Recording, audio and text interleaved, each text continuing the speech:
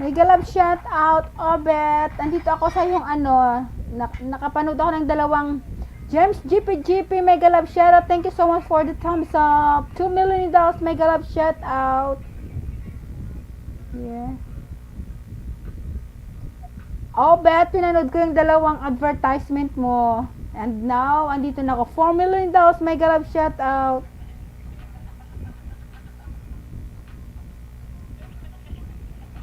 I'll drop my link, guys. Who want to come up and you come up.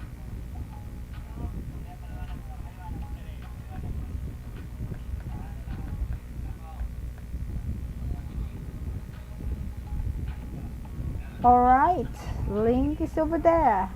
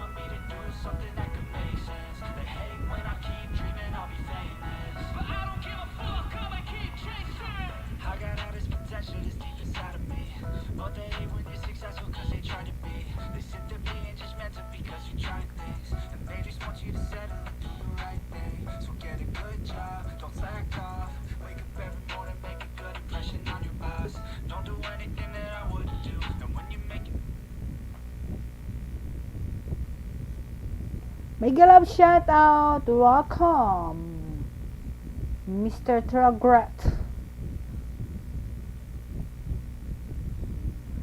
Again.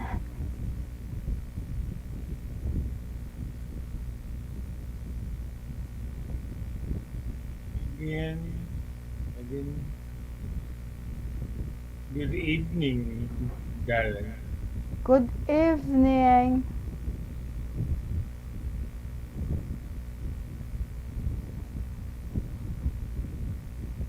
You got a feedback? I got a feedback.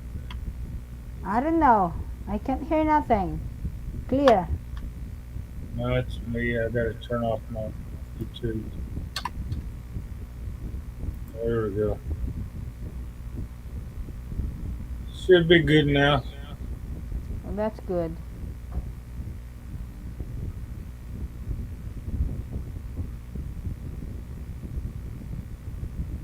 Mega love shout out. Sisi Bilyasa, thank you so much. Sisi, good evening. Kumusta? Mega love shout to all from Bilyasa Chubby. Mute ako, work pa ako. Okay, thank you so much. Good, Melissa.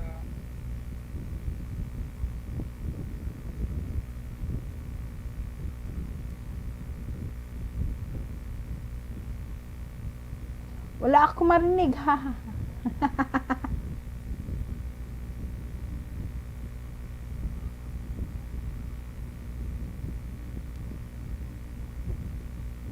What's that? Translator. You can't hear nothing. She can hear nothing. Because she's on mute. And she's still working. Yeah.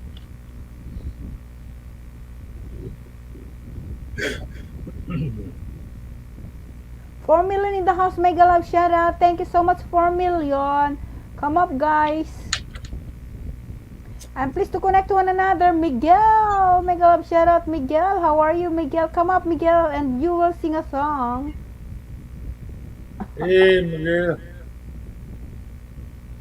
How are you, Miguel? Come up, Miguel.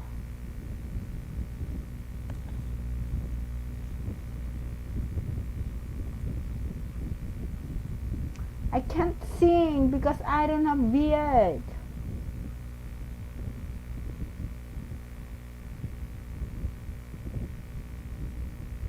Thank you so much, Sisi Bilyasa.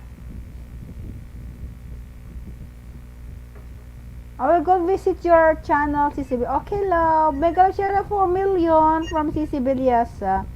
Still playing to you, OVTV vlog if you are there.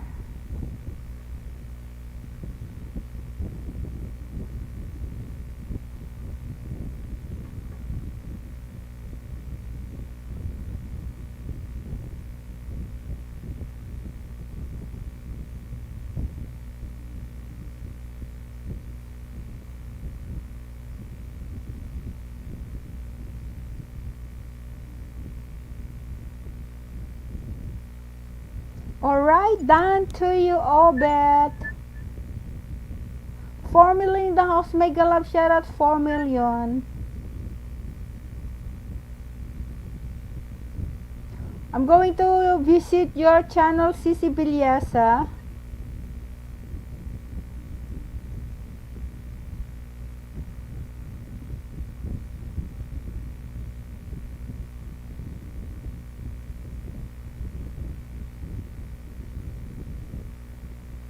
Miguel, I will give you a jacket, Miguel. I'm sorry.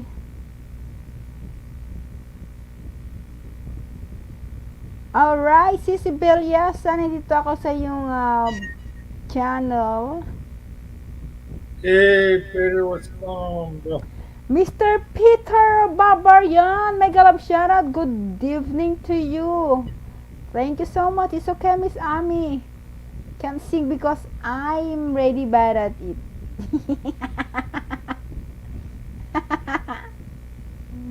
Howdy more from Mr. Peter Barbarian. Come up, Mr. Peter and Miguel, come up. We will making a chismis.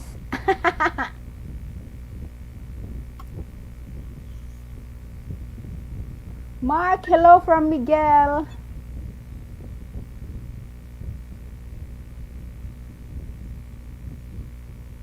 Yeah, Miguel had what 2 live streams going on at the same time yesterday.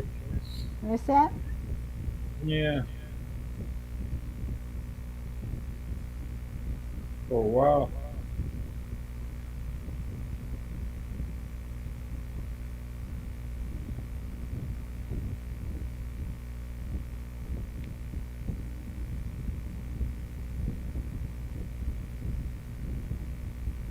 Yeah.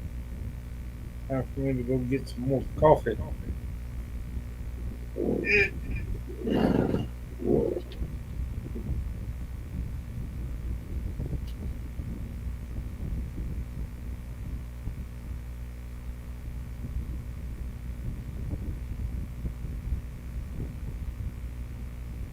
Does that mean if you don't come up, you have to talk to Mark?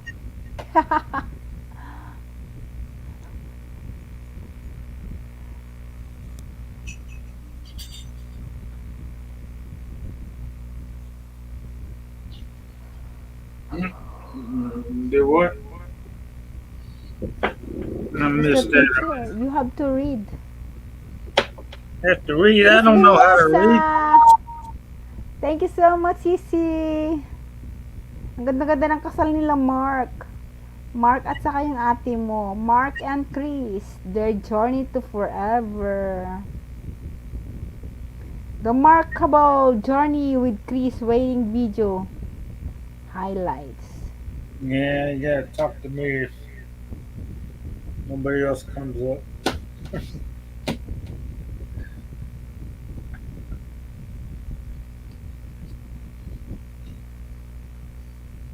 Be in silent mode.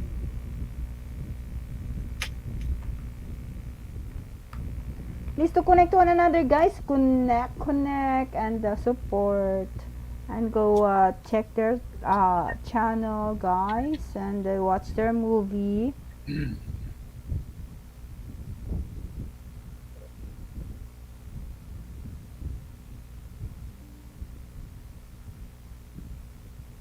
You got a V8, you just can't find the cord to plug it in with. I don't know who's. Does that mean if you don't come up, you have to talk to Mark? Yeah. Sabi ni, It's Joy Joy. playing your advertisement, Sisi Bilyasa. Mega love shout out 3 million in the house.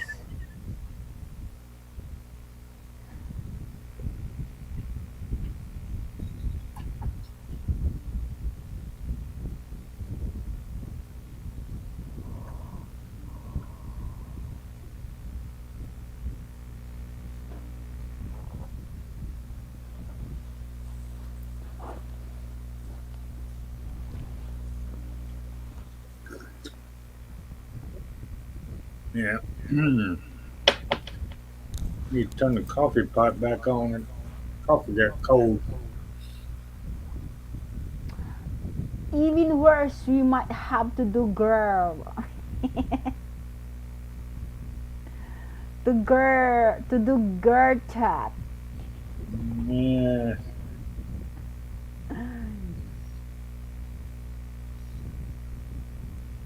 Even worse. I did that earlier. Making mine right now. Come up, Mr. Peter. We Yeah, do I a had to chismis. do the. I don't sing a song because I know you don't like my voice, Mr. Peter. But you come here and we do that chismis. Mr. Peter Barbarian in the house. Welcome, welcome. Hello, Miss Amy. How are you? I'm I, good, I, I'm I, great. I broke a nail the other day, Mark. Oh, Oh, this darn, man. Might have to amputate. and, uh, What's wrong with your finger, Mr. Peter? I broke a nail. You broke a nail trying to pick that big nose. But You got it hung up in the I had a smile. dag, man. You know those dags that really just can't get off?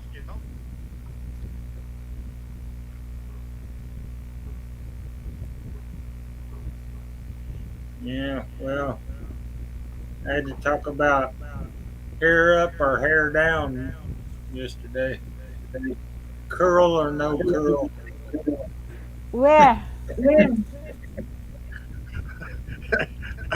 I don't have that problem. Yeah. Where? What?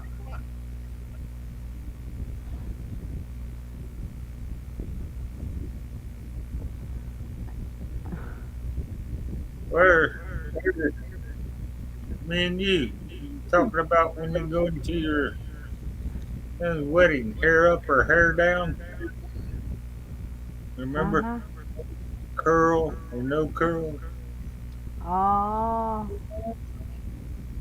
Well, yeah, Mark's got curl and he can't wear it down because it's not long enough. Yeah. Well, it would be long enough, but I had to cut it all off. I know. Yeah.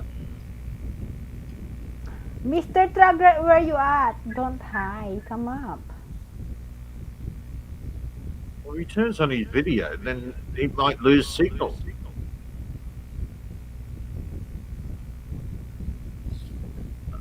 No, it's been pretty good here lately. Uh, But I got rules and yeah. Oh man, I've been asleep for about 4 or 5 hours. I'm been asleep for about 3 myself. It's 11 p.m. here. What was it? I fell asleep. I had dinner. I think I passed out about 6:30.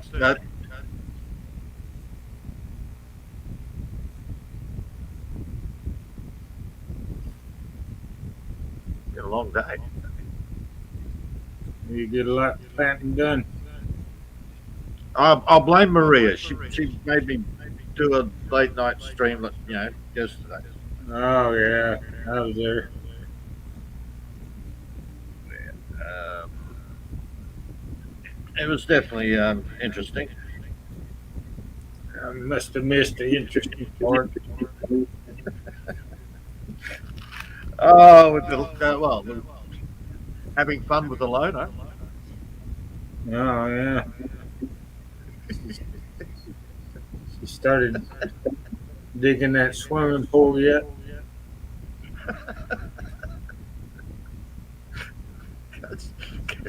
Oh my God, she said,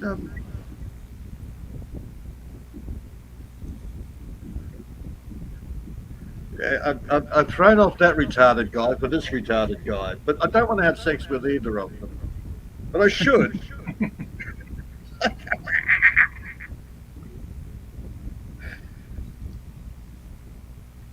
Alona, you're not young and pretty anymore. Was she ever?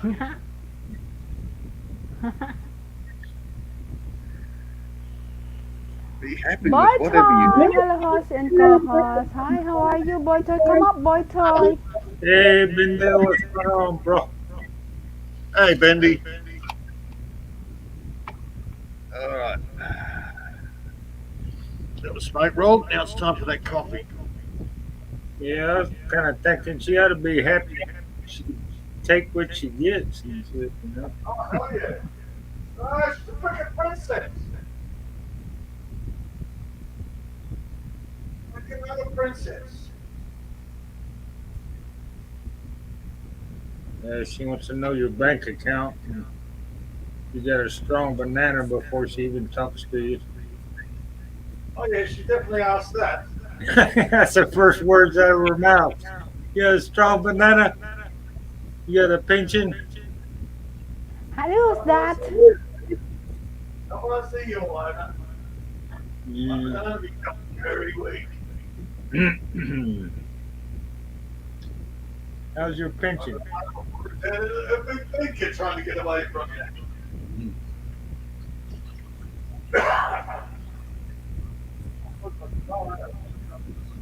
Comes that down on the light, doesn't it?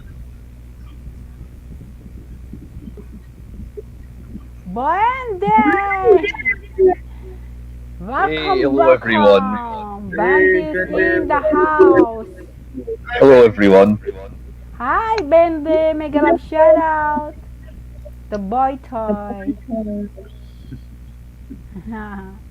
Thank That's you a new so thing much. they've got. That's a new thing they've got on StreamYard now. You can add like a little subtitle underneath. yeah, I seen that.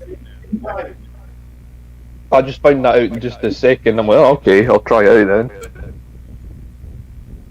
Only if you're a paid StreamYard. Oh, okay. Oh, is this a paid StreamYard then? All right, okay. It's a what? Is it a paid? Peter said it's a paid StreamYard. This. Paid StreamYard. Yeah, As in you've got the free version, and then you've got the version you can pay for where it's unlimited hours. I think. Well, Army pays for her StreamYard. Ah, okay. I didn't know that. You pay for your StreamYard?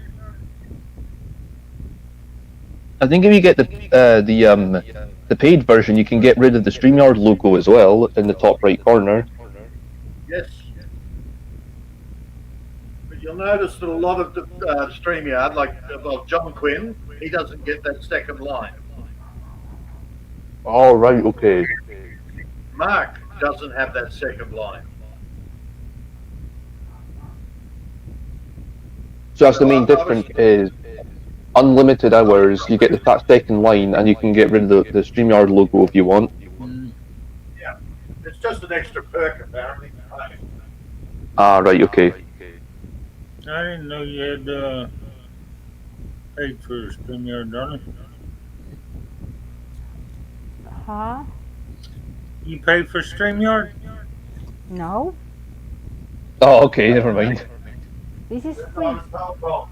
No, I did not. That's expensive.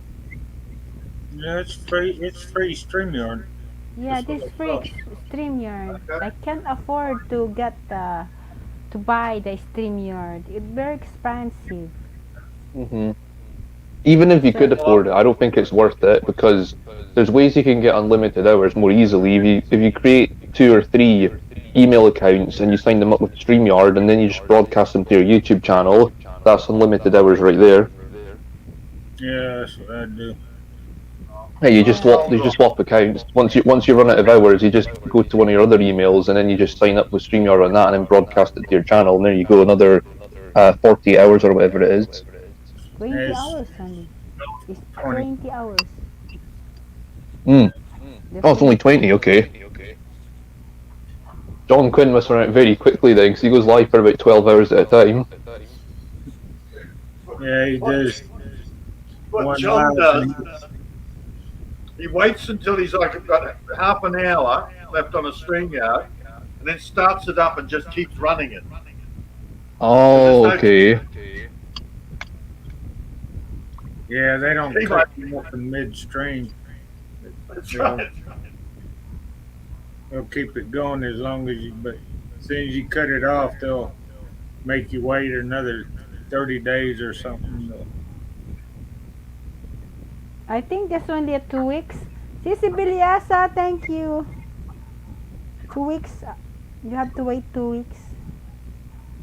Well, we've got me bugging on the extra line then. That's like a whole month, I thought. More than 2 weeks. What's that? I think so. No, I two could be weeks. wrong. 2 weeks. I could be wrong. Maybe it's 2 weeks after you get here, depending on when you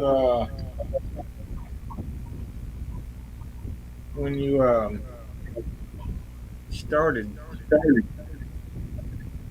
mean, I think it's a month. Yeah, how come Amy gets the line and you don't? Um, I don't know. I changed. I keep my emojis or screwed up the new ones. Yeah. Maybe it's in your settings. I don't know. Maybe it's like a box you pick or something. Screwed up. Nobody's done it deliberately. Nobody's gone, okay, well, it's just an automatic thing. And some people have it and some don't, which is weird. Maybe it's just a setting But though. the re-stream is there's no limited, unlimited the re-stream, unlimited free. Yeah, Restream's unlimited, Yeah, but it's crap.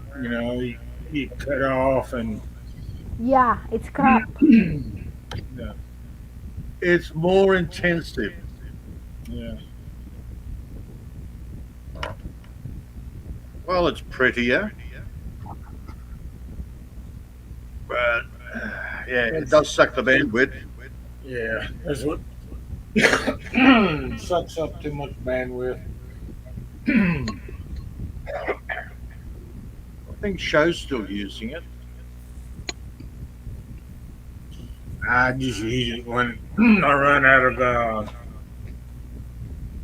watch hours on StreamYard. Don't feel like making a new ninja or whatever. I don't know, man. I don't use any of it. Okay, we lost Bendy and we've got Miguel. No, I'm still here, I think. Oh, hang on. I'm sorry, Bendy. I can't fucking see, man. It's 11:30 at night. Oh, okay, never mind. Don't worry about it. I've sort of been asleep for the last 5 hours. I'll be up for another hour or two until I can get back to sleep. Oh, my sleeping pattern is completely fucked at the moment. Oh, I can understand it being over there. It could be worse. You could be living in France. Yeah, that would be the worst. As a Brit, you know that's the worst thing you could be. I blame Monty Python. Yeah. What's the deal in France? Do you have anything the like protest. that? in Australia, like for New Zealand or any neighbouring countries? No. Because I thought that Australia and New Zealand had a bit of a rivalry going on. Oh, hell no. Look, in our original constitution, New Zealand was a state of Australia. I was We a gave them bit, their, yeah. we gave Go them on. independence. I Let's was take a look aware now. of that actually.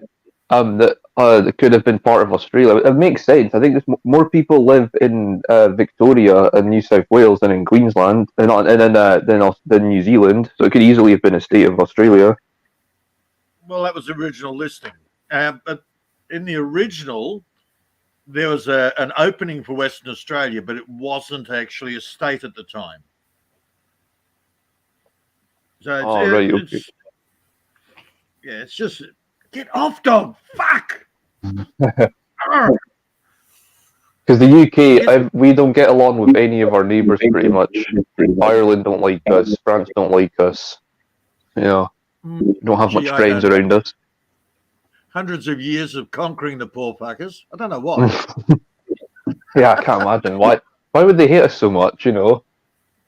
But the Indians love you, and you conquered them. That's true, actually. You know, the Indians don't mind us that much. It's probably because we got an Indian prime minister, though. That probably helps. Yeah, I don't know what he is. I am sure that he is Prince Charles's. Oh, sorry, King Charles's love child. Hey, Peter, you got to show respect to. He's your king as well. Remember, he's the head of state of Australia. No. Back in '74, we told we got our independence, man. We told the Queen to go fuck herself. We got a Queen of Australia. We don't have the Queen of the UK anymore. Ah, you do. The Queen, the King of Australia is also the King of the United Kingdom. They changed all of that shit. It's all sneaky. Nah, they didn't, man. Yeah, They might do. corporate. I know. See, the Australian flag is actually a red ensign. That all Your got flag. changed up. Mm-hmm. We got No, the you need to keep the maritime current flag. You got to show loyalty to the UK. Don't be like Canada. You change your flag. They used to have the Union Jack in their flag as well until 1965, and then they changed it to the maple leaf. No. The proper Australian flag is the same flag. It's got the Union Jack in it, the Southern Cross, but it's a red background. Oh, right, okay. So what's the current That's one the all way- about then? The blue one with the white stars. That's a naval flag. Oh, I didn't even know that. Okay. Dude, I've been down this rabbit hole for bloody years. That started with the legal research and theosophical, and then I started getting into this historical research, and it's like, wow, we got screwed. But back to our original thing. What's with your new guy's bloody ears? He's got King Charles' ears, hasn't he? That's centuries of inbreeding, my friend. That's the end result. You create you have Charles who doesn't look anything like his mum or his dad and doesn't look anything like his siblings, and that's just the result of brothers and sisters having kids, cousins having kids with each other, mothers and sons, and then you just have these abominations like Charles. But you compare King Chuck's ears to your new PM's ears. You put the two buggers together at the same age, and he's just got a better suntan than what Chuck had. Yeah, that Rishi Sunak. He looks like a rat with elephant ears, doesn't he? Hey, Regiland's in the house. Hey, hello, Regiland. Hi, come up, Sissy. Regiland, mega love shout out. I'm happy now. I'm smiling now because Reg is here. Yep. No, Band is happy because Regiland is here. Yeah. Come up, Sissy Reg. Now Bandy completed die. What was that, Ami? Now Bendy's complete. Yeah. Yes, Santa all Uh-huh. Bendy. Uh-huh. Is it still Okay. Sunday? Oh, no, let me look the date. Oh, you might have Sunday. Have I still got Sunday? Yep, I got Sunday for another Yeah, it's ooh, Sunday. 40 odd minutes. My problem. That's not my problem. Somebody else's problem. My problem is, well, the weatherman says it's 10 degrees Celsius outside. I don't believe him. But I'm not going out there to find out. So is it winter now in Australia, or is it still, I guess, autumn? Like in terms of weather, because I know you guys have got the opposite for us. Like it's really hot during January and then really cold during August and July. As far as global warming is concerned, I want to use Greta Thunberg as my fire. I want to set fire to global warming my ass. You know, they've changed that to now climate change. Now we're going to have a more the minimum. Hey, there's my coffee. Now it's getting colder instead of hotter. It's getting colder. Who's kettle boiling? Yeah, How's your day? My day's good, thank you. I've got tomorrow off as well, so because of the coronation of the new king, we get the day off on Monday, so I'm happy about that. And I'm here talking to good people as well, so yeah, can't complain. And the weather's good as well. yeah, weather's been pretty nice around here. Last few Whereabouts in the States are you, Mark, if you don't mind me asking? I'm in Tennessee. It's like in middle.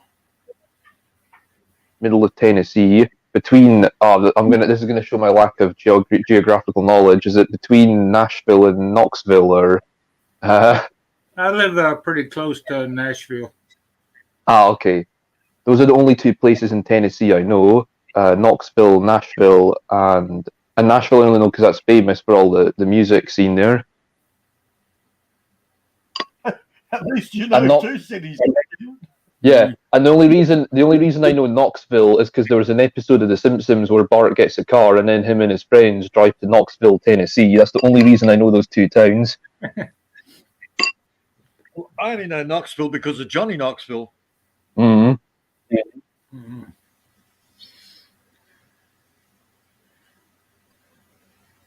You don't know Johnny Knoxville? No, I do know Johnny Knoxville, yeah. It was Johnny. Sorry, I was just reading the comment. Oh, Johnny Shout Knoxville. out, He's now. Andre. Ami, como estabas? I'm fine, Andre. How are you? Long time no see. Hello, all busy pa here at work from Biliasan. No, I don't know how to speak Portuguese. Pardon me, Andre. Oh, I have no idea Portuguese. I have enough trouble with Spanish. Andre. Come up, Andre. Yeah, I got enough trouble with English myself. Speak Portuguese. Hi, Portuguese is just Pedro. like Spanish, but really gruff sounding. Oh no, Portuguese is weird, man. That's what I mean. Well, it's like to me, it sounds like Spanish, but the person's got a really aggressive sounding voice when they say it. Yeah. Yeah, look, it's like Dutch. Dutch is actually based on German, but it's been blended with Flemish and it's been modified, and you can sort of see it's German, but it's not. Yeah. Portuguese, Probably a bit of Spanish, English. sort of Yeah. related, but they're not. I think Spanish is more similar to Italian, in my opinion, rather than Portuguese. Well, they're all based on Latin, Mm-hmm. and they've just branched off from Latin. Even half of the bloody blasted Filipino words. They're Yeah, that's Spanish the- words, but Yeah. they've been modified. A lot of the there's quite a lot of languages in the Philippines, but whenever I see Tagalog or other languages, they always have a lot of Spanish words in them, or I look at it and I think, oh, I recognise that. That's Spanish because I'm slightly familiar with Spanish. That's the only language other than English I kind of know a tiny bit. And I look at that and I think, oh, that's Spanish right there. Yeah. Well, ¿cómo está? ¿Cómo está? Mm-hmm. Right there. It's the same meaning. It's just a variation. Mm-hmm. I think Salamat is.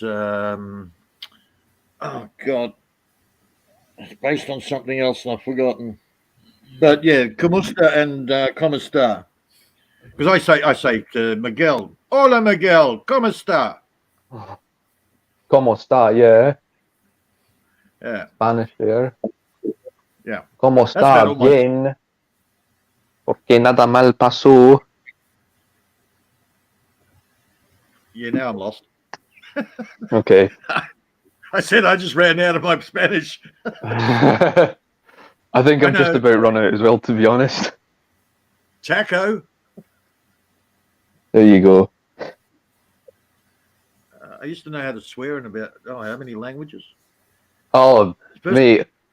Yeah, the rude words in Spanish. Yeah, pendejo, cabroncito, carajo, pucha. Yeah, puta. Yeah. Yep. Puta. But Spanish has got a lot of great swear words in it. It's the first thing you learn when you learn a new language. The swear words. Yep. Man, puta. That's what I look out for. Exactly. So if someone's talking to me, I'll know if they're insulting me or not. That's when somebody else is teaching you. The first thing they want to teach you as a joke is swear words. We do it to all the. I used to do it to all the backpackers here. You know when Miss Army unmutes. Echo time.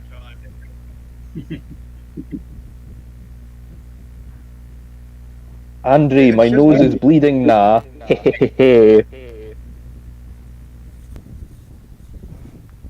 Your nose is bleeding. Get a tissue paper. You can speak English. Get tissue paper, roll it up and stick it in your nostril and leave it there for half an hour. Why is your nose bleeding, Reg? Have you been picking it? You've been trying to get the boogies out of your nose. She has enough trouble with English and now we're confusing you with Spanish. French. Pitchka de Matra. There you go, a bit of Croat for you. Oh, you Reg, stop picking your nose now.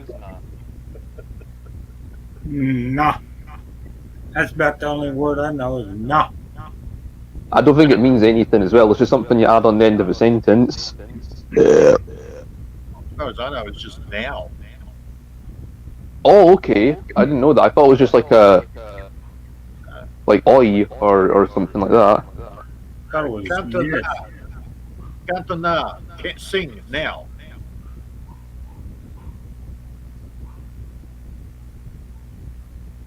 Because they all say Cantona. So sing now. Nah.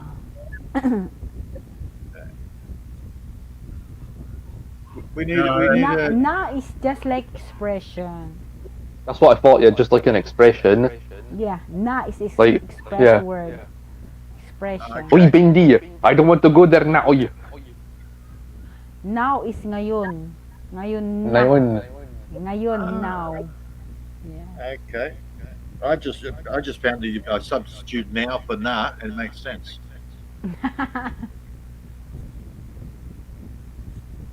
And yeah, the girls are demanding.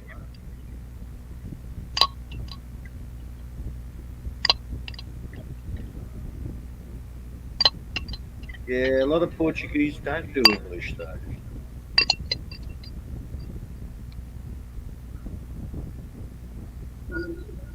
Hello, Peter. How you doing today, everybody? Hello. G'day, Miguel. Look out! That brother of yours might be behind you.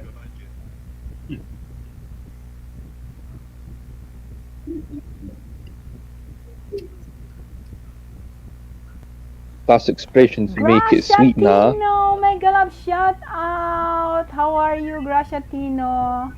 AKA Hello, Ma'am Grace. Graciatino. Hey, Grace.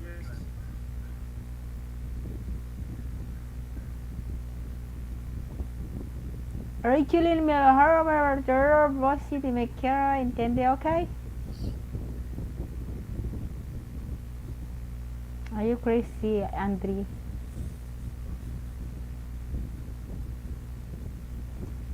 Hello, Gracia.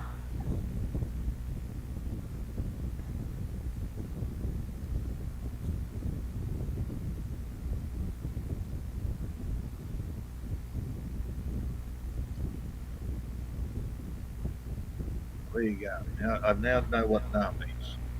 Nothing. I'm still confused. There you go. Now I now know what "nah" means.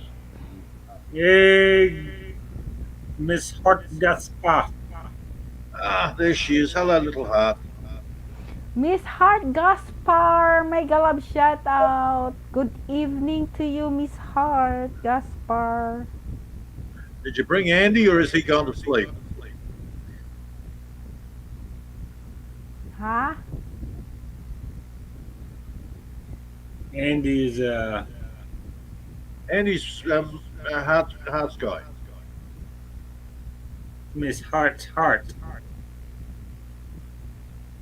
Sweetheart.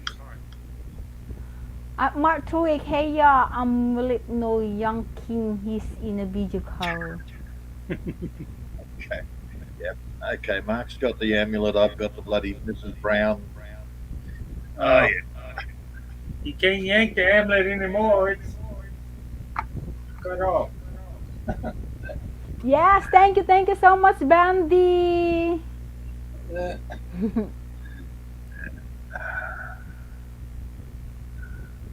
been cut off for a long time. So where's Andy, Hart? See, he's in a video call.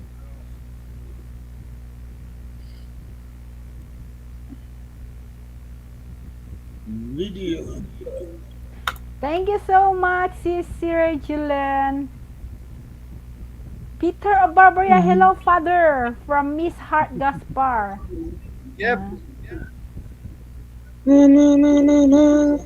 Please, me. Sa na na na. This is one. Andy is eat nah. No, I don't eat anymore. I promise not anymore. Last time when I was eating and I had that milkshake I got from McDonald's and I was at the straw, that crappy paper straw, I was sucking on it and you could just, it was distracting Reg because all you could hear was yeah. They need to go back to those plastic straws here. The paper ones are crap. It was all like wet and soggy and I couldn't get anything through it.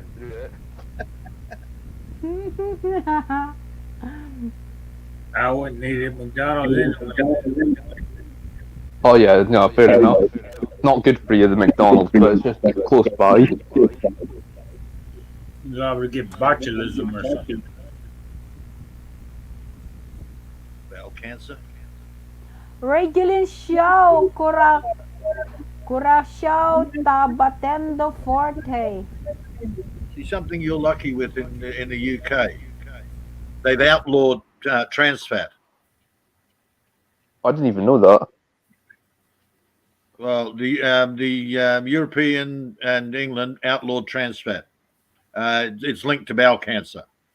Yet America and Australia and Canada is still okay.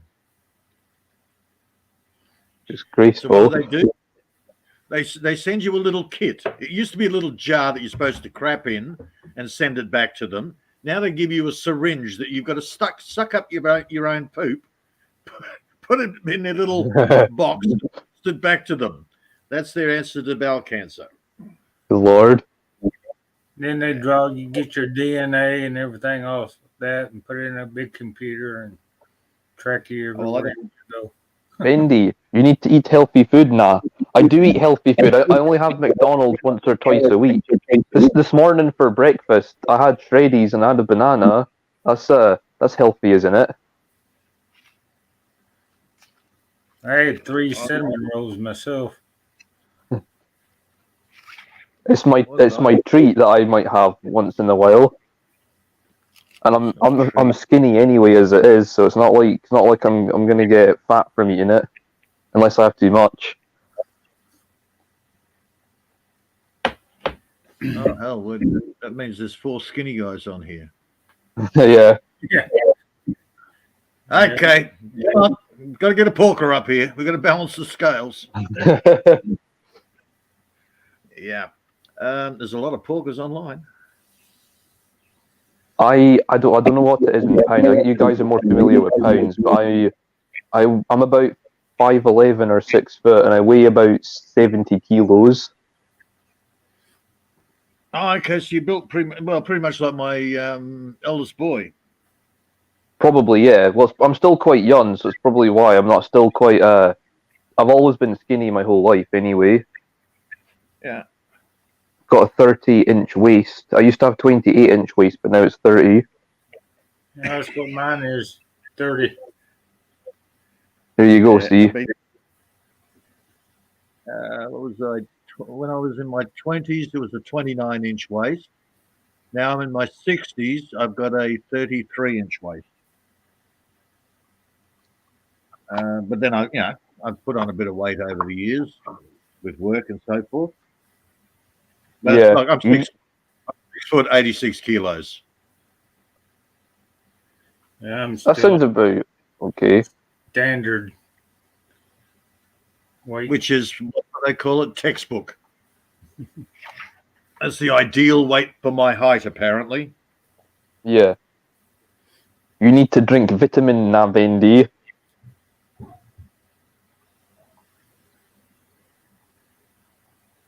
I get my vitamin C. I have my oranges, and I don't know any other vitamins besides that.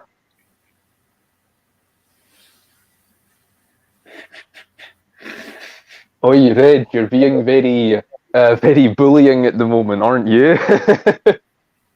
Yes, that's what they do. Yeah. No, but that's what's needed to get me to get off my backside and make a change.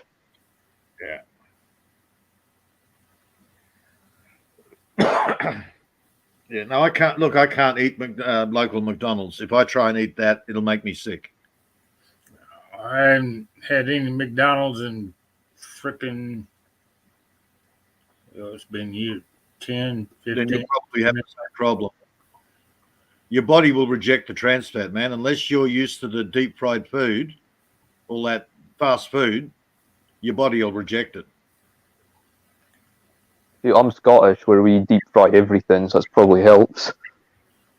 Yeah, It's okay. Depends on what you deep fry it in. Well, we just stick anything in the deep. We'll stick chocolate bars in the deep fryer. I think you invented the deep fried Mars bar. We certainly did. I've never actually had one though. I'm pretty certain that's just a novelty for the tourists when they come to Edinburgh just to have that. Very good friend of mine was Scottish. Turns out the Scottish invented everything. The rest of the world just stole it from them. I can believe that. I'm pretty certain the television was invented in Scotland. Baird. Somebody named And Baird. the US Constitution was mostly written by Scottish men as well. See? Told you. The Scots invented everything. Yep. Reg, I know it's a joke, yeah. Don't worry, Reg. Oh, Kenny Everins. I've known Kenny for, most of my life until he died. But yes, he used to tell me about all the things the Scottish invented. I'm sort of going, okay, Kenny, okay, fair enough, no problem. Yeah, but then what you need to realise is how many Scottish people are just bullshit artists, though. Look, I don't know what was true and what was not. Half the time, he's just taking the piss out of everybody. Yeah. Other times he was actually serious. Yeah, it sounds like your standard Scotsman. 1 minute he's joking, 1 minute he's taking the piss, and the only people who can tell are fellow Scottish men. Yep. It took me a while to sort of go, okay, I'll shut up now. Yeah. You're definitely at the end of everybody. Aye, but that's how you know he was your mate, though.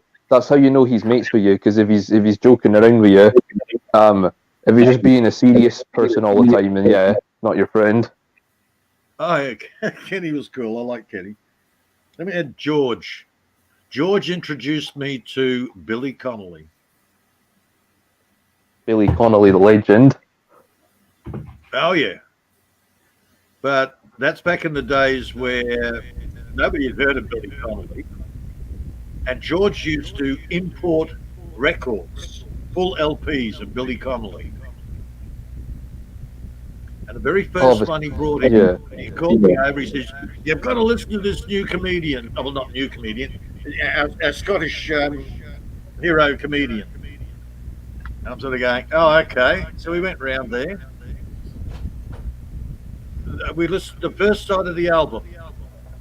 20-something minutes of Billy Connolly talking about masturbation.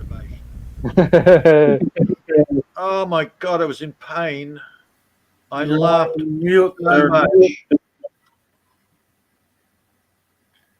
Yeah, that's a classic. Sheer laughter, man. His early stuff was brilliant. Yeah. She's talking to her son, I guess. I think Scotland's got some of the best stand-up comedians as well, because we've also got Kevin Bridges and Frankie Boyle, who are two of my favourites. Mm-hmm. He's not for everyone, though.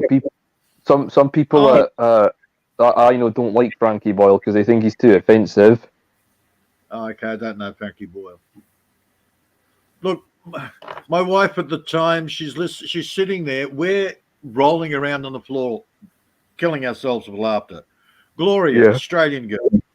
Gloria's Australian, but being married to George, she could understand the Scottish brogue. But my wife, she's listening to going, "What's funny? I can't understand a word." It's like, oh my God, he's speaking English. Why can't you understand? Oh, that's right, because your family are pure Australian. I grew up multicultural, so I know lots of different accents, and I've never really had a big problem. So, he is fairly thick with his accent. I can understand most. The only accent I have trouble with is like the kind of really strong, like sort of southern country accent in the USA when they talk really quickly. But besides that, I can pretty much get everyone else. The only one I ever had problem with was Finland.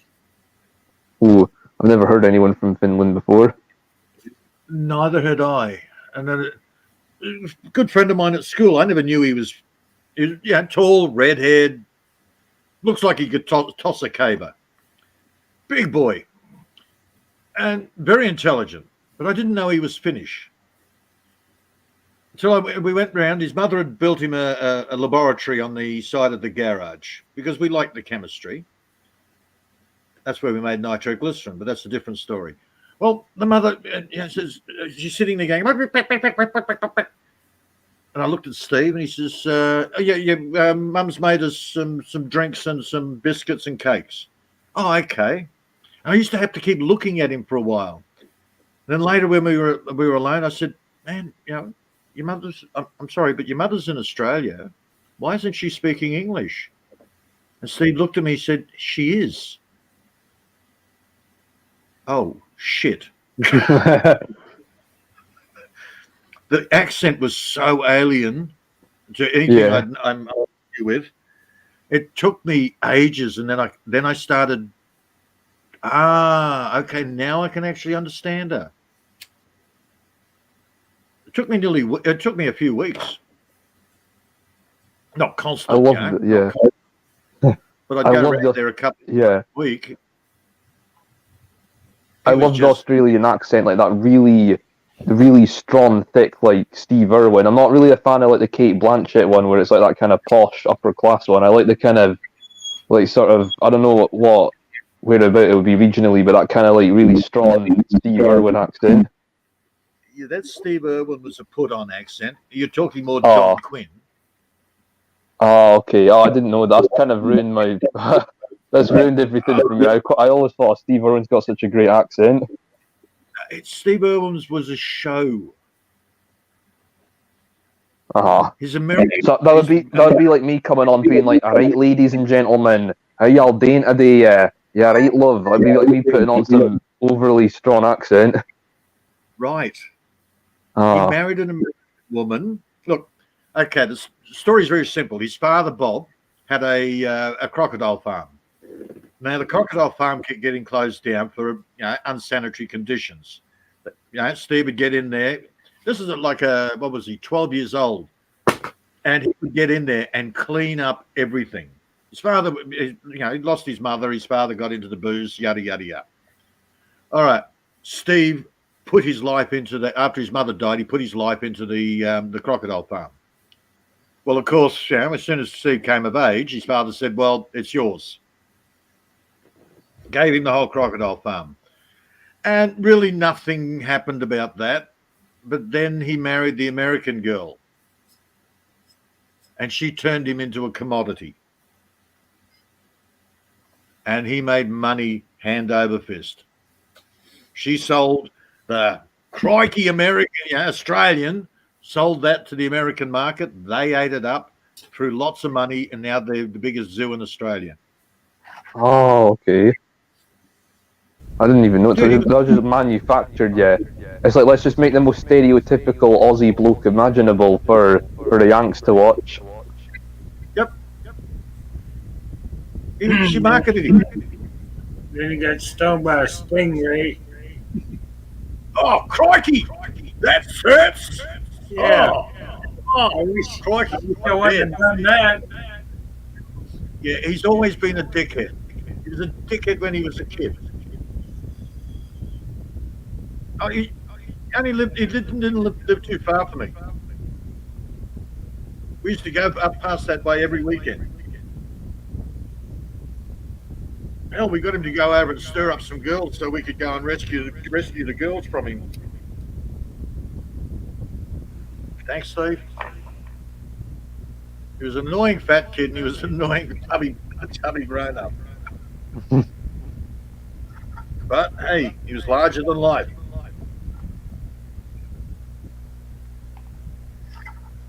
Yeah, it's like Crocodile Dundee. Come on.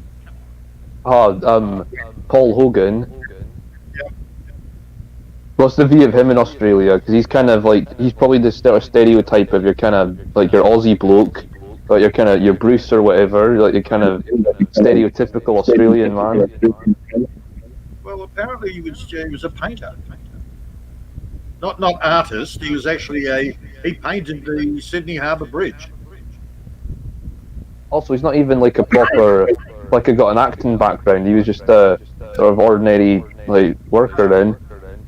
He did have an accent, but when he started doing the Paul Hogan show, he played it up. The cut-off shirts, the short shorts, the stubbies, the work boots. He played up that whole Aussie worker. Yeah. So that's like me if I had a TV show, it'd be like me going on with like a kilt on and like tartan and bagpipes and then trying to play up the whole Scottish thing. And a caper over your shoulder. Yeah, and a caper over my shoulder, yeah. Which nobody in Scotland would go around dressed like that. Unless you're, that's probably maybe what the people on the outside would think. Well, in saying that, one of my backpackers turned up here. He was in a kilt. And I'm sitting there going, okay. And he said, oh, look, I put my thumb out. I've hitchhiked nearly 1,000 miles because people see me in my kilt and they look and go, ooh, I need to ask him about that.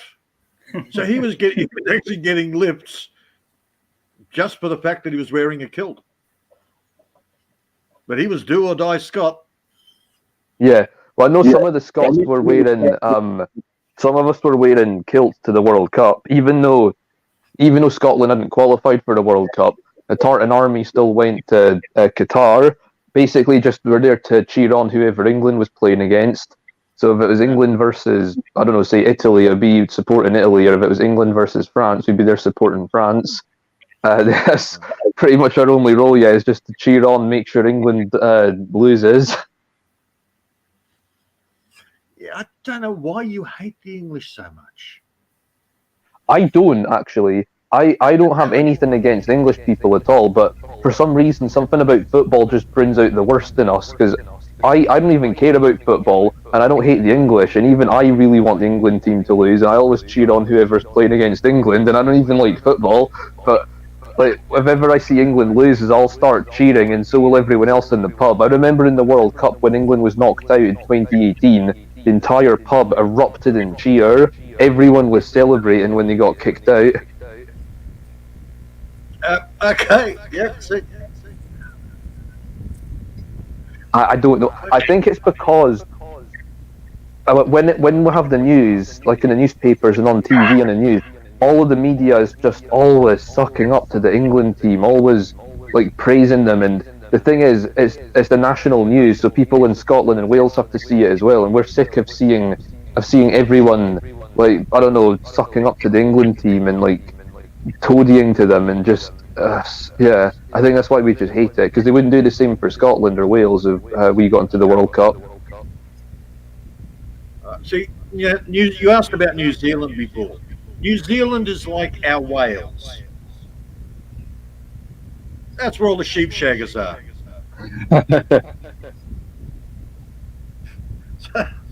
Yeah, and they do have a weird accent, the New Zealanders. Sorry, The New Zealand accent is so weird.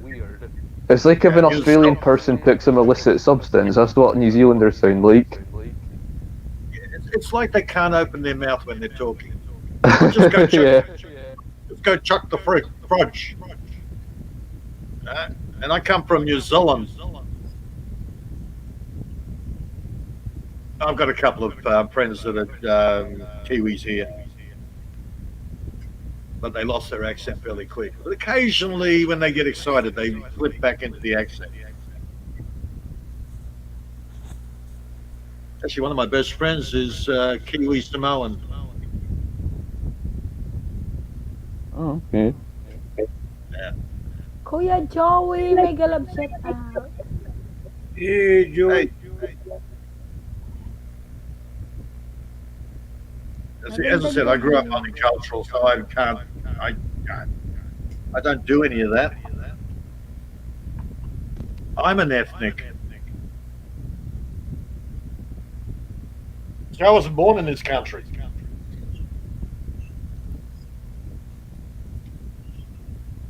Been here 62 years, but hey, I wasn't born here. So I was born in Scotland, and mostly lived in Scotland most of my life. I've lived in England before, but pretty much just Scotland mostly.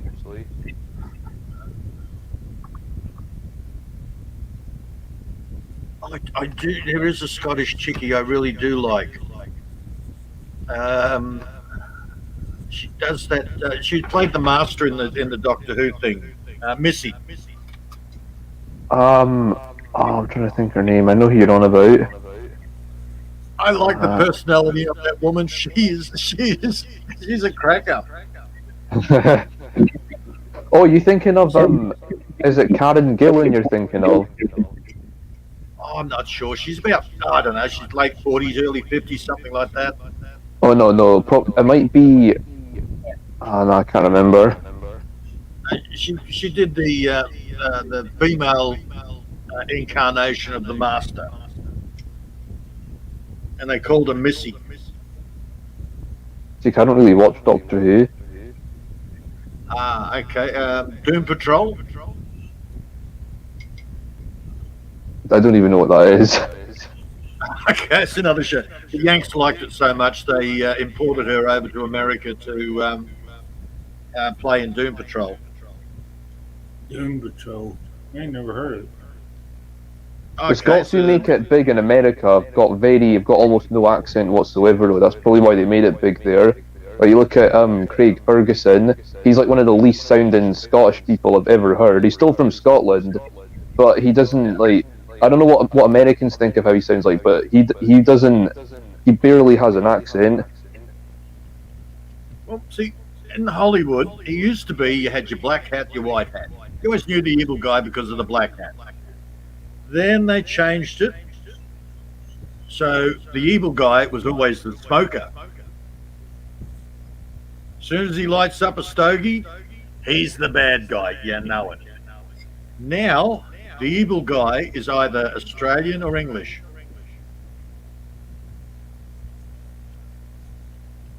Sean Bean. As soon as they imported into Ronan, I think was the first one. And he was the bad guy in Ronan. But every American movie he's done, he's been the bad guy. Oh, and they did the blonde hair.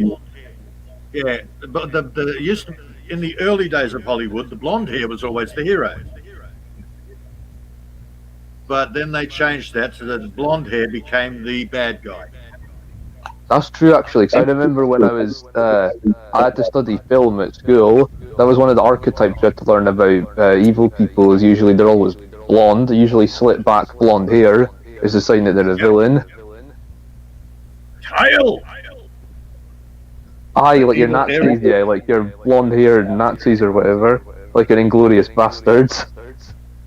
Yeah. So, yeah, and that really made sense if you look at actually Hitler and his crew.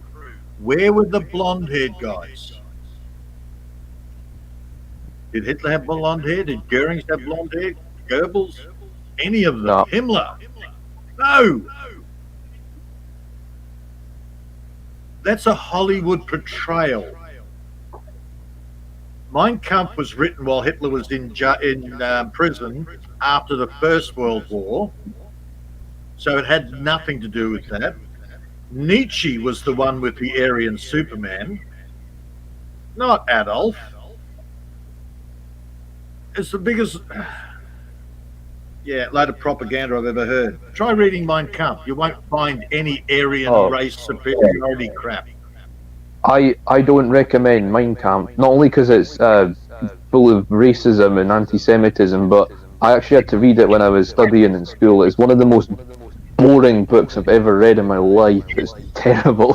Hitler's not a very engaging writer. I'm sorry, I didn't see any racist stuff. I saw anti-Bolshevik, anti-French. I mean, I guess it depends how you classify racism, but you know what I mean, discrimination then. He had a major, because at the time he was up in prison, but in prison by the French, but the Bolsheviks were actually taking over Germany. So he had a major problem with the Bolsheviks. Yeah. Seriously, man, his wife was Jewish. What, Eva Braun was Jewish? Eva Braun is Jewish. She's Sephardic. Hang on, Braun. Braun is Sephardic Jew. Oh, okay.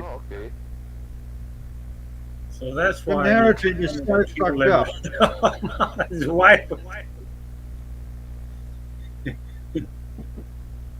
Yeah, he had a couple of kids with her. No, Hitler didn't have any kids. Try doing the research.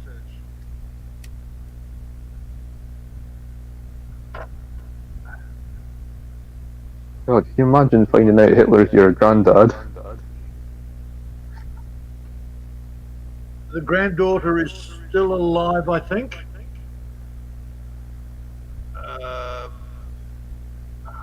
God, no, it was 12 months ago or more.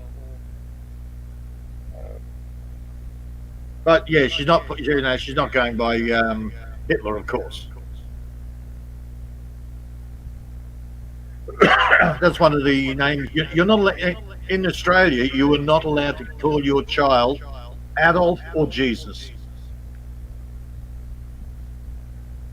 It seems a bit weird because Muslims always call their first son Muhammad. It's named after their leading religious figure, but in most of Latin America, Jesus is actually quite a common name for boys. It just seems to be in the Western world, like in English-speaking countries, we're kind of against it for some reason. Exactly. Well, instead of saying Jesus, pronounce J as H. They call it Jesus. Yeah, Jesus. That's right. Jesus. But again, that's a Spanish name. It's not Jesus's name. Somehow, over the centuries, we're now calling him Jesus. What was his name? Oh, crap.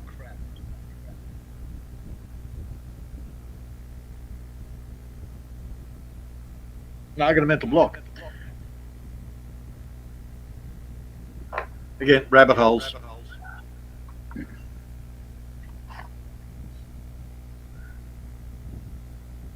Maybe his name was like Joey or something, or he just had a very common name.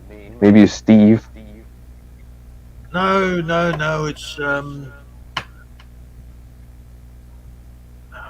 Yahweh is the name of God, or actually means it means the one you can't say. But Yahweh is what they call the dragon.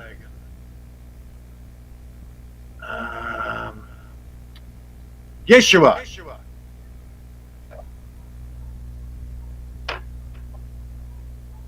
Jesus That's, in uh, Messiah too. Yeah. Yes, Jesus, because it's J is it's a H in Spanish, I know anyway. Like Jose. Yep. But no, Jesus' name apparently was Yeshua, Yes, okay. which is more Joshua.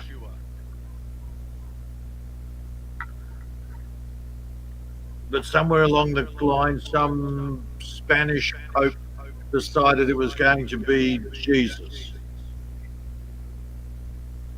I wonder if you could. What would happen? Because I think you could probably call your child Jesus in the UK. I don't think there's a law against it. But what would happen if you were called Jesus and then you travelled to Australia? It's like, is the government going to force you to change your name? No, we've got Jesus here. We've got Spanish descent. They won't force you to change your name. It's just not you're just not allowed to register your child with that name. There's actually a list of names that you are not allowed to call your children. You can't call him fuckhead. I know that the New Zealand government actually they have to check every single baby name before it and approve it. Apparently, that's how strict they are with it. Yes, same thing here in Australia. Yeah, you can. There's a politician. I can't remember what African countries. There's an African country. There's a politician from there whose name is literally Adolf Hitler. Yep. And I think it's just because of the German influence there. I need to look into that. But it's quite funny when I found that out. So imagine if he ran for the presidency of that country and he won. That would have been good. Look, And then he's a good president as well. And then like one of the most beloved people in the world is called Adolf Hitler as well as one of the most hated in the world. And again, thanks to Hollywood, the propaganda. I had a backpacker turn up here, creepy old bastard. But we won't go into that. And his name was, well, he liked people to call him Adolf H. And it's like, okay, he was from Finland. If you come in Saudi, you're. Oh, go on, mate. Yeah, he said, but all my ancestry's German. So I like being called Adolf H. And I'm going, okay, what does the H stand for? He says, Hammer. If you come in Saudi, your name is changed too because of how they pronounce your name too. My nickname is Lin Lin, but when I say them Lin Lin, they can't pronounce it good. and they say link link. Okay. I think you used to have a go at me because I couldn't say Lin Lin, but I think I say it okay. But then you're like, no, it's not Ling Ling, it's Ling Ling. I don't know. I'll just stick with Reg. Hey, if you want to screw with the French, just get them to pronounce the TH sound. Is that something they can't do? They can't do it. They have to. The muscles in their face won't allow them to say the. It's always za. I think there's something similar in Spanish. I think the Spanish don't have like the W. They can't say would or wouldn't. They kind of say udin, like they have a double O sound. Yep. Look, I might have been born German, but I've been speaking English so long, or Australian, that I know the words, but when they come out, my mouth won't form them. Because the muscles in my mouth can't get the right accent. Even though in my head, I've got it perfect. Mm-hmm. And it'd be the same if you try to speak Tagalog, your mouth won't be able to form it for a while. You have to practice. Oh, I know. Even if I learned Tagalog, I wouldn't be able to say the words right. It would just come out really bad, and then probably Reg would just laugh at me. But in your head, they're perfect. But when you hear it coming out of your mouth, it's like, what happened? Here it is. There's a Namibian politician called Adolf Hitler. You know nah. He's an anti-apartheid politician, and he was named after Adolf Hitler, which is quite unfortunate.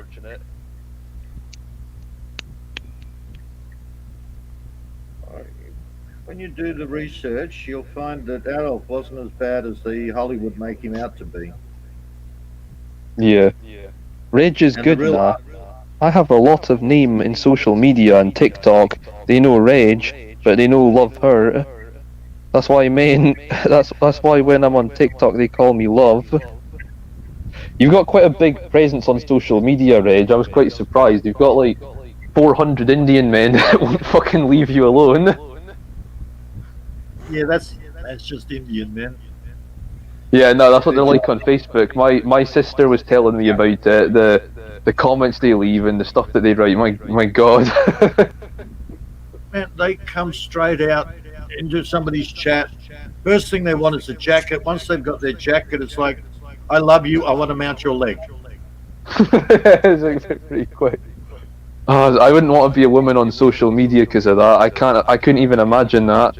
It's like the amount of men that are messaging Reg on social media every day is unreal. I know. Mostly Indian men, but there might be like the occasional other man from another part of the world, like I don't know, like some maybe your black men or whatever, but they're just like constantly messaging women on social media. Look, there's a lot of white guys on there, a lot of Westerners on there doing the same crap on Messenger. Oh, okay. I thought it was mostly Indian men. The Westerners are more polite online, where the Indian men they're not polite in real life. But also, I think it's probably a language barrier thing because I saw a video of a compilation of comments that Indian men write on women's social media, and it's just the most. Like these guys, man, they've been taking their Viagra. Like, what's up with them? Yeah, they're so like horny. The Indian culture, women are second-class citizens. Well, actually, that would make sense then as to why they treat women like that. Then. Yep. Women are there just to have babies. That's it.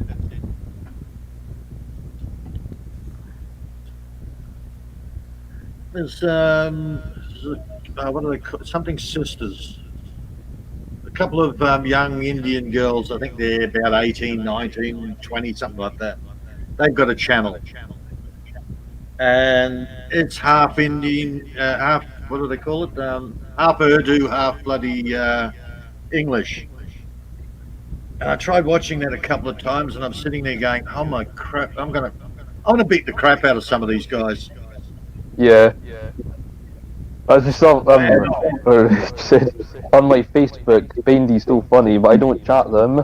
We don't have conversation. We have two accounts. Oh yeah, because I think I remember you saying the other account you've got that's got all Indian men. Like literally, as soon as you sign in or you're online, it's like message after message after message. Yeah, it's good to have that one account with Indians and then have another account where it's not them. And a lot of the Arabics aren't much better. I can imagine, to be honest. They're just not as horny as the Indians. I guess because they can have 4 wives, those Arabics. Maybe that's why. Oh, get the ball wise, man. I'm going fundamentalist Mormon. Yep.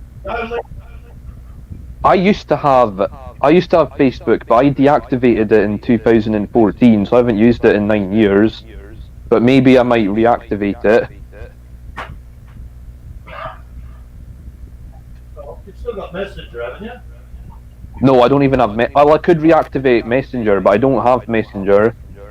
I haven't had Messenger since 2014, but I'll bring Messenger back maybe. How do you speak to Reggie then? What, Skype? No, I only speak to Reg on YouTube. I want to speak to Reg off of YouTube, but I'm probably gonna have to get Messenger back because I don't have Instagram, I don't have TikTok, I don't have Twitter, I don't have Snapchat. The only things I've ever had in my life are YouTube and Facebook, and I don't even have Facebook at the moment, and that's it. Well, I'm not a huge social media presence either. Nah, same here. Since 2014, it's pretty much just been YouTube for me.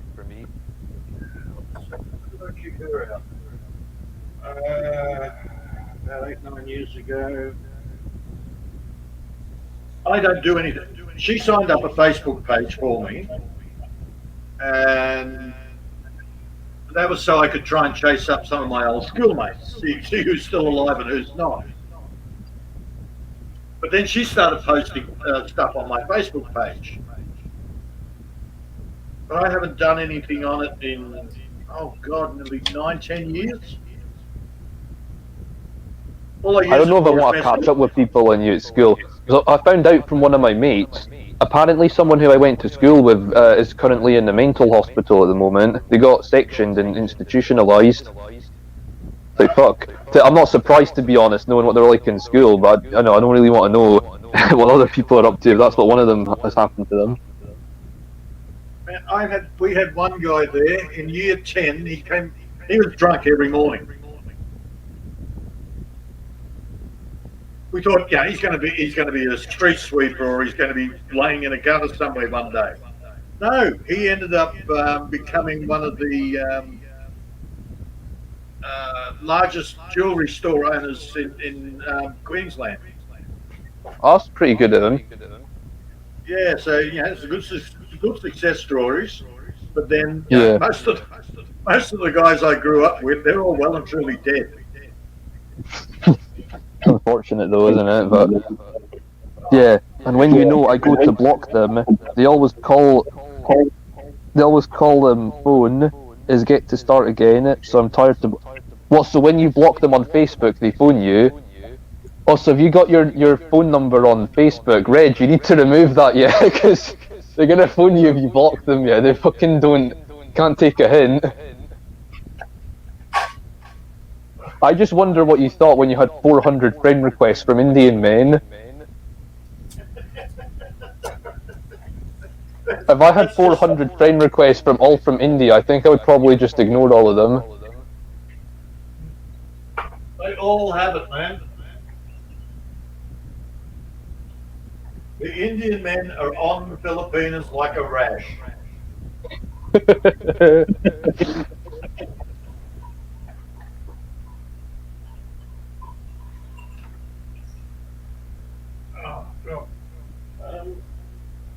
Yeah, I really don't have much of a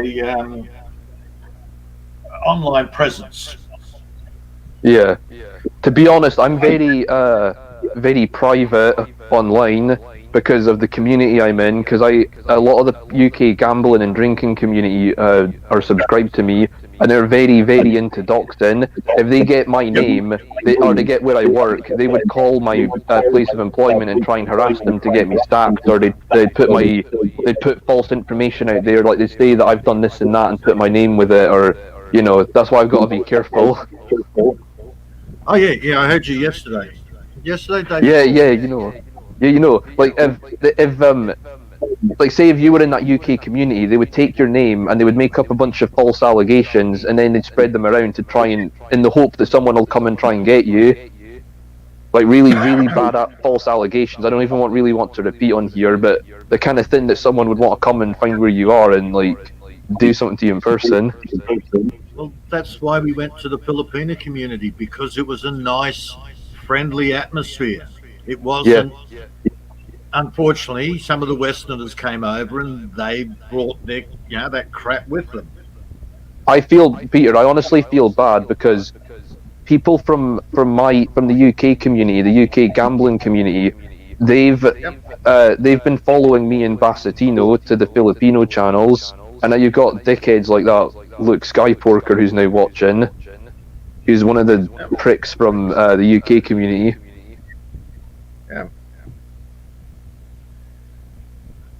But not everyone in the UK is like that. That's just because that community is centred around gambling and drinking. So most of them are a bunch of drunks, and most of them are deadbeats. So that's why they're like that. I've got a woman over in the UK. She's down towards Wales way somewhere. I forgot exactly where, but don't really care. I've been following her for about 6 years, and all she does is rescue rabbits. And the amount of crap that they do to her is ridiculous. Yeah, somebody got one of her videos where she found a spider in the bathroom and had a bit of a freak out. Oh, they did a complete re-edit of it and made it out like she was having an orgasm. They have. She's got a kid that's disabled, and they're attacking the kid. It's unfortunate, and that's pretty much standard place on that community. Exactly. That's why I don't want to share anything, Look, I've given John permission to try and hunt me down. He's actually got my real name. He still can't find me. He's got me about 1,000 miles away. Yeah. German girl. She fantastic stalker. She did find my address from 25 years ago. That's it. And the reason I gave them permission is because, as far as I know, I've scrubbed most of my details off the net. I was a computer technician for 27 years. I had my own business. So I've removed a lot of personal information out there. It'd be easy to find you there, Peter. All you gotta do is look at the green spot, get in the airplane, look at the green spot surrounded by ash. Yeah. That's yeah. But did you watch the one where I'm actually walking and it's still fires going on?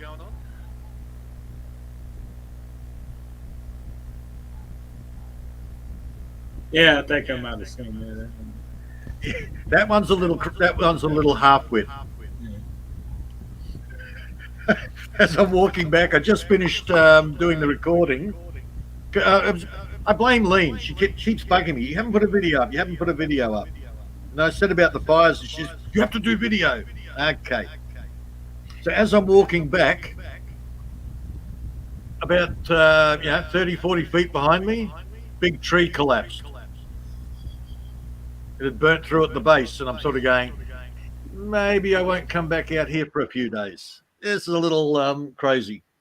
But it was nice and warm at least. It's a really bad thing is that people like that don't understand the cultural difference in the Philippines. Most Filipino will not say or do anything about their behaviour. That's a shame, isn't it? someone's got to tell them to fuck off, yeah, and stop harassing women on Facebook.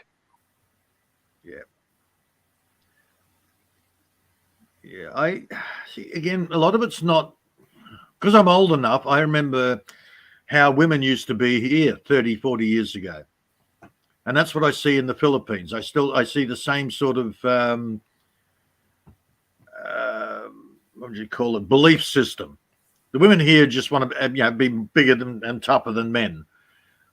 You know that. Where we look at the Filipinas and they're still following the female power role, the proper. This is how a woman is. Yeah. All I'm saying is they just need to put, these Indian men just need to tell them how it is, yeah, instead of sort of being too scared to tell them to go away. I don't think that it is scared. It's more it's easier to ignore them. Turn the other cheek. Remember Roman Catholic upbringing. Turn the other cheek. Okay. And they do.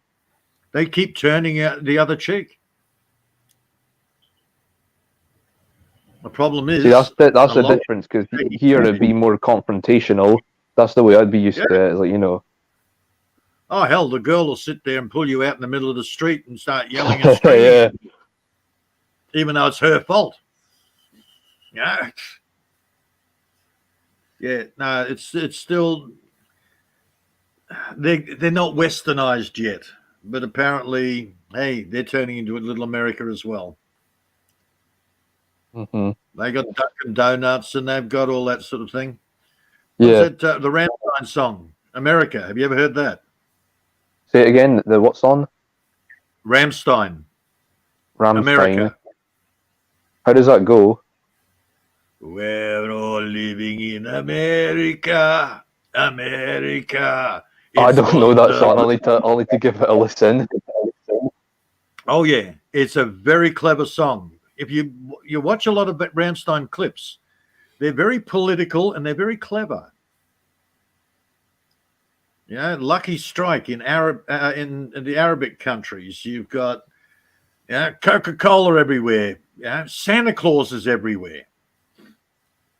You got Santa Claus in China. Westernized. They start Christmas like in September.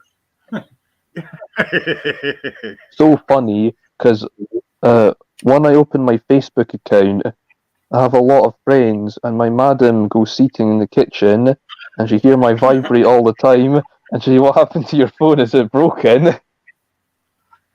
I don't chat them, Bendy. I don't talk to them. That's good. Yeah, I don't talk to them. Good Lord. Oh, hell yeah. In a way, no, I was going to say that's got to be flattering, but it's not. I mean, if I had 1,000 women messaging me on social media every day, I'd feel like the fucking man. Okay, and that's Joey. This is exactly what I'm talking about. I'm not saying the women are weak. What I'm saying is the women actually use feminine strength, where the Western women that we've got, they want to become masculine. Now, I pointed it out yesterday morning. There's a crappy movie. It was a chick flick, but there was one line that stuck in my head where the daughter, she's arguing with the father, and the mother pulls her aside and says, "No, no, no. But Mama, Dad, Dad is just And she says, "Yes, but your father is the head." "But what about you, Mama?" She says, "I am the neck. I turn the head wherever I want." That is the woman's strength. Not to be confrontational. She's the one that actually does the control. That's how women do things. They're smarter. They're more manipulative, whichever way you want to look at it. Okay, they're emotionally based beings, and they need the logic. Unfortunately, they've used that, and it's now about, I'm just because you've got to love me for who I am, just because I'm big, fat, and ugly, and I just sit here on Facebook all day, but I've got a pussy, so you've got to do whatever I want. That's the Western girls now. The power of the pussy. You see them YouTube videos. 10 ways why Western men don't like Western women anymore. 10 ways, 10 reasons. Yep. Yeah, look, I spent nearly 10 years with the last wife, and after 5 years, all good for 5 years, and then it became a battle. Soon as she thought she had some power, she'd start telling everybody what to do, while she sat there and did nothing. 10 years? Hell, I only lasted 2. Oh no, I did 18 years the first time. That was great. Good marriage, the first one. It went to shit in the end, but it was a good marriage for 18 years. The last one, man, that was a nightmare. The last 5 years of that was just an absolute nightmare. Yeah, I got conned.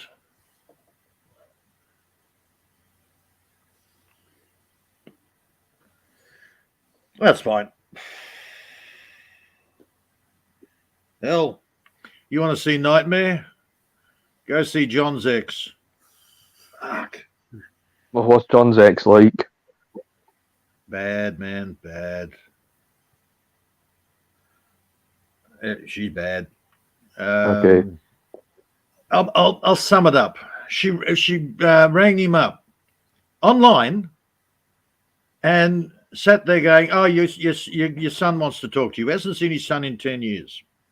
All right, so his son wants to talk to him, and he's chatting with his son, and then she gets on going, "You owe me fucking money. You want to see your kid? You've got to give me money. You cocksucker." She's worse in the slang than what John is. Fuck me, Jesus.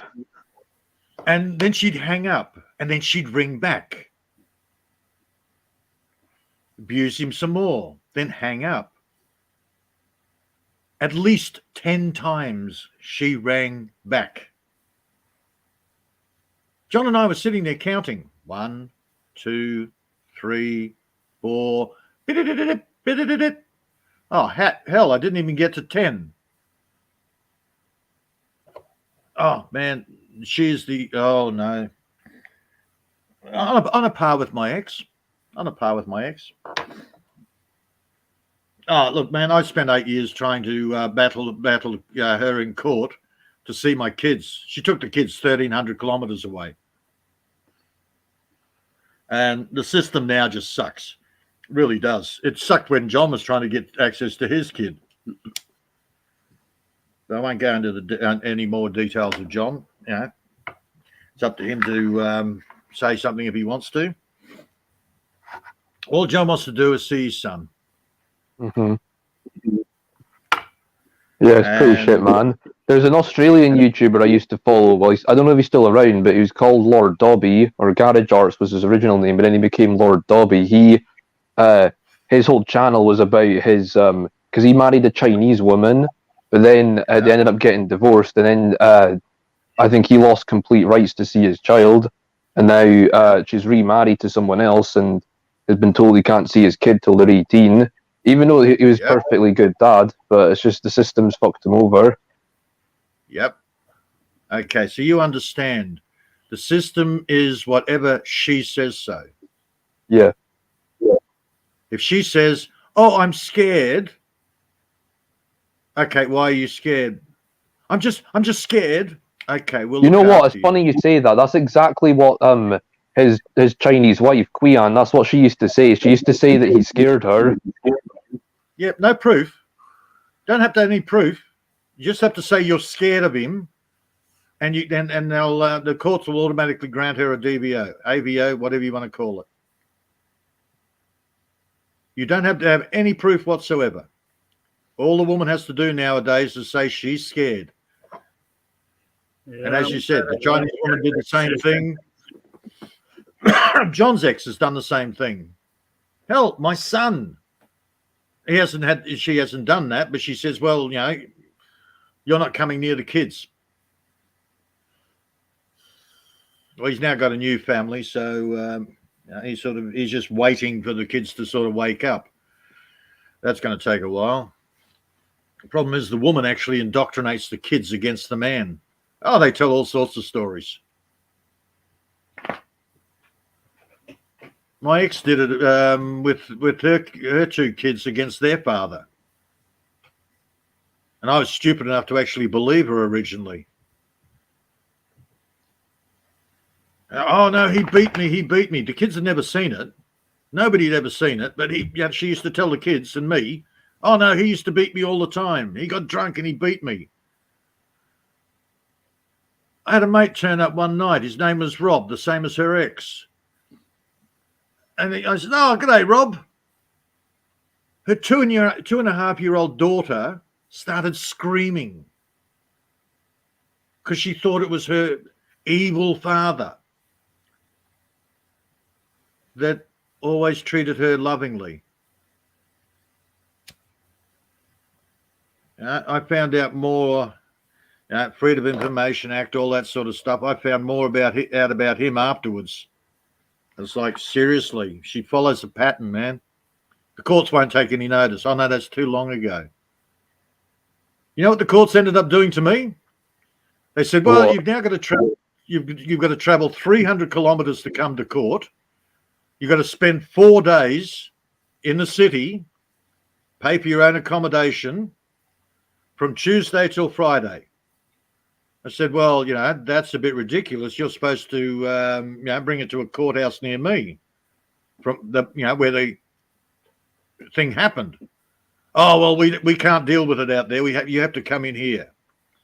Sort of going, right, okay. So Monday afternoon, I get notification from them. Oh, you weren't here. I went, hang on. You told me Tuesday to Friday. Here's the email. Oh, well, we decided to have it Monday. You're screwed. They moved it back a day and didn't tell me about it. I had the car packed, everything to go in there that night. That's how the court system works here, man. Yeah, it's fucked, isn't it? Yeah. 8 years I've been fighting to actually get a court case. And when it finally came up, they moved it back so I couldn't appear. Just in case. The system is run by women. The judges are women. The lawyers are all women. You've got no chance. I learned that the hard way. Even your own lawyer, if you have a woman lawyer, kiss your ass goodbye, man. A lot of them, they're taking the other side.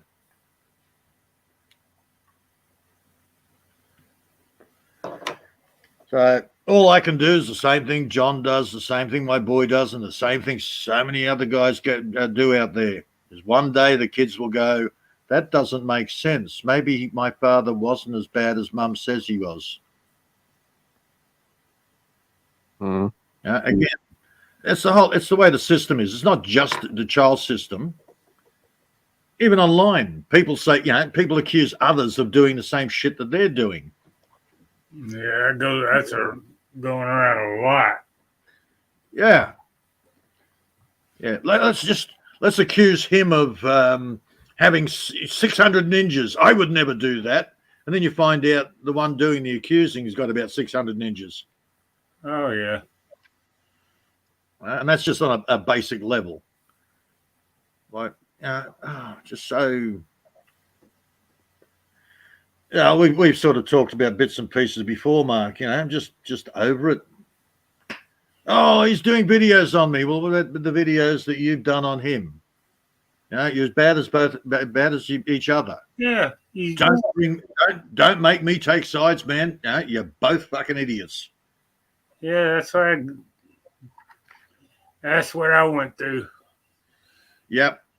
Yeah, I'm trying to stay neutral, but yeah, you keep on dragging my ass into this. Well, you said, no, I didn't say shit. Exactly. It's like, okay, dude, you stop doing it. You you heard what you wanted to hear, then you left and started spreading shit around. Yeah. And that's my thing. It's just like when they start doing that, it's like, okay, time to go and dig some more garden, put some more veggies in. Yeah. Anything other than And 3 months down the road, well, you said blah, blah, blah 4 months ago, you know. Oh, yeah. I don't even remember if I did say that. If I did say it, it's probably at the time or a response to something else. Well, unfortunately, thanks to Tony, it's time to wake up. One of the most angry men I've seen on YouTube. He helped me hone my bullshit meter.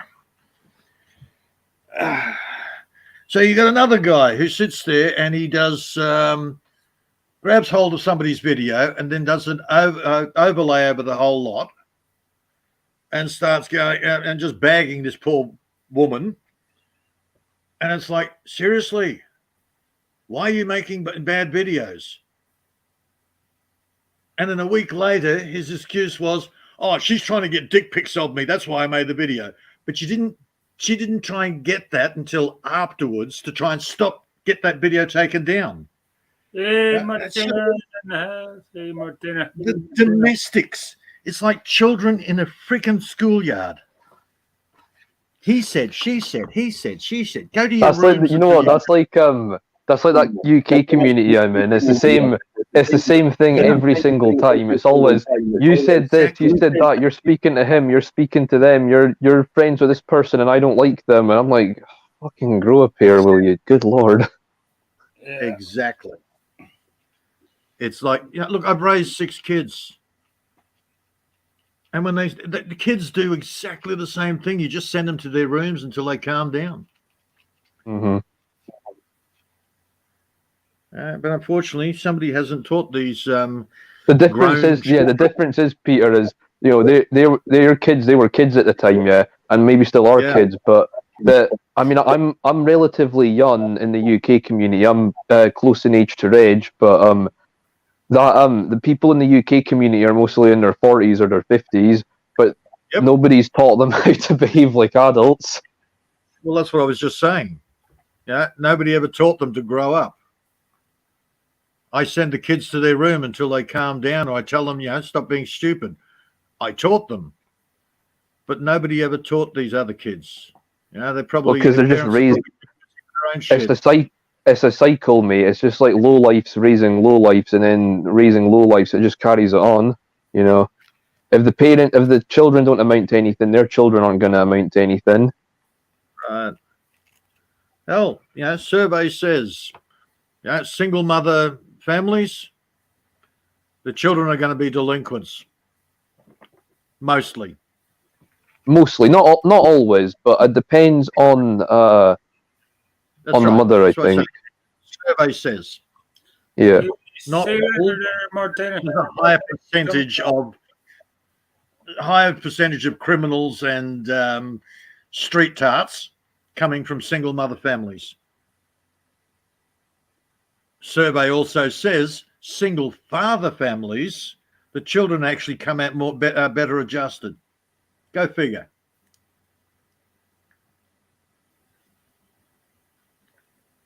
Hell, I've raised other people's kids, delinquents. And I've had a pretty good success rate out of them. Got one of them went and got a law degree. She's happily married, kids, got the whole SUV, all that sort of thing going on. Actually, 2 of them. The other one's not a lawyer. But I did lose one. She went back to her mother, and the next thing you know, she's on the drugs, and her sister doesn't even know where the hell she is, hasn't seen her for years. So we lost that one. She's doing really well. She turned up on my doorstep when she was, about 12 and a half. And her mother convinced her that she was the mother that she never had. So she went back there. 2 weeks. She's back on my doorstep, completely black. The whole gothic stinks. Oh, absolutely sweat, you name it. She hadn't had a bath in ages, and so drug fucked it wasn't funny. It was like 2 weeks. We lost a perfectly good young lady and she reverted back to that. Fuck, trauma, man. Parents, some of these parents, man, they should be shot for what they do to their kids, or what they don't do for their kids. Look, I grew up with a stepmother. I pulled a coat hanger out of my back one day when I was about 12. She was a drunk. I never saw my father. But hell, I raised my children learning by the mistakes of my parents. I've got one that's a school teacher with 2 uni degrees. I've got another one that's a builder. The 3 young ones, that's a different story. And I've got another one that's, what's he doing now? He's manager at a warehouse. I haven't seen him for a while. But then I didn't see him for a lot of the upbringing. I didn't know I had him. It was a one-night stand. It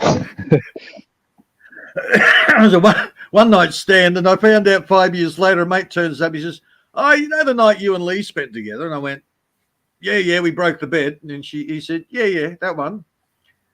I went, okay. Oh, you had a kid together. And I went, what? Huh? And years later, I got contacted, and he's like, oh God, where is he now? Up Cairns way. So he's 1,200 miles away. I've always had that fear in the back of my head. I don't know why. Like I always have this feeling that someone's going to turn up at my door and be like, "Here's your child that you had years ago that you never knew existed," and it's going to be with some fucking horrible dregs of society woman that I forgot about as soon as I stopped seeing her. Yep. Oh man, look. Yeah, when the girls ask me, how many kids have you got? And I said, I've got 6 that I know of. That's my answer will be none as far as I'm aware. Yeah. So, and they sort of, you always get that pause afterwards. And then they go, oh, that you know of. Yeah. Well, someone said that to me once. They said, are you a dad? I said, I certainly hope not. I don't have a problem with being a dad, but then I've been a dad so many times. Hell, somebody turns up on my doorstep, I'll know if they're related. Yeah. I don't have a problem being a dad, just as long as I pick the right woman to be the mother. That's the thing I'm worried about. Is like, yeah. And look, man, I'm waiting. Yeah, I know 1 or 2 at least. My little ones are going to come back later, and I know I'm going to have to deal with a lot of shit that she's put on them, and not about me, just they're screwed up. Really, some of the stories I'm hearing out of Melbourne, not good.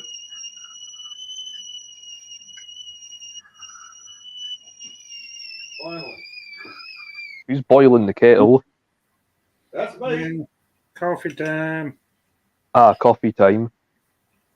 Yeah, I went and made the coffee, but then I forgot to put the jug on before.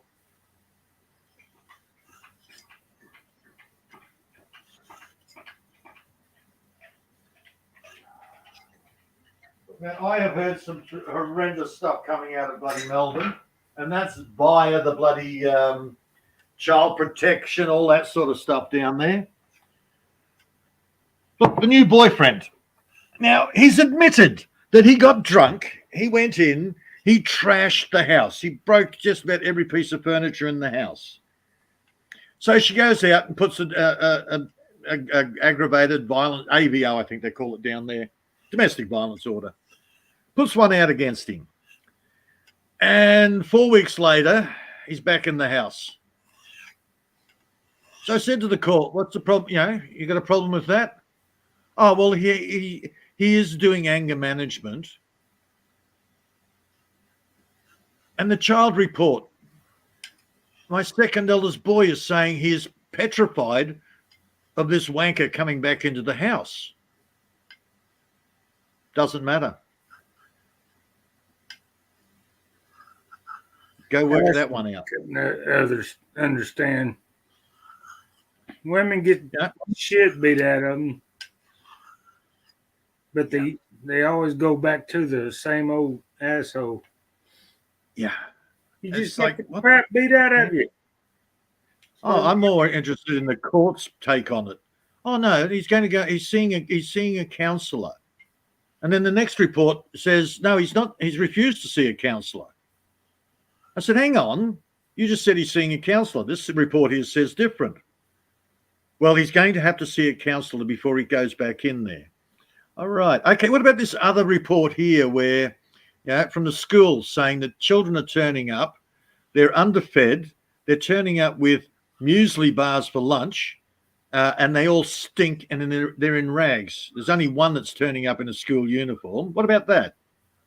Oh, well, the counsellors have been sent around to, again, she's refused the help of the counsellors because she's not going to get any extra money. Oh, that's an assumption.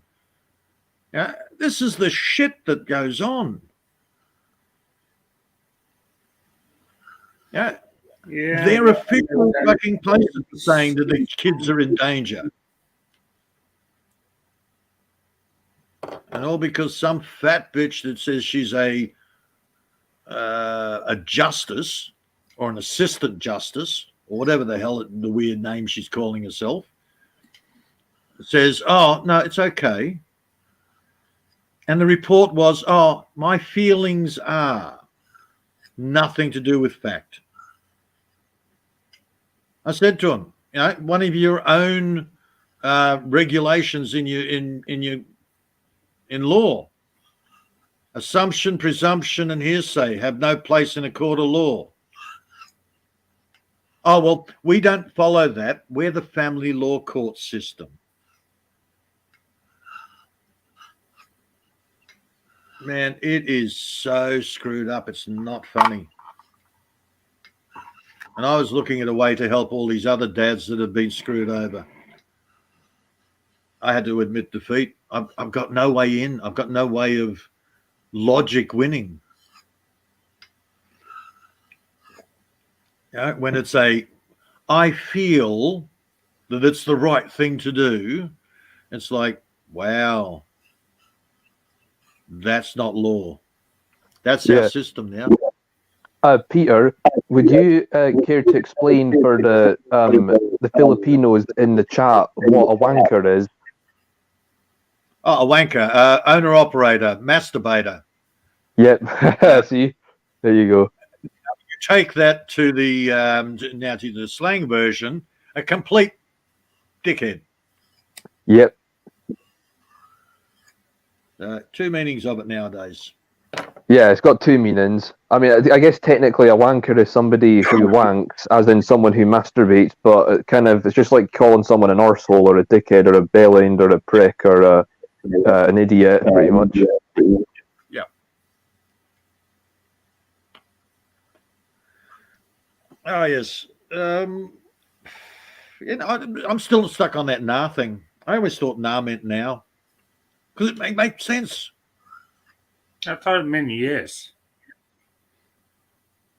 Yeah, it's apparently not. Apparently, it's just an expletive. That's a term you need in the States as well, a wanker. That's such a great insult. Yeah. Dude, see, Australians tend to be more, well, if you don't insult somebody, he's not your friend. If you don't call him cunt, then he's not your friend. That's right. That's like Scots as well, yeah. Scots and Australians, yeah. Like, I'll call someone who's a mate of mine, I'll call him cunt just casually. I'll be like, oh, Peter cunt, how are you, mate? And then that's just how we are. But then if you say that to like an American, it probably means something completely different. Oh, yeah, they get very offended. Yeah. Royce will come in. I'm going, hey, how you going, you big cunt? Yeah, exactly. That's a term of endearment. And if you don't insult an Australian, what's wrong with me? Why aren't you taking the piss out of me? Yeah, what exactly. have I done? Why do you hate me? A lot of There's Australian and UK slang is the same though. yeah. Lots. Do you guys have the word nonce over there? It's not common practice, but yeah, nonce is an idiot. Yeah. No, in the UK, a nonce is it's a paedophile, but people overuse that word in the UK all the time. If you don't like someone, they'll just call you a nonce because it just sounds like such a good insult. Ooh, because nonce used to mean nonsense. An idiot. Ah, okay. A retard. That's what nonce used to mean. In the UK, it used to be a prison term in the UK. If someone was in prison for anything related to paedophilia, they were called a nonce. That was like the type of prisoner they were. But then it kind of became a word just in general for that. Oh. We call them rock spiders. Not sure why, but they're called rock spiders in prison. They don't have a good time in prison. No, definitely not. Them and ex-coppers get the worst time in prison. Well, how about an ex-copper that was a pedo? Oh, yeah, they're dead, man. Yeah, they got to be permanent solitary confinement, yeah. And he was on television on a kids' show as Constable Dave, teaching children how to be good. Yeah, always go to the police if you need to cross the road. Bullshit. And this was on a popular kids' show. Well, he was connected to he was convicted on child pedophilia, and he ended up in the local prison. A friend of mine was actually in for idiot, but he came home one afternoon and he looked and he went, "That's not my ass up and down on my missus." So what does he do? He goes back to the pub with his mates, then goes back home, and they're still at it. So he stabs the guy. Even the judge turned around and said, "Look, if you would have come in, seen that, stabbed him, you would have got off with probation. Crime of passion. But you went back and chatted to your mates, so it's premeditated. You're in for aggravated assault." So he did 2.5 years in Bogger Road.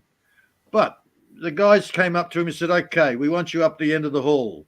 Let us know if any guards come." So Dave's standing there, wondering what the hell, keeping an eye out, doing what he was told.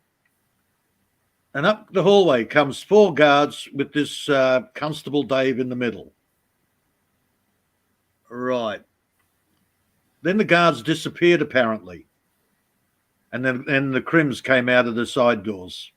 They beat the living crap out of this guy.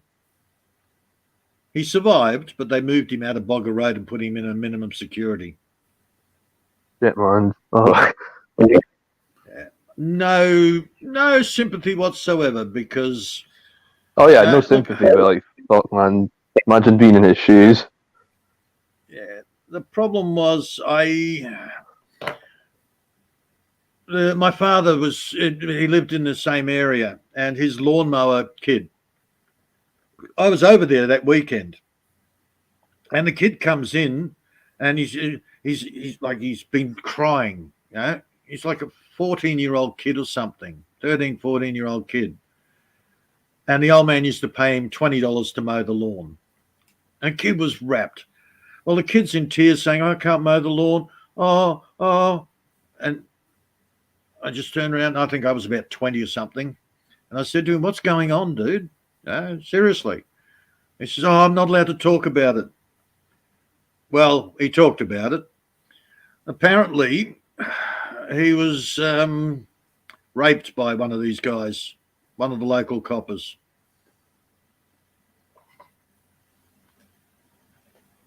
And there was a massive, when he came, when he turned around and put the charges out, a lot of other people came out of the woodwork. And the next thing you know, you've got coppers, you've got judges, you've got all sorts of people. Mass pedophile ring. One of our radio DJs, he went. Quite a few coppers, as I said, a couple of judges, lawyers, all sorts of people came, got pulled out of the woodwork and got put away. Basically because one kid spoke up to the right person. Yeah. Not me, but I don't know who he spoke to, but whoever he spoke to, they put him onto somebody else, and that's when it actually went mental. So we had a good cleanup on the pedophiles up in Brisbane at the time. Doesn't mean they got them all. Doesn't mean they got the rest of Australia. Hell, man, we've got a what is it? For the sake of national security, we won't release the name of 28 known pedophiles, and one of them's a prime minister or ex-prime minister. Really? What, of Australia? Yeah. Big news. There's a Senator Malcolm, somebody or other, I think his name is. He's been trying to get the names released. Yeah, we got one's the president. What are you talking about? Oh, Mr. fucking Diddles, the hair sniffer. Yeah. Yeah, showers with his 15-year-old daughter. It's not. Yeah, it's actually, now you think about it. Yeah, it's not a good look for. Yeah, I'm trying to picture what Australian prime ministers, but in terms of the presidents, yeah, the two most recent presidents, one of them's the hair sniffer, yeah, and the other one runs child beauty pageants. What is going on with that? Yeah, tell me about it. Welcome to the collapse of Western society, like Roman society. Happens. The collapse of every civilization follows the same patterns. And they're trying to change. Canada's trying to change the laws. They're trying to drop it down to 12-year-old consent. It happens. Yeah, the Roman civilization, yeah, the fall of that. Same shit happened.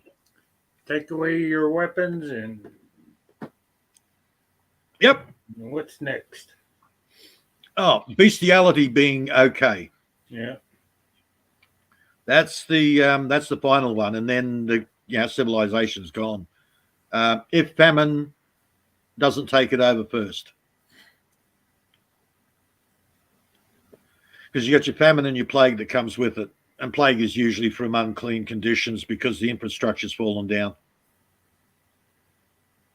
That's the collapse of every major society throughout history. The infrastructure in the UK is collapsing at the moment. The roads are undrivable. The roads are so broken up. The buildings are dilapidated. Yep. I imagine it's probably not that dissimilar in the USA at the moment as well. It's everywhere, man. You've got people on the streets everywhere in the US. Yeah, mostly California. Yeah, Hollywood Boulevard, I think. Somebody did a video not long ago where they're walking down the boulevard going, this is Hollywood Boulevard now. And there's homeless people and drug and fentanyl. You think that's bad as well, yeah? Have you seen any videos of people driving around Detroit, Michigan, how run down that city is? Yeah. It looks like someone dropped a nuclear bomb there. Like, it's astonishing how run down parts of Detroit are now. Oh, yeah. When they closed the car factories down, people left. Yeah. But it honestly looks I wasn't expecting it to be as bad as what I saw. Like, it looks like a proper, like a post-apocalyptic city in some parts. Oh shit, yeah. Try Chicago. It's probably worse. It's probably worse than what you've seen on TV. They don't show you the bad part. Shit, man. Because what they showed on TV, I thought was bad enough. So imagine what they're not even showing you.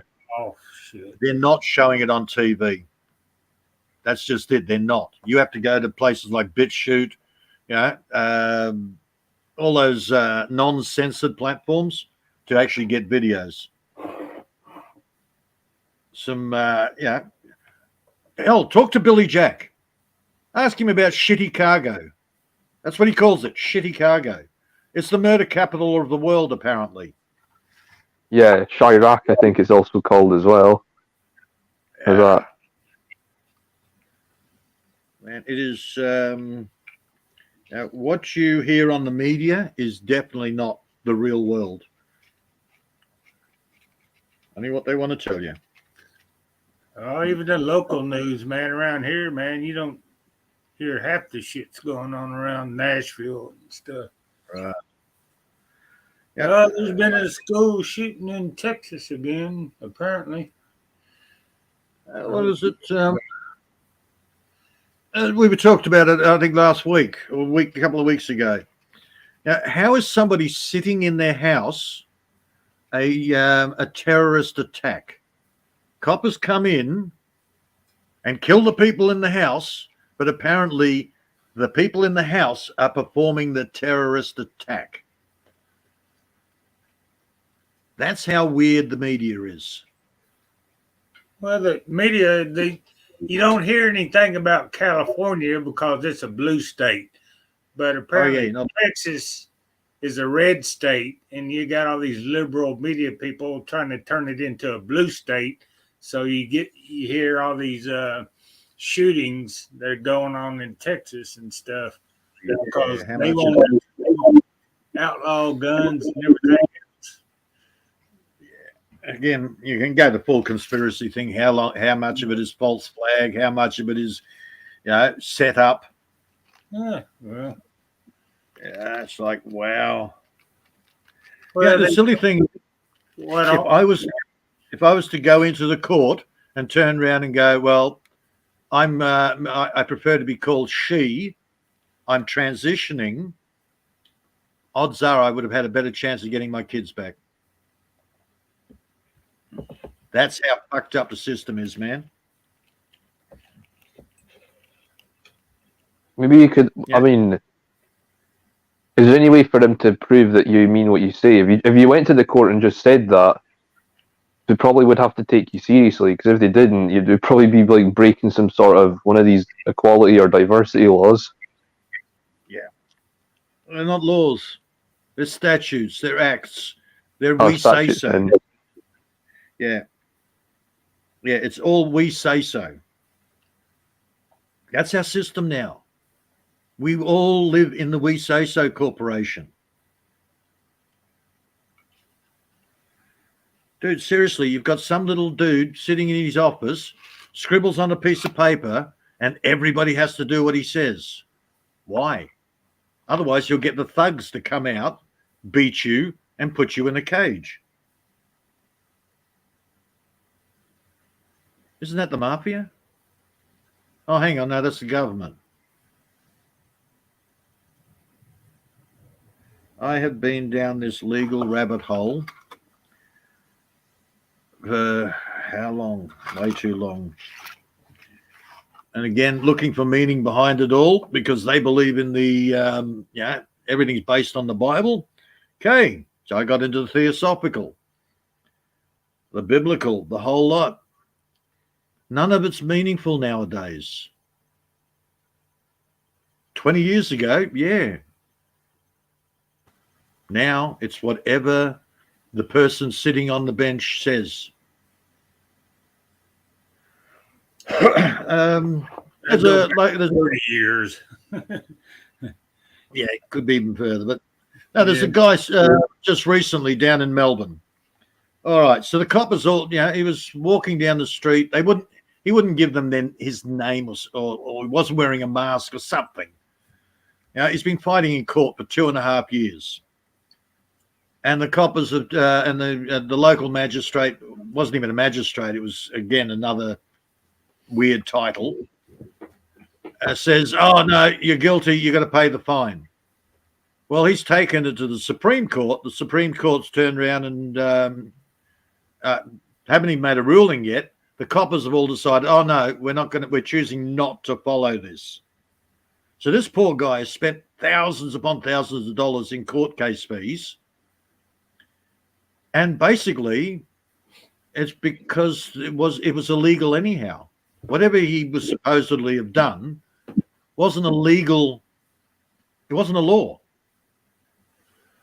It's because somebody wrote down on a piece of paper, this is what you got to do. So the coppers went out and they literally ganged up on him, bashed him, put him in, broke ribs, put him in hospital, and on top of that, decided to charge him for not wearing a mask.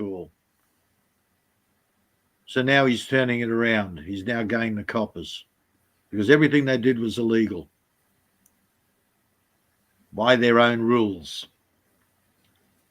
Just because somebody writes it on a piece of paper doesn't mean that it's a law. All right. Mandate. Do you know what mandate means, Bendy?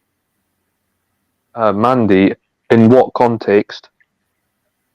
Well, okay, they mandate that you have to wear a mask.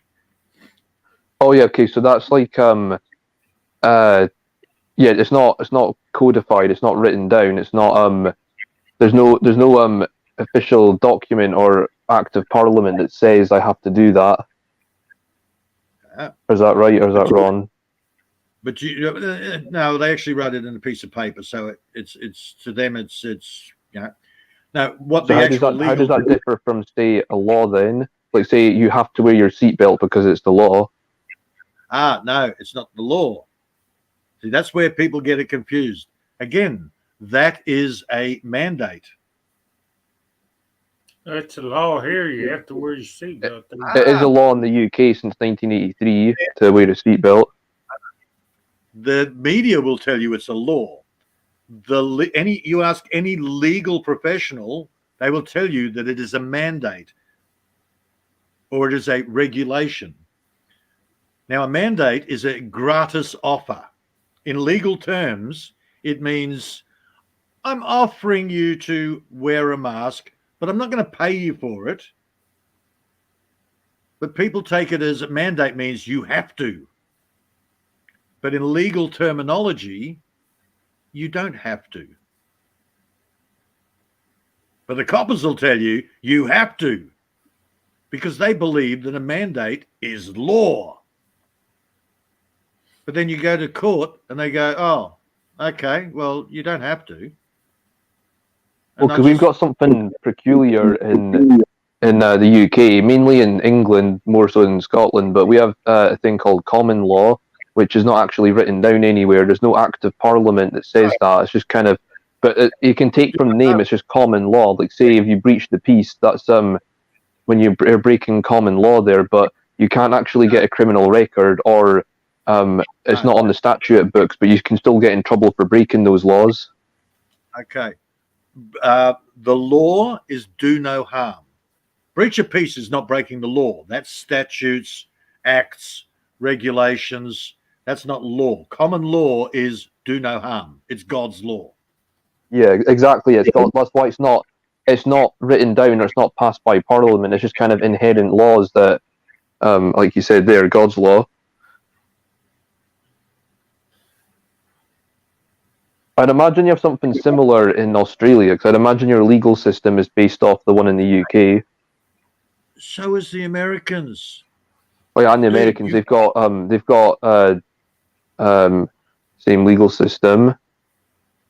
No. All lawyers, practicing lawyers, have to be a member of the Bar Association. What is the Bar? British Attorneys Registry. Yeah. Why does an American lawyer have to be part of the British system? Because they're still British lawyers. They just deal with a few extra statutes and mandates and thing of their local area.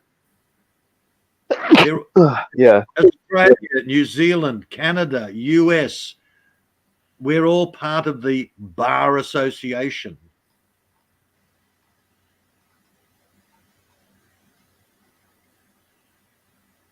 It doesn't make sense when you actually just look at the name. Yeah, we're not a colony of England. Australia is it's supposed to be the Commonwealth of Australia, not the Australian government or Australia. It used to be the Commonwealth of Australia.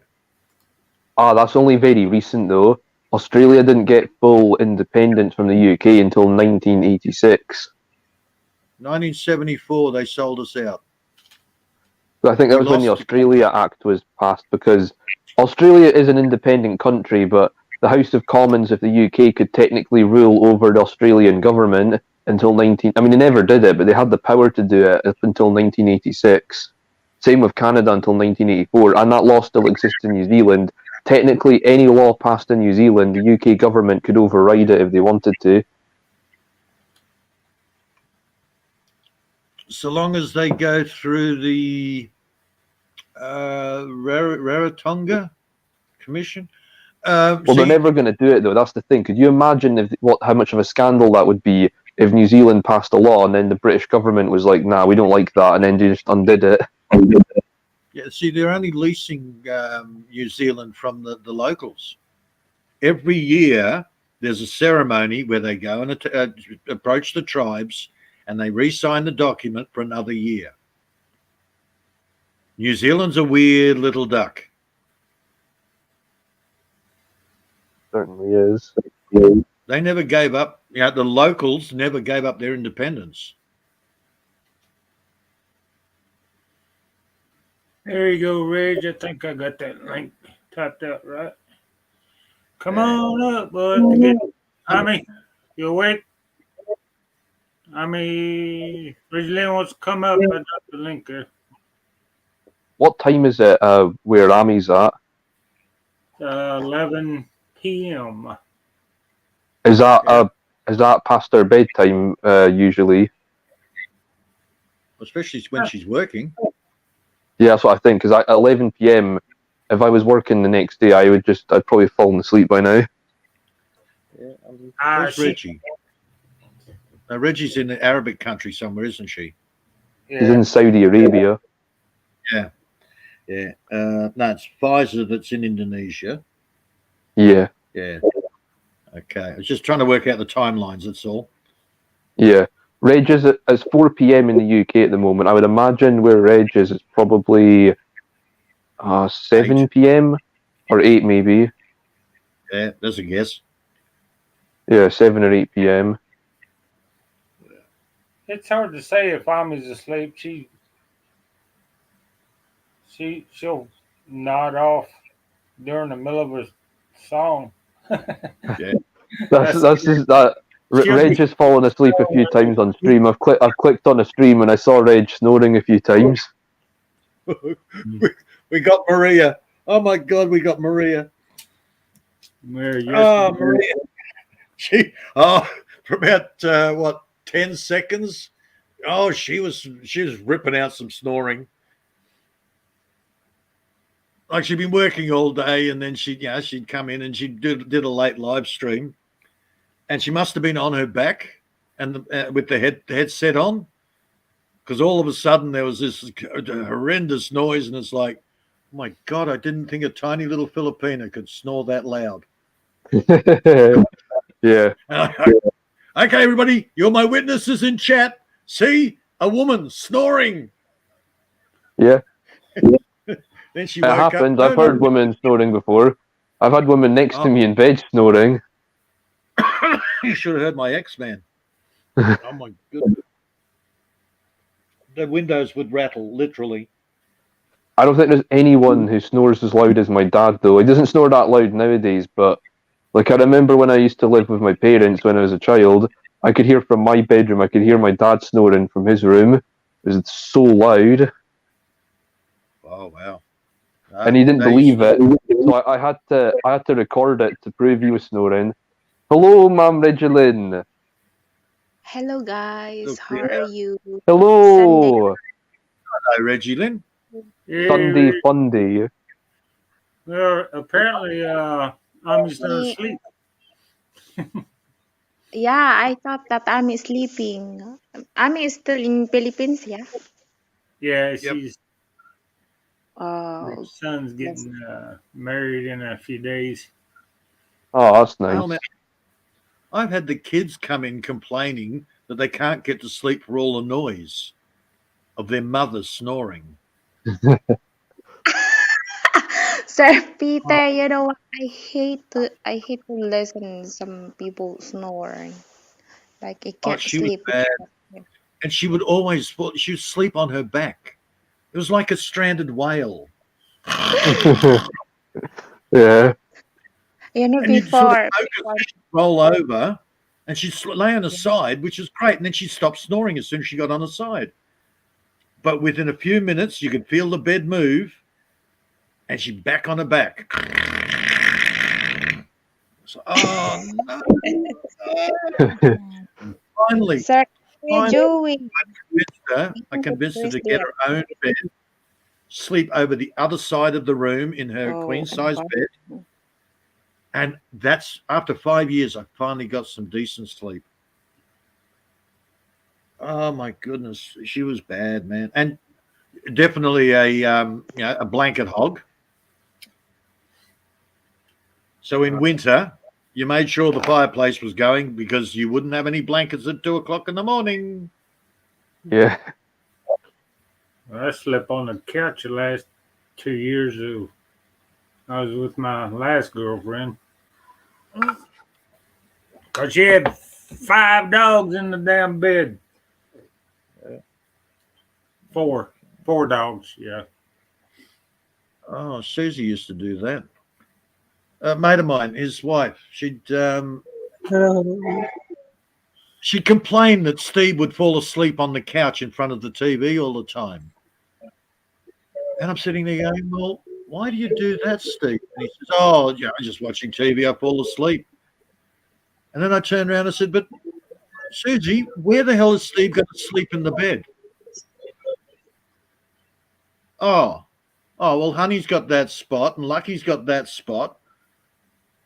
Well, there's not really much room left for Steve, is there? I went, no, so leave the poor bugger sleep on the couch. He's comfortable. Bloody hell. So, yeah, she used to have 4 dogs sleep on the bed with her. Yeah.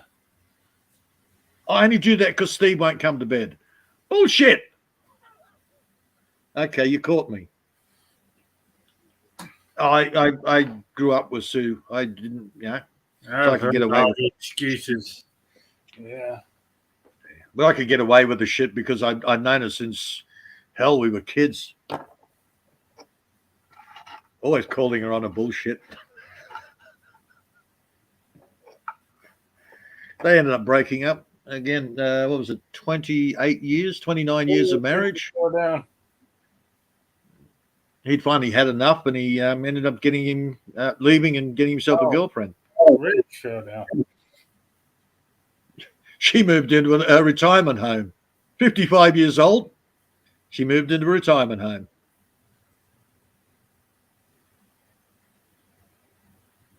$55 in a retirement home. Fucking hell. Yeah. I had a bit of trouble with that, but apparently that was the age limit on a woman. If she's 55, she can move into a retirement home.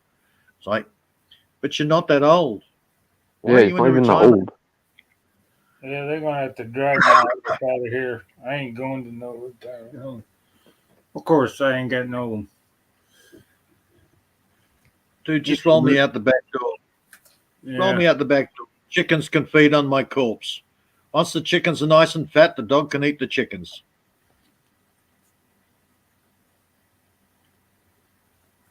Once I'm gone, I don't care. Hell, roll me in a hole and plant a tree on top of me. At least I'll be useful. Feeding the chickens, growing a tree. At least the meat suit will be useful. Yeah, that's why I ain't got no life insurance. Hell, what am I going to do with life insurance? Ain't gonna be. No, everybody be dead. All you go. Everybody else will fight over it. Yeah. And the lawyers will get it all. I think all that insurance crap's a bunch of scams anyway, man. You gotta have life insurance, health insurance, car insurance. Yep. Yeah. And nickel and dime you to death on all these insurance crap. Oh, hell yeah. We've lost Reggie. Yeah. Bad internet. Yeah. Oh, hang on. She's got another message up there. Joey, can you let Army know that Kuya Joey's backstage? And Reggie's buffering. Buffering, Paul. I think I'm buffering a little bit. I don't see the messenger. So. In the private chat, man. Oh, okay. Yeah. I guess I should look at it. So, Army, we got people in backstage. Hun. Sounds like you're chasing there a deer. You go. Hey, Joey. Hey, Joey. Yeah, his signal's not great either. And now we've lost Bendy.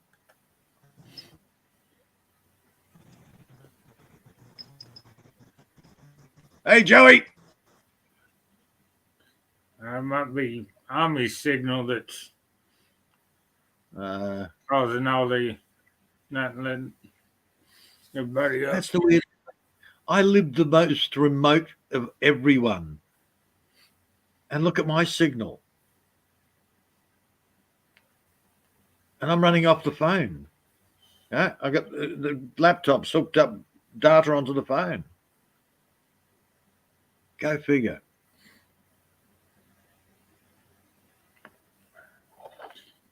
I've had pretty good signal here for the last couple of days. Couple of weeks. Yeah. Yeah, I've noticed that. Hell yeah. Well, I can actually understand you, and you haven't been kicked off all the time. I think it's when I do my own StreamYard or whatever. All right. It's his Army. Yeah, your signal's not right there, Joey.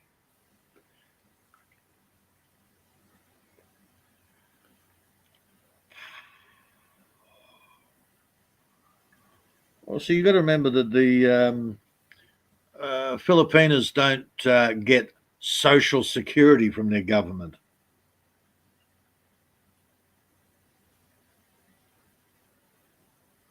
All right. Women here don't need us to survive. No, it just seems to be crappy signal there, Bendy.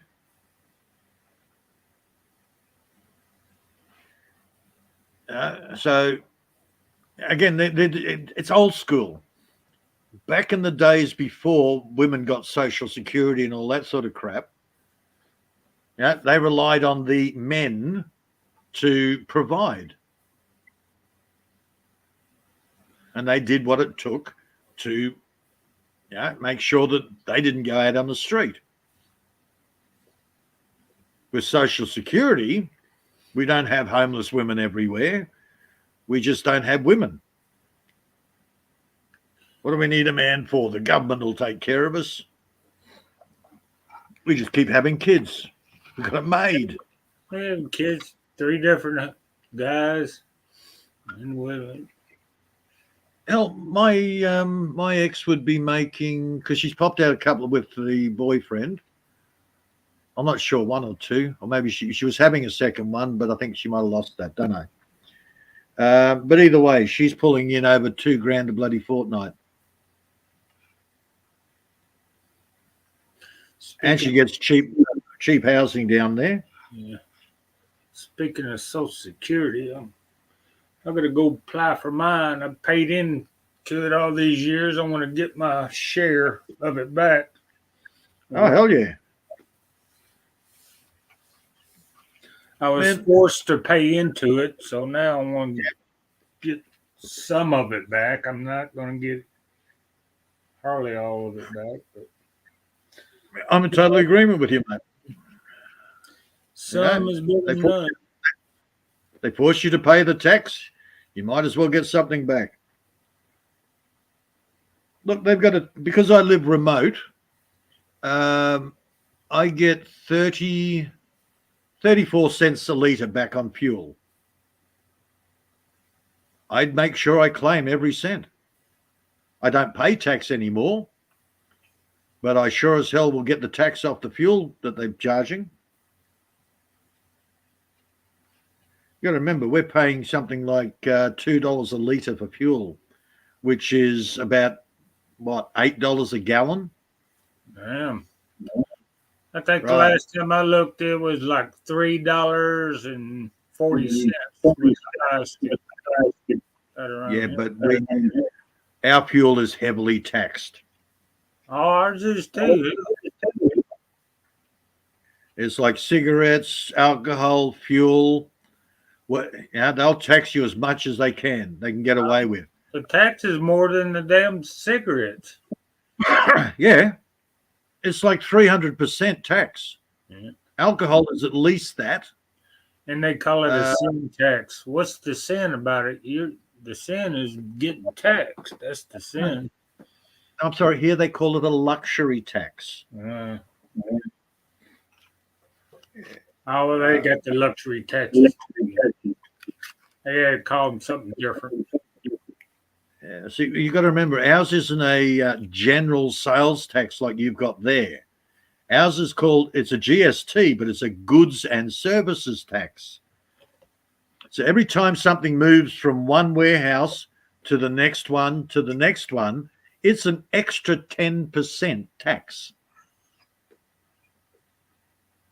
Oh, it's a massive rort.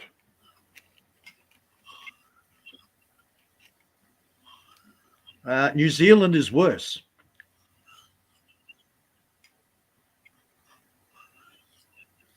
What was it? $24 a dozen eggs that I heard the other day. Damn. Yeah. And what are they doing? They're ploughing the eggs into the hole. No reason. They've actually got videos of the bulldozers ploughing the eggs into the hole. Well, they're I'm waiting for the. They got caught. Their own crisis. Yeah. Killing off. Just go to waste is the motto for the liberals around here. Possible bird flu. Let's kill off thousands of chickens. I think they had that swine flu crap going around here where they killed off a bunch of hogs and stuff. So. Yeah. Oh, yeah. Japanese encephalitis. Yeah. That was one they pulled here. I got notifications from the Department of Primary Industries wanting to know whether I'd had all my animals had their shots for Japanese encephalitis. So I looked it up. They've had 2 or 3 cases in Japan, none in Australia, but they want to vaccinate all the bloody animals here for Japanese encephalitis. We've never had bird flu here, but all the animals are getting shot before, shot up as soon as they're freaking born. Gee, I wonder why they die. I bought 30 chickens from the local produce place, and within a week, out of the 30 chickens, I've got 11. That's what they got right here. They got crows falling out of the sky or whatever, what they have on the news media or whatever. Yeah. Yep. Dying and shit. There's got plenty of crows around where I'm at. Hell. Yeah. Now they're trying to. One poor guy he got 11 beehives or something. They came in and they destroyed his whole beehives. No reason. Eventually, after I think about a week of chasing it up, they came back with an excuse of, there's a potential that your bees might have had some stupid bee disease. And he said, no, I've had my hives tested. You killed off 11 hives of bees on a possibility, which was not a possibility because I'd only just had them tested. Now, it's just getting fucked up, man. Crows, man, they're carrion eaters. They're resilient. That's like trying to kill off pigeons. Good luck. I think back in the day, they used to have a bounty on pigeons and shit. If you get something for pigeons or something. Every Friday for ages, it was always pigeon for dinner. The old man would come in. He had a guy in town that would trap the pigeons, and he'd buy a couple of cages off the guy. And the old man would be in the backyard, off with the head, and we'd drop the bodies, and we'd catch the bodies. Yeah, 3 kids running around trying to catch pigeons without heads. And then they made it illegal. They call it squabs, right? Yeah, it's squab. Once it's on your dinner plate, man, it's squab. Yeah. Once they find out somebody's making money off of it, they'll make it illegal. Yeah, feeding their family with it. Well, even then they were putting anyone that was catching them in town, they had an inspector run around and go, okay, that's 5 pigeons. You owe us so many dollars. So they were regulating the pigeons. They had a bounty on them, saying, catch the pigeons, we'll pay you to kill the pigeons because they're destroying our statues. So people started trapping them, and then they were selling them. And the government went, oh, hang on, you're making extra money. We want a piece of that. So they stopped giving the bounty and started just take. Doesn't sound like a government at all, does it? Mafia, protection money. Yeah. Hell, I put my land tax, which I'm not supposed to pay. I've still got to look into those regulations. But I just paid the land tax. And I always write on it, extortion.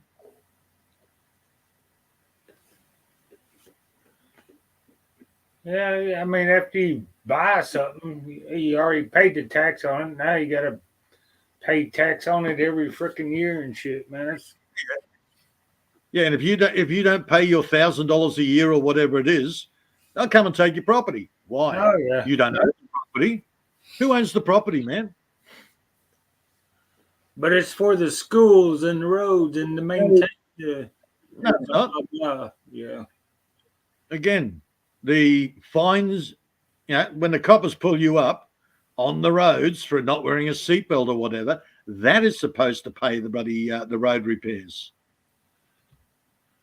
Well, the gas tax is supposed to pay for the road repairs, but you ain't seen that. And that's also. But no, your rates are supposed. And I looked through my rates notice when I started getting into the legal stuff. I'm looking at the listing of about 5 or 6 things, and I'm going, none of this makes sense. They put these words on there. It's like the first one is rural. Rural what? What is rural? Nobody seems to want to be able to answer that. So I've got to be able to, I think that's my biggest problem, is I've got to find somebody that can actually explain to me what I'm being billed for. There's another thing there that sort of sounds like rubbish pickup. The problem is I don't get rubbish pickup. They don't do rubbish pickup in my area. We look after our own. Or you take it into town to the dump. And it's like, I said to the girl at the counter, I said, what's this? And she says, oh, that's for rubbish removal. I said, but I don't get it. Oh.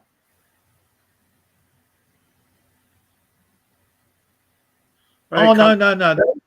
That's if the rubbish is on your property and it decomposes, that's a bill for that. Because we might have, if you leave the property, we might have to come and clean it up.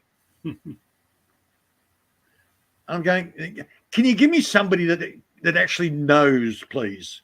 Oh, well, we don't have anybody in this office. You'll have to contact head office in Toowoomba, 240 kilometres away. They call it waste management here.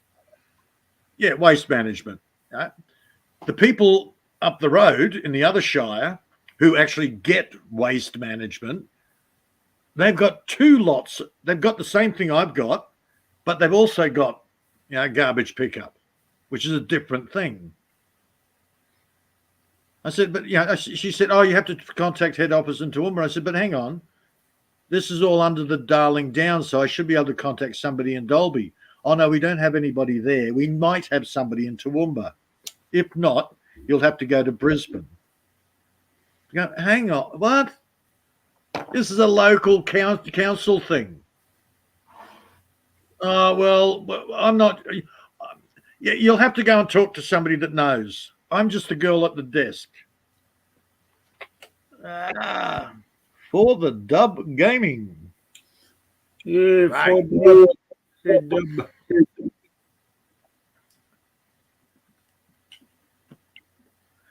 And that's what I found when it comes to all this legal bullshit.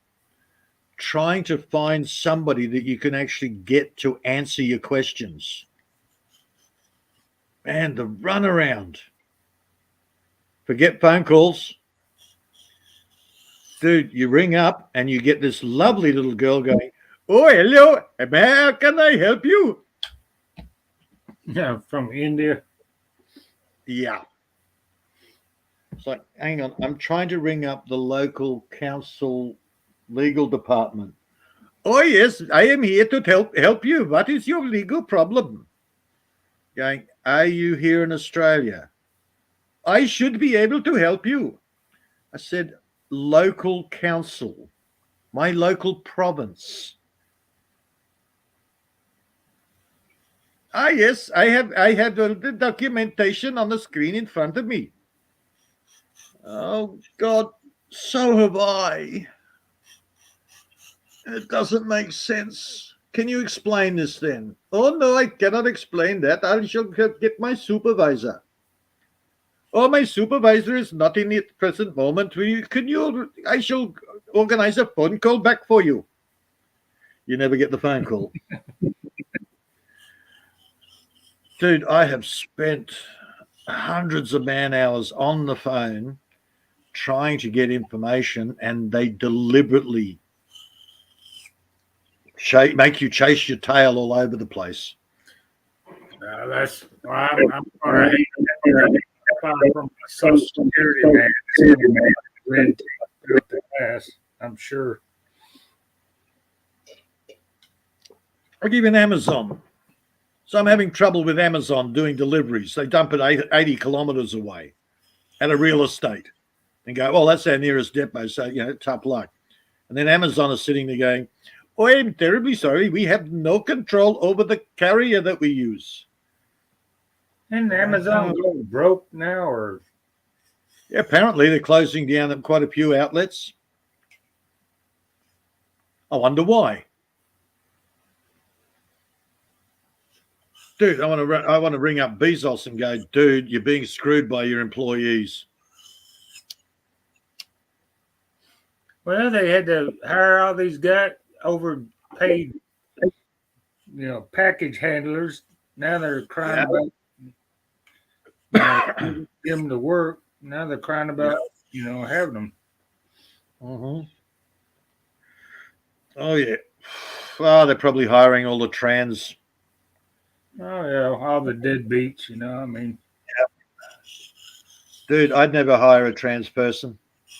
Self-entitled, uppity little fuckers. Dude, they won't work. You can't tell them to work because then they'll go and go, oh, you're just picking on me because I'm trans. You never want to hire a trans, any of these woke trans people. Now that they've got the power. Oh yeah, they found that out real quick when they heard that Bud Light. Oh God. Yeah, that seems to be a bugbear with a lot of you Americans. Oh, now they got a promotion out. They got the Harley Davidson print on the cans of Budweiser. They're trying to backtrack now. Yeah, tell me about it. Idiots, man. Yeah, for less than 1% of the population, and that's including all the gays, not just trans. And yeah, everybody else has got to suck it up, buttercup, because we might offend 1 in 100 people. What happened to the old days is where it was like that 1 in 100 is like, dude, you need to suck it up because the rest of us aren't happy. No, as soon as they started minority rules, man, that was it. We're screwed. Hell, I even saw a protest. I don't know whether it was in the US. I think it was in Canada, where the animal shaggers want rights to love animals. It's like, dude, seriously. And they're interviewing this fat dude with a beard, and he's saying, "Oh, my last darling, oh, she died now, but my new Lucy, oh, she is so loving and caring." And it's like, oh, you're a sick fucker. That probably came from California. No, I think it was Canadian. I think it was Ontario or something like that. It could have been the US. But yeah, no, Canada's gone real weird, man. Melbourne is the same here. They're trying to pass the laws down south, you know. Yeah. Kiddie story, you know, trans story time, all that sort of stuff.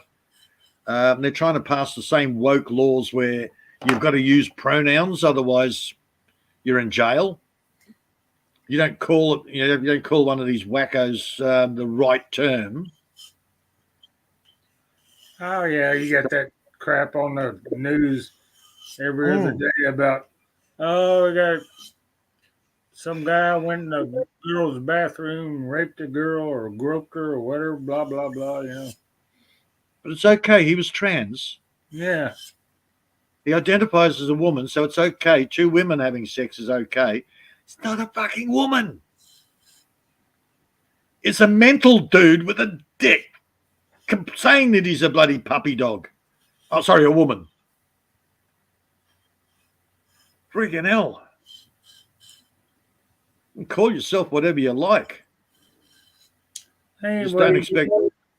You get these parents that are protesting against this shit, and they're the ones getting arrested. Yep. Yeah, you're seeing the same shit I am then. Yeah, there's a guy there. I forgot what he calls himself. He's a father anyhow. And billboard somebody or other. He just has a billboard. He stands there, you know, kids' rights, all that sort of thing. He was standing there and a bunch of these trannies. They beat the living shit out of him, and the coppers arrested him for aggravating the trannies.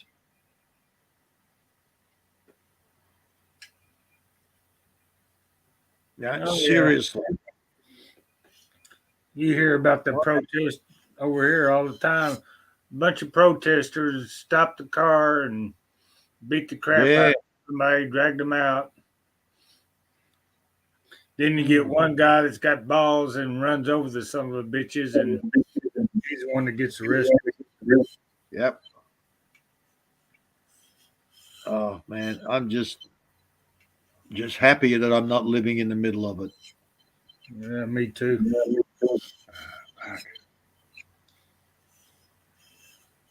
I'm assuming Paul Bendy's in town.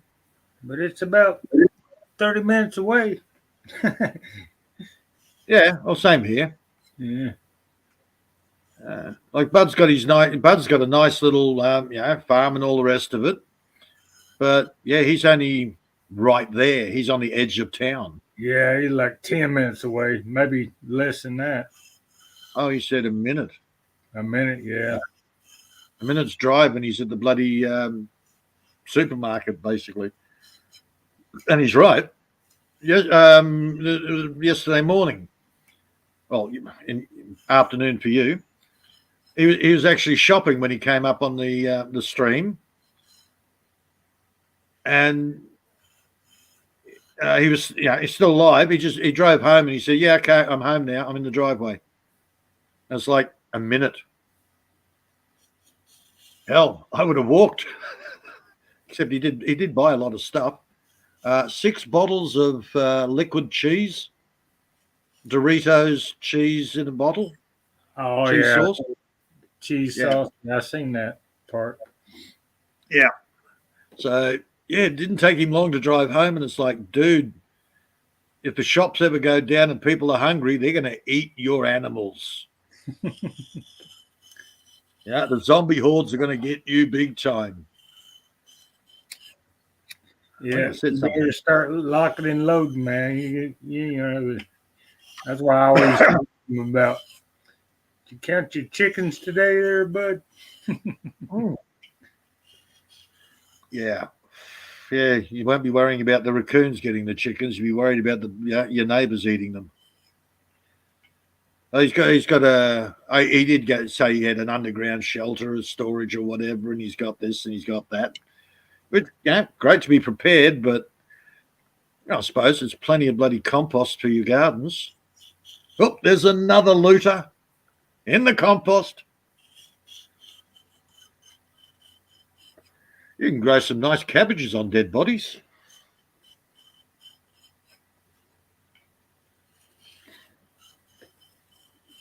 Oh, which reminds me, I gotta later on. I've got to ring up my mate or send him a message. Mike, I want cheesecakes. I've got a craving. Cheesecake. Bloody Bud. Bud's in the shopping, and I'm sort of going, make sure you get the cookies and cream ice cream, and And I went, I really want cheesecake. I haven't had cheesecake in ages. I'm thinking, I don't want to drive to town. It's over an hour round trip to drive to town. And it's like, all for a couple of cheesecakes. Yeah. Oh, hang on, Mike goes there every day. Mike, cheesecakes.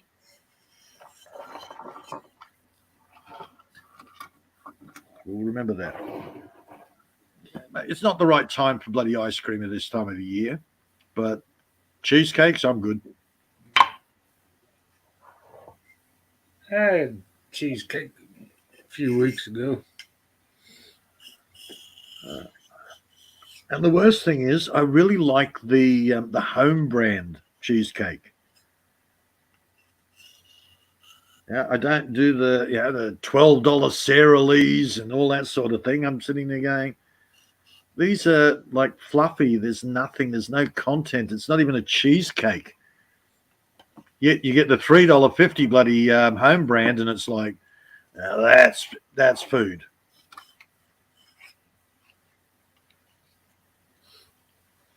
And you don't get all that extras that you get in the big brands, all those extra preservatives and shit. Yeah, I bought some cucumbers the other day just for the seeds alone. Oh yeah. Yeah, the problem with your cucumber is you've got to you got to get it as mature as possible.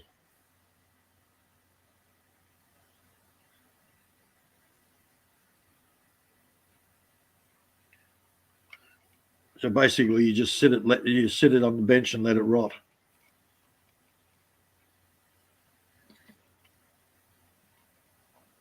A lot of your cucumbers, it's picked too early, so there's seeds there, but they're not really viable.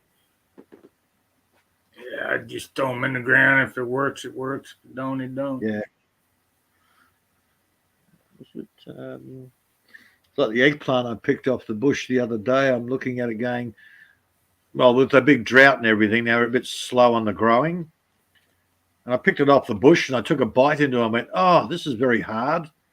But then I noticed all the seeds inside and I went, yep, okay. So it's, it's in the cupboard. The seeds are drying out and they'll be ready for spring planting next year, or later in the year, I should say. So I might not have got a big harvest, but I've got some good seeds.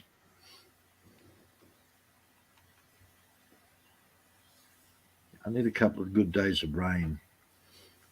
Yeah, I could use some rain around. It rained a couple of days ago, but not a whole lot. The ground I need the good. Sucks it up so fast, man. That's the problem here.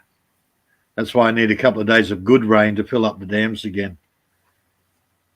I got the one on that side, it's still pretty good. But the one on this side, I've already sucked that dry. Or ponds, whatever you want to call it, dam, pond. Pond. Yeah, man-made hole in the ground. Hole. Yep, a wet hole in the ground. Yeah. I pulled out, a couple of 100,000 litres out of that. That's on the gardens and I've got what do I got left? I had a look today. I've probably got a third of that. About 30,000 litres in the tanks. So hopefully within the next month, we'll get some good rain.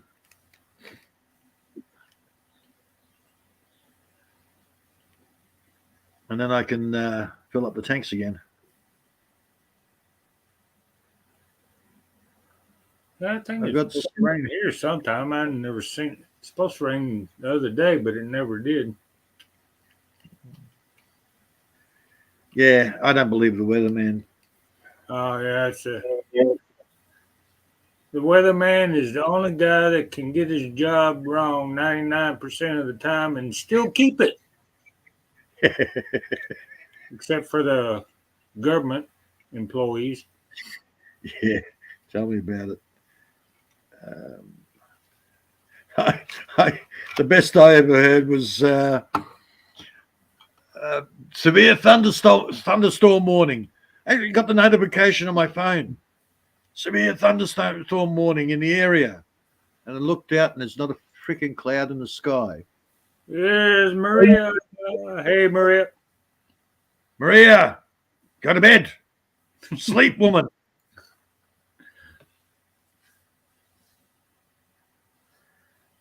And what was it, about 3 days later? It's pouring down. But I already looked at that morning. I'd looked at the weather app, and it said, "No, it's going to be a good sunny day." And it's pouring down. And I look at my weather app again just to make sure they hadn't changed. Nope. Still said it was a nice sunny day. I got water running across the freaking paddock. But it's a nice sunny day, according to the weatherman. It's like, dude, where the hell are you? Yeah, sleep now. See, that's why sleep now. Sleep now makes sense. Oh, I've been asleep. I fell asleep about 6:30 and woke up. What did I say, about 11? Yeah.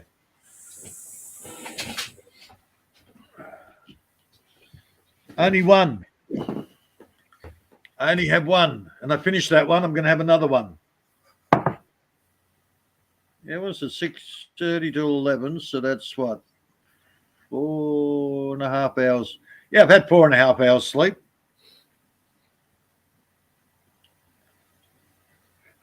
Oh. Well, it's been a busy day, so I sort of had dinner. Oh, dude, don't fall asleep with a gut full of food. Why is that? Well, you wake up and it's like, yeah.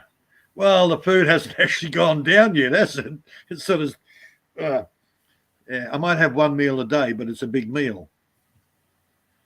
Yeah, I didn't eat anything yesterday except a few cinnamon rolls. Mm. Yeah, the amount of times they pick them. Oh no, you have to eat all the time during the day, and it's like, no, I haven't. I have one meal a day, and they go, well, it's only one meal a day. Yeah, it's a big ass meal. I usually have one meal a day myself, cook dinner or something like that. Sometimes I don't even feel like doing it. Army's like, you didn't eat? You have your dinner? You have your dinner yet? No, I might eat something later. Yeah. Mark, Go fix come your on. dinner. Go fix your dinner. You're failing to admit it. You snack all day on bloody deer jerky. Matter of fact, I need to make some more. I haven't had any deer jerky in a week or so. Who are you? You're not the Mark I know. Complete stranger here.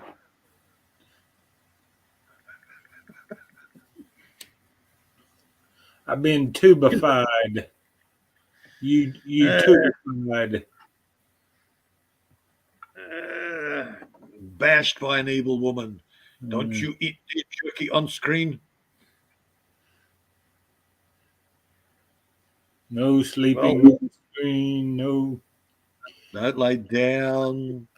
put your shirt on screen. No smoking on screen. No Well, eating uh, on screen. well, at least Army doesn't tell me to put my shirt on. She doesn't tell me to take my shirt off. That's Martina and bloody Heidi's job. Peter, why have you got your shirt on? Take your shirt off. No, it's too cold. Bugger up. Mm.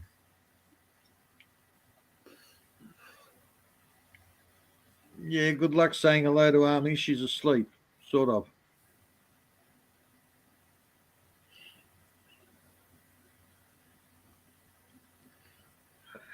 It's interesting though. There's a few girls online. They run their own channels, so they're always, they're on the screen. But will they go up on another panel? Hell no. What's with that?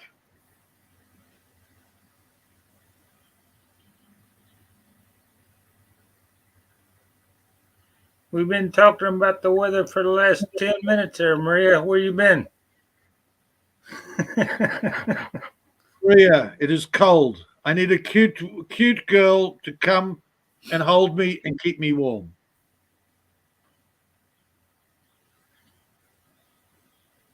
Problem is, she'll probably be shivering more than me. Well, I'm not shivering. Hang on, I'll just check. No, it's all good. My nipples aren't pokey. My hands are a bit cold though. Ooh. So at least my chest is warm. My hands. Let me put my hands on nice warm parts of your body. That I do miss.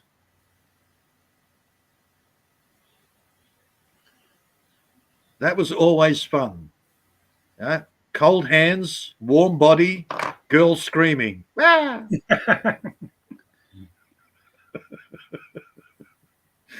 Good. Well, make me coffee first. That way you can warm your hands on my cup of coffee. I do like that. That's the only thing I miss is that joking around. Oh, I don't know, Maria. I'm not going outside to check. I'll tell. What does Mr. Computer say? Mr. Computer says 9 degrees centigrade Celsius. So it says 9 degrees. What it is outside? No.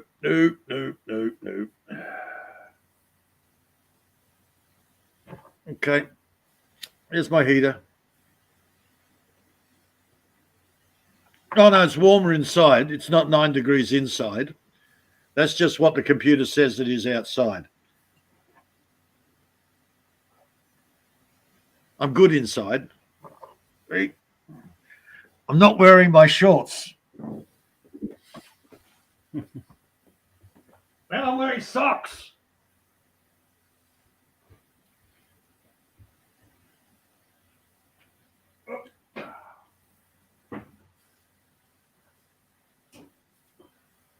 Alrighty then. Coffee time. Coffee.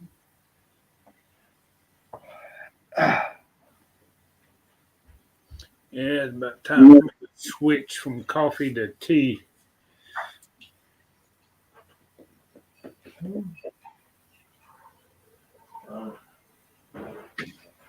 Sorry, now I only do tea in summer. Here's lovely girl.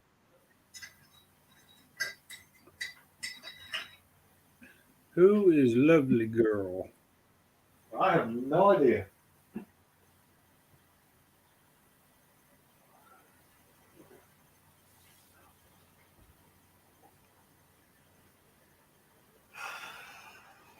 What a weird looking avatar. Is that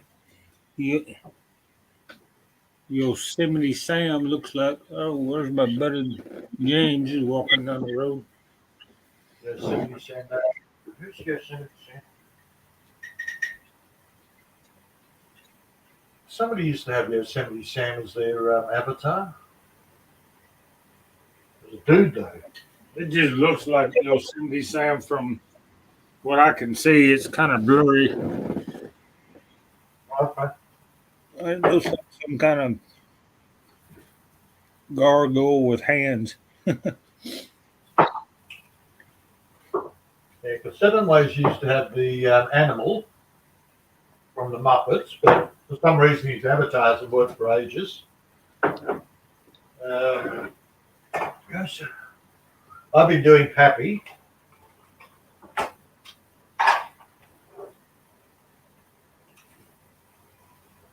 Only because I got bored changing it.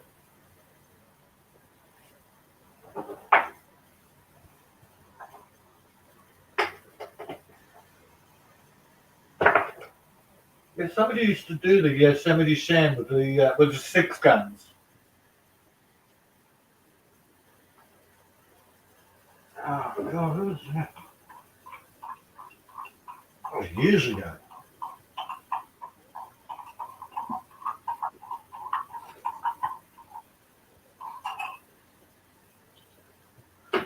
Oh, look, I like the alter egos that people have on their names or their avatars. Yeah, a lot of people have the opposite of who they are. My avatar is just a grumpy old bugger with a beard. Hmm. I change mine every once in a while. In my dog or landscape or something like that. Yeah, I used to, but I got sick of it. I got bored. Ah. Mm. What the hell was that dog? Freaking hell, what do you... She brings in palm nuts. Palm nuts. Yeah, I got the big palm tree there. Yeah, little palm nuts. She brings those in. They're like balls to her. She'll pick them up and she'll throw them up in the air and catch them and keep herself amused. Strange dog.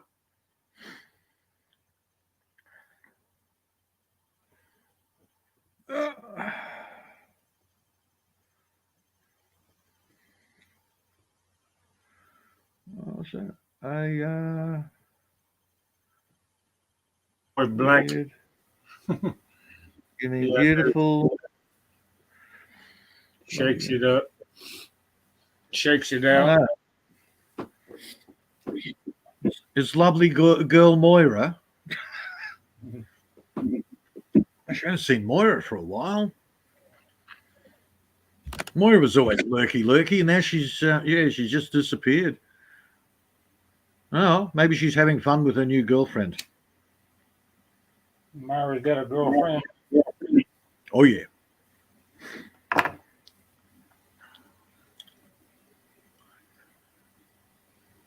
Yeah, so that's why she didn't have a boyfriend. I didn't know that. Moira is fluid.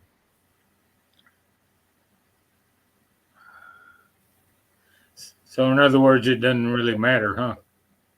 She just wants somebody to love her. Yeah.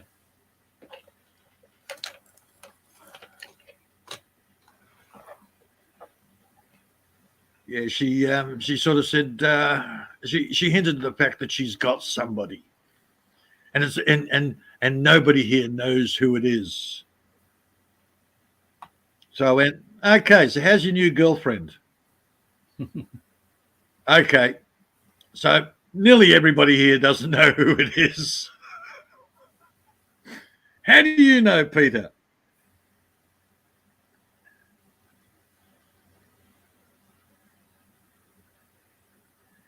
Yeah, odds are she is. That's why I'm sort of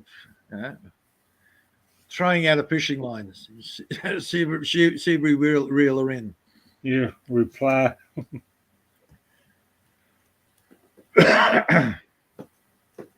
Or maybe she's just too busy with the new girlfriend. No.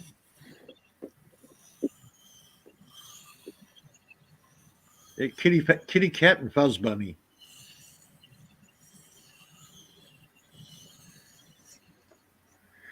Yeah, she's definitely a strange girl. I hadn't had the cat bothering me for a couple of months here. I guess.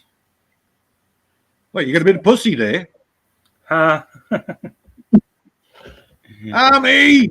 Mark's got a bit of pussy.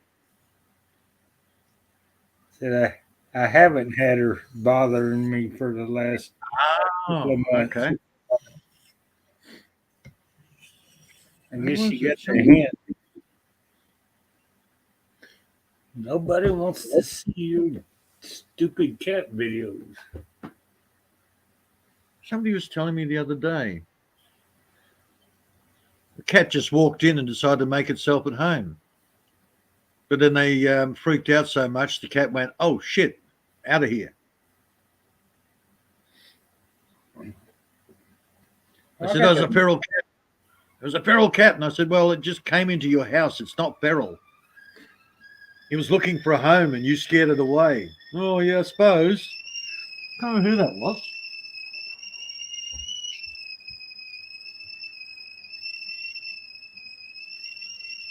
I had a neighbor's cat keeps coming up on around my front porch for some reason. I guess he's chasing mice or something. Oh, hell yeah. Don't argue with the cat, man. If you got nothing, if the cat's not destroying anything of yours, Yeah. let it do its thing. Yeah, I got a few cats that roam around the place. As soon as I open the door, he'll scramble off or something like that.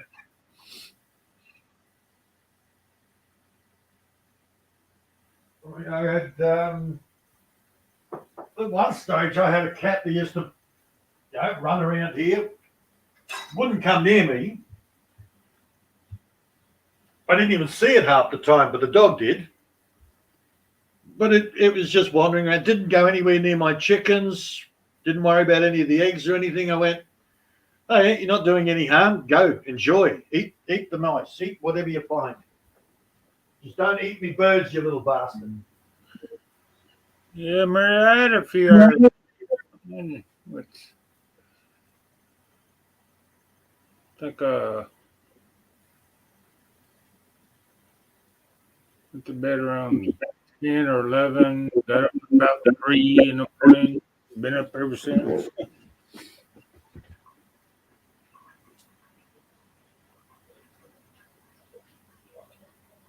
Yeah, I don't keep it when I go to sleep. It's whenever. I go to sleep during the middle of the day. Too.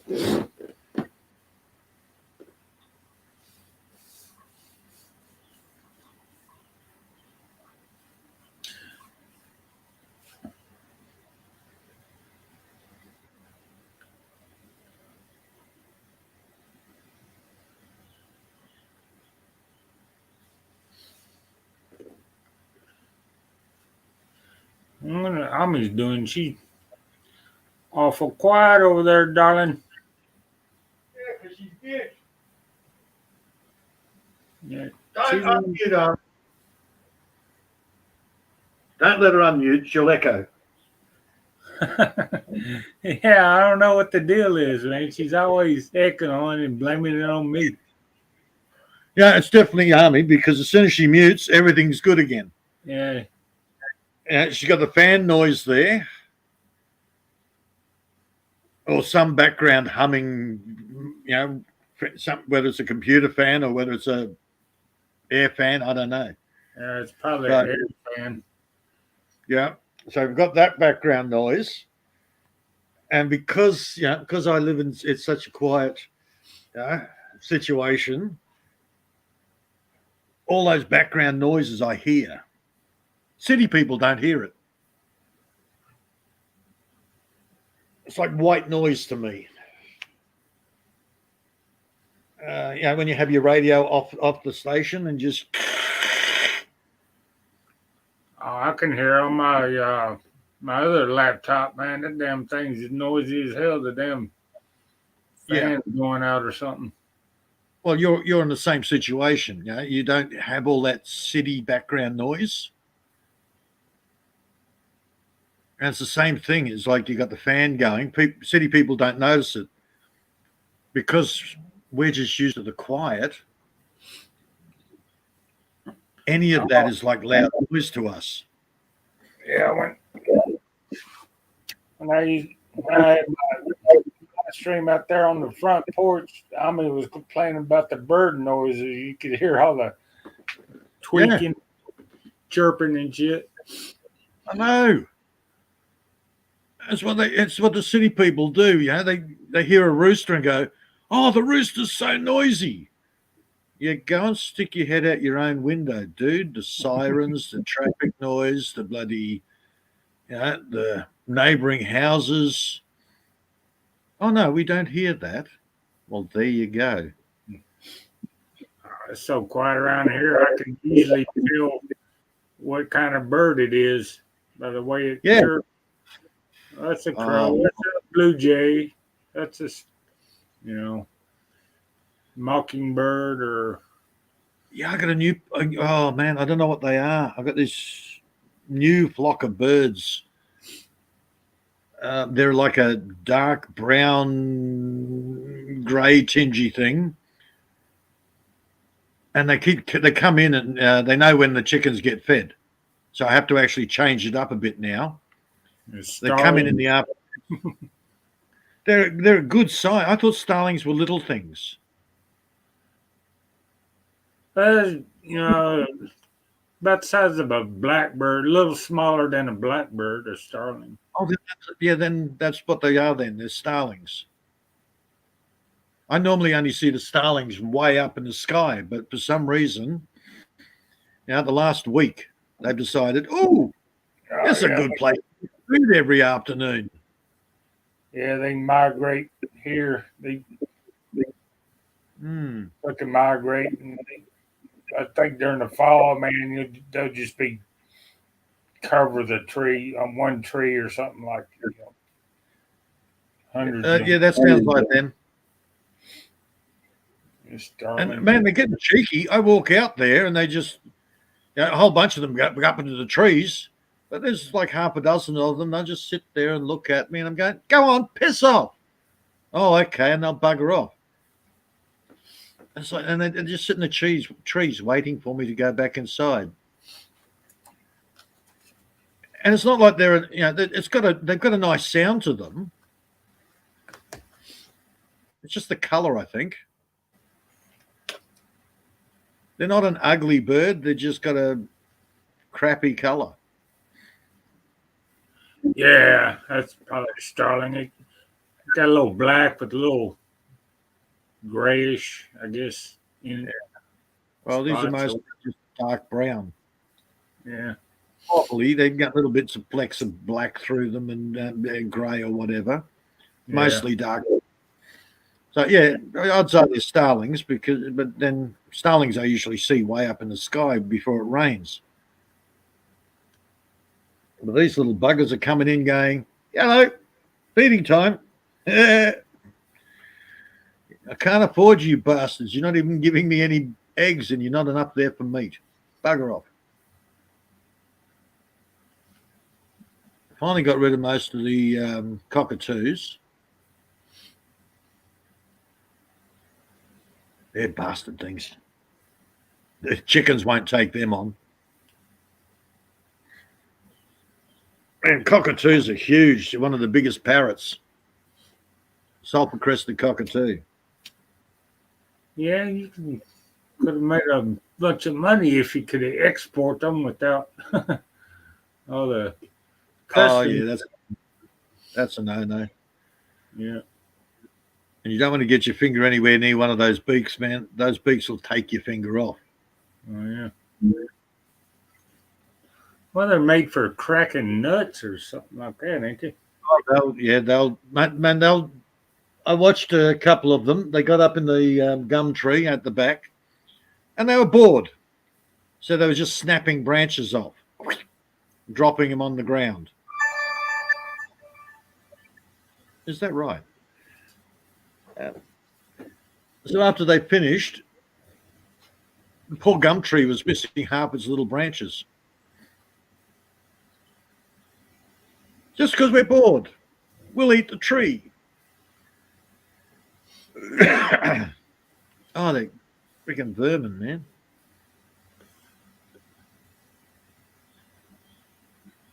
I don't have a bee shortage here.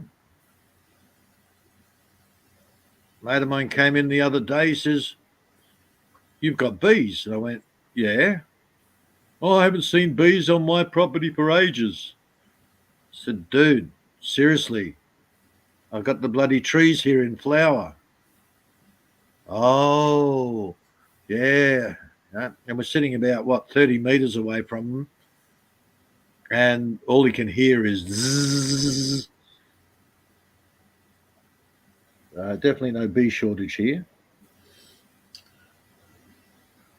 I just need to be able. Bee shortages the type of bees. I get these wood bees, No, these are the standard honeybees. European bees, the honeybees. Yep. Mm. Yeah, I've got wild nests down in the forest. I'm sure there's some around here somewhere. I just don't know where they're at. I'd be smoking them out and getting me some honey. Yep. Well, I did have them making a nest, probably 50 meters from the house. Unfortunately, I had the idiot Stoner here at the time, and he chased them away when they were making the nest. I said, "Dude, what are you doing?" "Oh, they're too close to where I want to build." I said, "Well, move. Build over there." "Oh, but I'm allergic to bees." I said, "Good, we'll move over further away." Bloody hell. Would have been handy. Nice beehive there. Raid it every now and again. Nah. He stuck a bloody rag on a stick, set fire to it, and put it underneath the bloody hive they were building, or the nest they were building. Like, you asshole. I told you not to. Should have got Greenpeace after his ass. Look, man, I've got a sign out the front. Land for wildlife. You do not kill off the local wildlife on this property. It is protected by me. Mice, not protected. Snakes, not so much. As long as they're out there, I don't care. Kangaroos, protected. Goats, in my freezer. Yeah, speaking of snakes, I got my buddy, he got Trigger's daddy, he got bit by a damn rattlesnake a few days ago. Ended up killing him. He lasted like 3 days though. Wow. But hell, I haven't even seen a damn rattlesnake around my place, But I ain't even seen it. I saw a baby one. I've been living here. It was about 8 inches long the other day. I chopped it up. A rattlesnake? No, we don't have rattlesnakes in Australia. No, it's a black snake. Well, I'm guessing it was a black snake. It looked like it was a baby black snake. So I got some scissors and I chopped him. I usually leave them alone. We would call a black racer. Black snakes here, red belly blacks and black snakes are very poisonous. Oh yeah. Well, we call a black racer. A black racer will kill a rattlesnake. Yeah. A chicken snake will kill a rattlesnake or a copperhead. Yeah, when it comes inside the house yard, it's dead. I've got animals. I've got animals to protect, and I've set it up because I had to, protect the kids, of course. So inside the house yard, man, I don't want to go through my jungle and find a snake under my foot.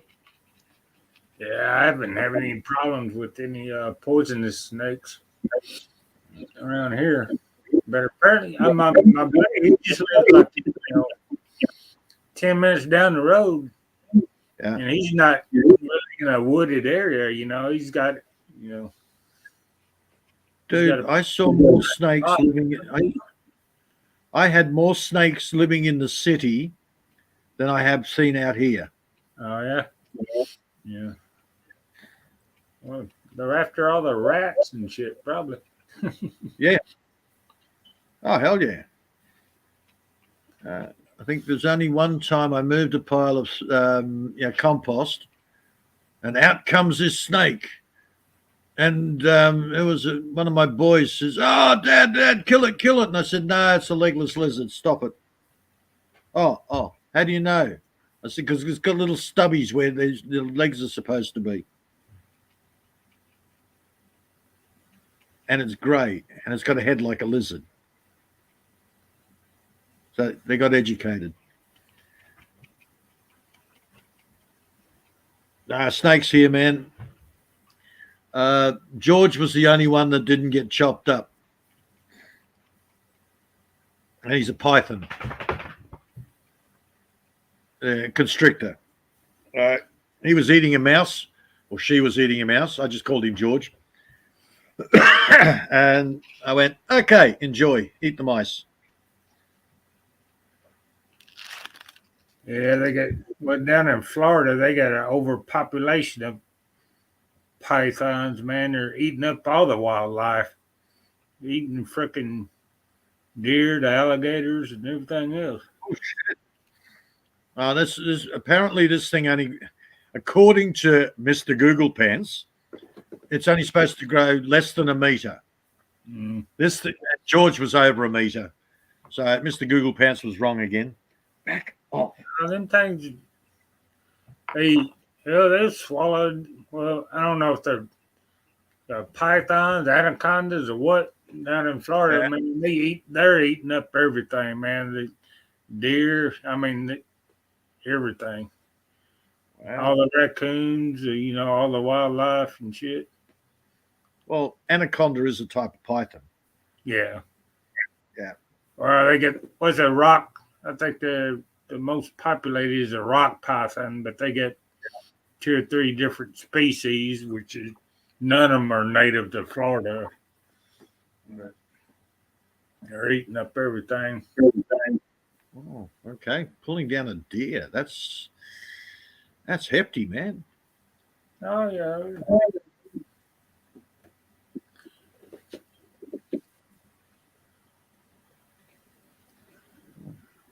I don't know. Maybe it is anaconda from the movie.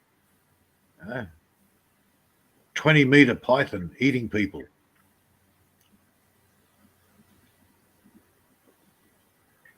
Was it number 4? No, Anaconda number 5, the movie.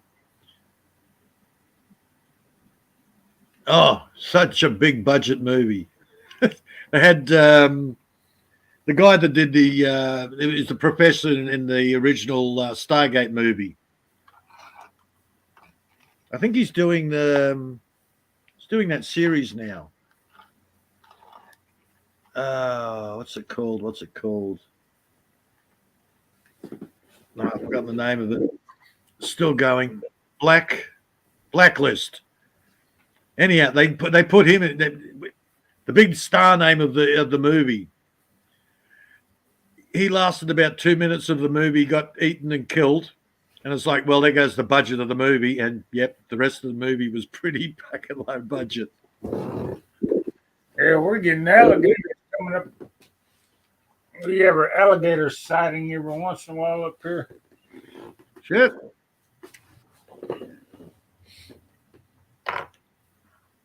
Usually, I haven't heard about that for ages. We've had sharks halfway up Brisbane River. Well, halfway up Brisbane River, all the way up to Ipswich, which is 60. About 60 k's inland. Freshwater river, and they've spotted sharks up that far. Well, isn't Every a bull shark? No, I think the last sighting I remember was a tiger shark, and it's an tiger. ocean shark. Yeah, it's a man-eating ocean shark. Yet they found it fresh water right up to Ipswich, which is, I think, about 50, 60 kilometres inland from the ocean.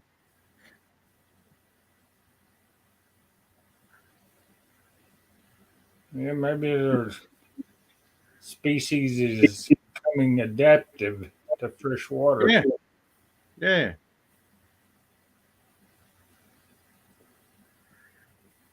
Yeah, why he was up that far, I don't know, because it's the diet is different. Maybe he was looking for chihuahuas to eat. Yeah, we're getting armadillos and everything else coming up here. They're coming. Yeah, are they protected? What, armadillo? Yeah. No. Okay, because I was watching. Not that I know of. There's a show I watched, Naked and Afraid. You familiar with it? Yeah. Okay. Yeah, one of them actually, I don't know which, it was years ago, but they caught an armadillo and they reckon it's good eating.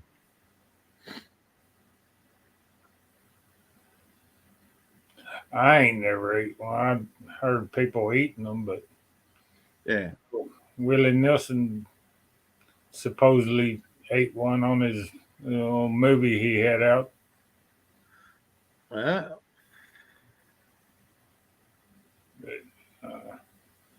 I don't know anybody that eats them. I guess Bud would eat them. Had a chance. Oh, Bud would eat. Yeah, if he eats raccoon, he'll eat bloody armadillo. Shit. I'd eat a raccoon. I mean, yeah, some people won't. They class them as vermin, like rats.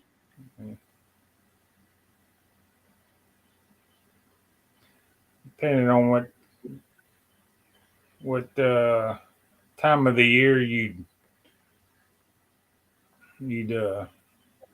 killed it after their first frost in the fall or something like that.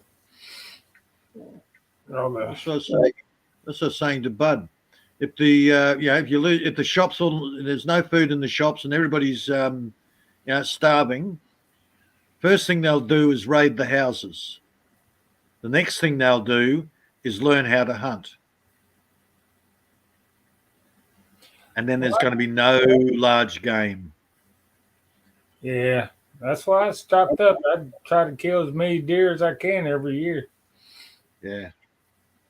But, I mean, it's free meat, Well, you got to buy your license and shit, and your bullets, your guns, if you don't already have them. That was the thing. I said, well, I want to see the crossbows. Apparently, the Walmart he was in, they were out of crossbows. Yeah, I think the last time I've seen, well, they got the compound bows, but they don't have the recurve. You can't even find the damn recurve bow anymore. Oh, okay. They got the compound bows, all these modern. They got half a dozen pullers on the damn bow and shit. Even when he was going, I noticed when he was going through the oil, your motor oils and stuff like that. The shelves, there's absolutely bugger all on the shelves. What they do is they put one layer at the front, like you've got a green container of oil. So they've got 12 containers of green oil spread across the front. Nothing behind it on the shelves. So they make it look, when you're walking past, it looks like the shelves are well stocked. Yeah. But the range has disappeared. Like you might have, a couple of years ago, you might have 12 different brands of oil there, but there's only 2 there now, and they're spread across the front. but nothing behind it. Yeah, you can't hardly even get regular old motor oil nowadays. Half the damn shit's synthetic shit. Yeah, and that's what I was looking at while he was wandering around the shop, looking at the shelves, and they're doing exactly the same in the States as what they do here. There's little tricks where, oh no, there's stock on the shelves. Well, what happened to the Dawn toilet paper? Oh, we're having trouble getting that, but we've got plenty of the sorbent. Yeah, now I can see a row of sorbent across the front, but there's nothing behind it. Oh, well, yeah, well, we're waiting on a shipment. We should get one in the next couple of days. How long have you been waiting? Oh, it's been a few weeks, but they are promising it. It's like, right. Hell, I asked my mate to get me some paper towels because I use them for starting seeds. And even he came back and he said, this is the only brand they got. I'm sort of going, well, luckily it's the cheap brand. Yeah, Because it's shit. Yeah, they freaking. I always buy the cheap shit. Yeah. Wipe my ass with. I can't see you spending $10 or Oh, whatever. I'm not talking about toilet paper. Toilet paper, yeah. Toilet paper lasts me for ages. Yeah, I can't see you spending that much money on something I'm going to wipe my ass with and flush it down the commode and shit. Yeah, as long as it doesn't tear my asshole up, I don't care. Yeah. As long as I don't put my finger through it and it doesn't work like sandpaper, I'm good. Yeah. I'm a bit fussy now. I like my quilt on. You're what? Oh, there's a particular brand. It's reasonably cheap. It's good quality. Quilted. It's a brand called Quilt On. Yeah. I should really grab about 2 dozen rolls and put them in storage. Yeah, you sell it on the black market, when the price goes up. No, that's what I should. Hang on. I better buy about 200 rolls. Yeah. Keep about 10. That's about a year's worth. You'd see these big old fat ladies, man, freaking in the heat of the pandemic and shit, man. They freaking got their buggy with all these toilet paper in there, man. Shit. I know. I thought the toilet paper wars were hilarious. Yeah. Loved watching those. Better than any TikTok video. And those things, you put a toilet paper wall video up and it goes viral. Fat ladies fighting over a roll of toilet paper. Freaking hilarious. Unless, of course, you're one of the fat ladies.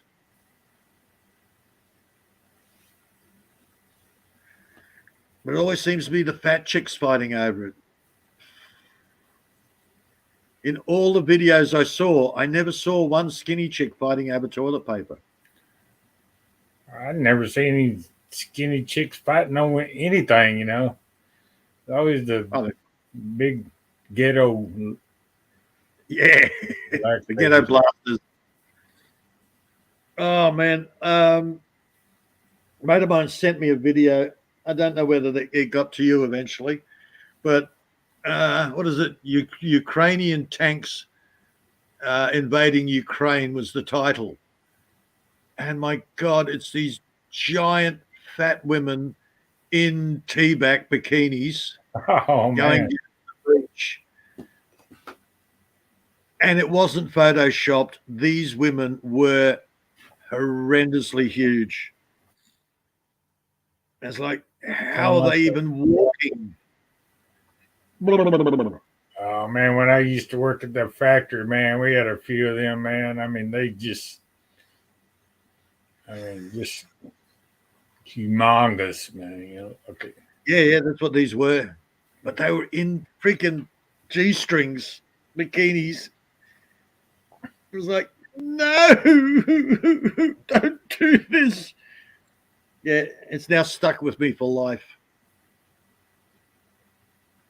I had to share the trauma though. I sent it to John. And I made him play it on his live stream about 3 times. Uh, Oh look, Dave's turned up. Play the Ukraine the US tank video. Oh, do I have to? Yeah, Dave hasn't seen it yet. All right. Put it through again. Actually, I could. No, Army would have to. I've still got it floating around. I could have sent it through Present. But no, she has to give the okay. Bugger that. I've got a friend of mine. He's a sick puppy sometimes. He sends me through the weirdest shit. And he also likes to send me conspiracy videos that I saw about 6 months ago. He's only just discovered. So, dude, get on the BitChute. You get all the news stuff. Stop waiting for it to get to Facebook.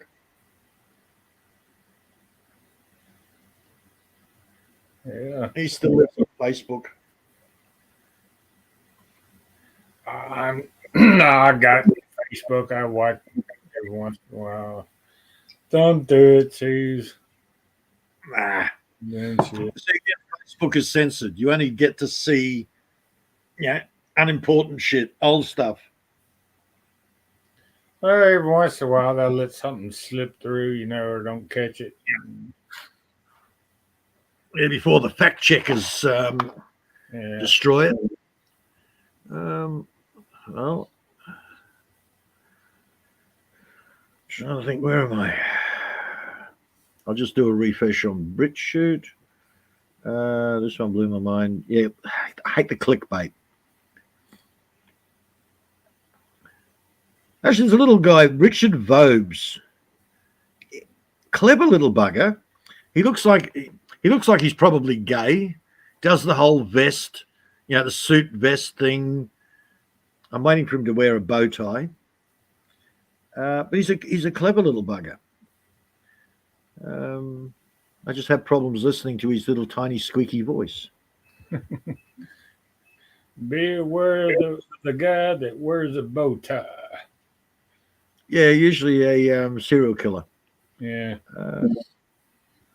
They got a lot of Putin stuff on here, and you won't believe what's next. Clickbait.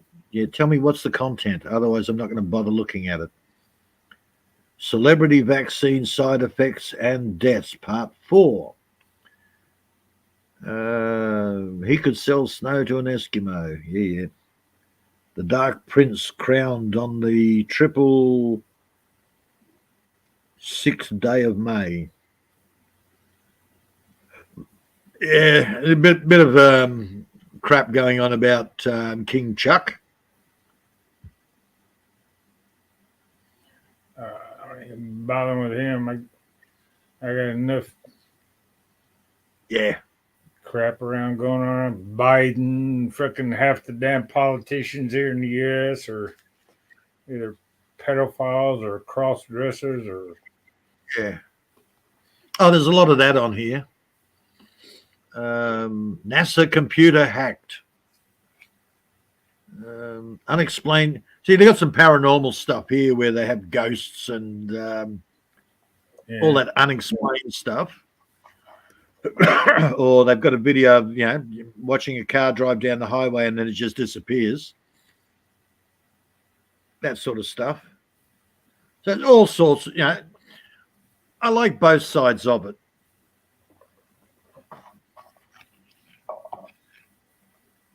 There's a lot of what you call clickbait. So you go, it sounds good, and then you go and watch, and it's like, oh my God, I just wasted 15 minutes.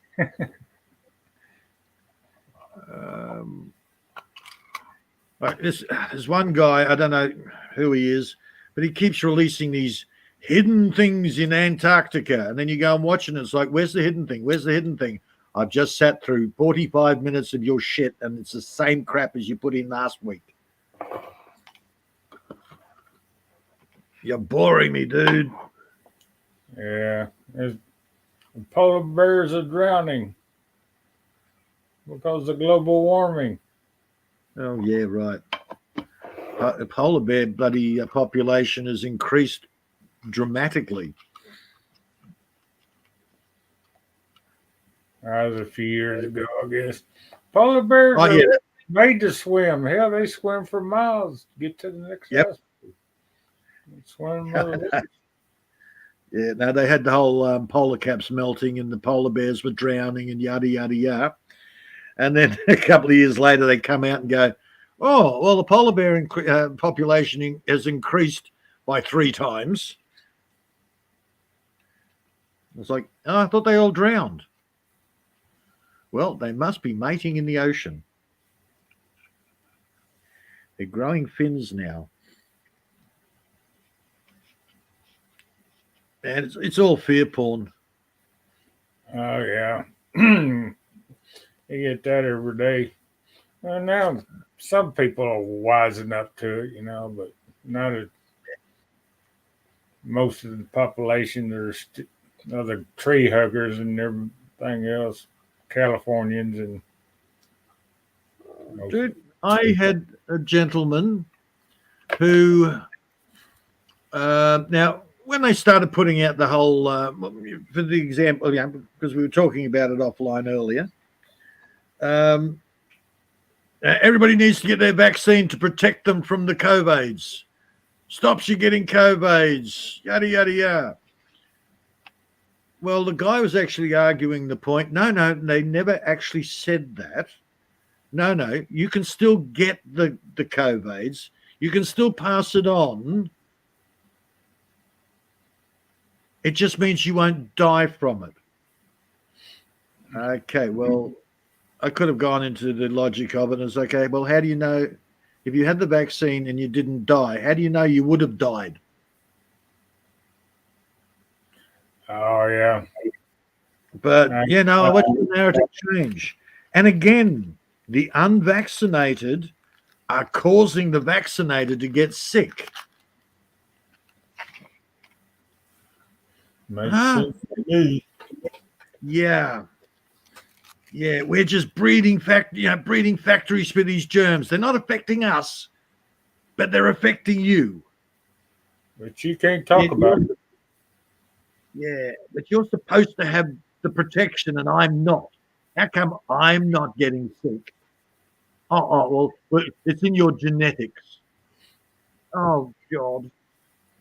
Well, if well, they got a couple of videos out, a registered nurse or whatever, that did, in that sector of the hospital or whatever, Yep. getting fired for not getting the vaccine and blah, blah, blah.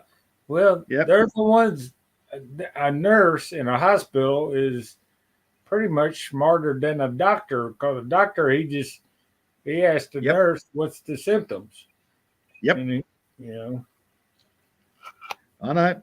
Triage nurse, man, they are brilliant. Yeah. They know more than a damn doctor does. But the doctor's got that degree behind his name, in front of his name. And I know. But, yeah. Been a bugbear with me for ages. Why'd this guy die? Well, apparently COVID. Well, why? He just got the shot a couple of weeks ago. He shouldn't have had COVID. Well, the shot is stopped up a artery. Yeah, I told him I don't get sick because I've got clean system. I'm not fighting the pollution, the bad water, the processed food. I've got an immune system now. I can sit down, and I have. I've gone over to a mate's place. He's coughing and farting. She's sneezing and wheezing. The kids are all over the place, drooling and dribbling. And he says, "Oh, we've all got the flu." Hang on. At that time, nobody had the flu. It was all COVID. Flu disappeared. You remember? So they must have had the COVID. Either way, I'm sitting in the middle of it going, I don't get sick. Oh, okay. Oh, yeah, your choice. And I said, yeah, that's right. And my mate's pretty good. He knows. He never actually called it COVID. He says, yeah, we've all got the flu. I said, yeah, that's all right. A couple of days later, I get a message from him going, how you feeling? I said, I'm good. Oh, yeah, you're right. You don't get sick, do you? I said, no, you know me for how long, mate? You know, the guy's known me I've been out here 14 years. He's known me 12 years. I said, when have you ever seen me sick? Oh, well, it was that one time, when you got Ross River fever. I said, yeah, I got mosquitoes directly injecting their crap into my blood. Yeah, okay, got it. But I don't get sick.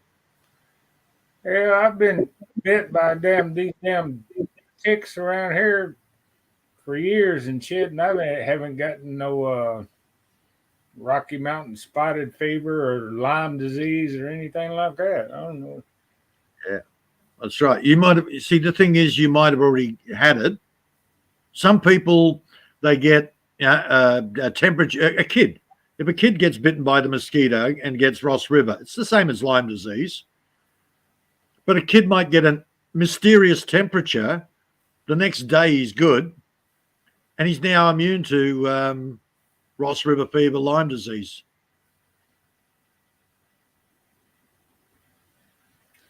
Yeah, I got bit. We're an adult. If an adult gets bit for the first time and gets it, it can screw them up. The older they are, the worse they actually respond to it. I got a friend of mine. He walks around like a hunchback.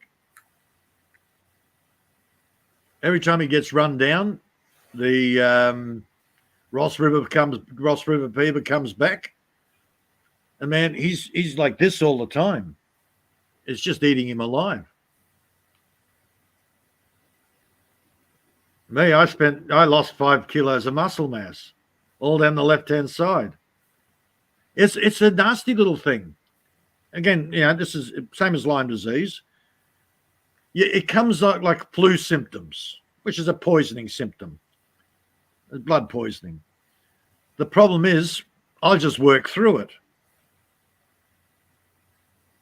The more you actually work, the more you've got the blood pumping through, the more it eats muscle, tissue, and cartilage. The more you actually work, the worse you get.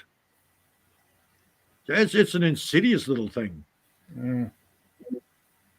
Gee, when did they bring that out? Oh, gee, when they tried to introduce a genetic strain to kill off the mosquitoes.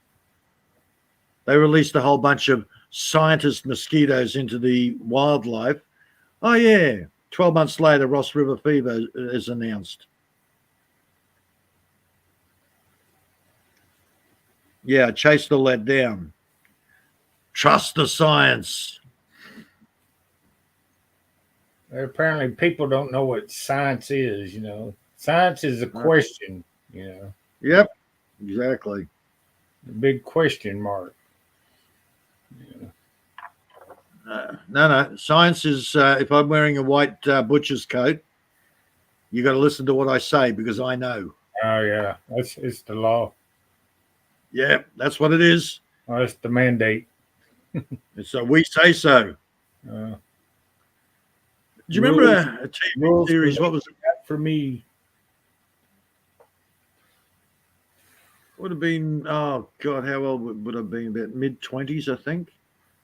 The TV series called Dinosaurs. Do you remember that? Vaguely. I'm not sure if it might have been called something else.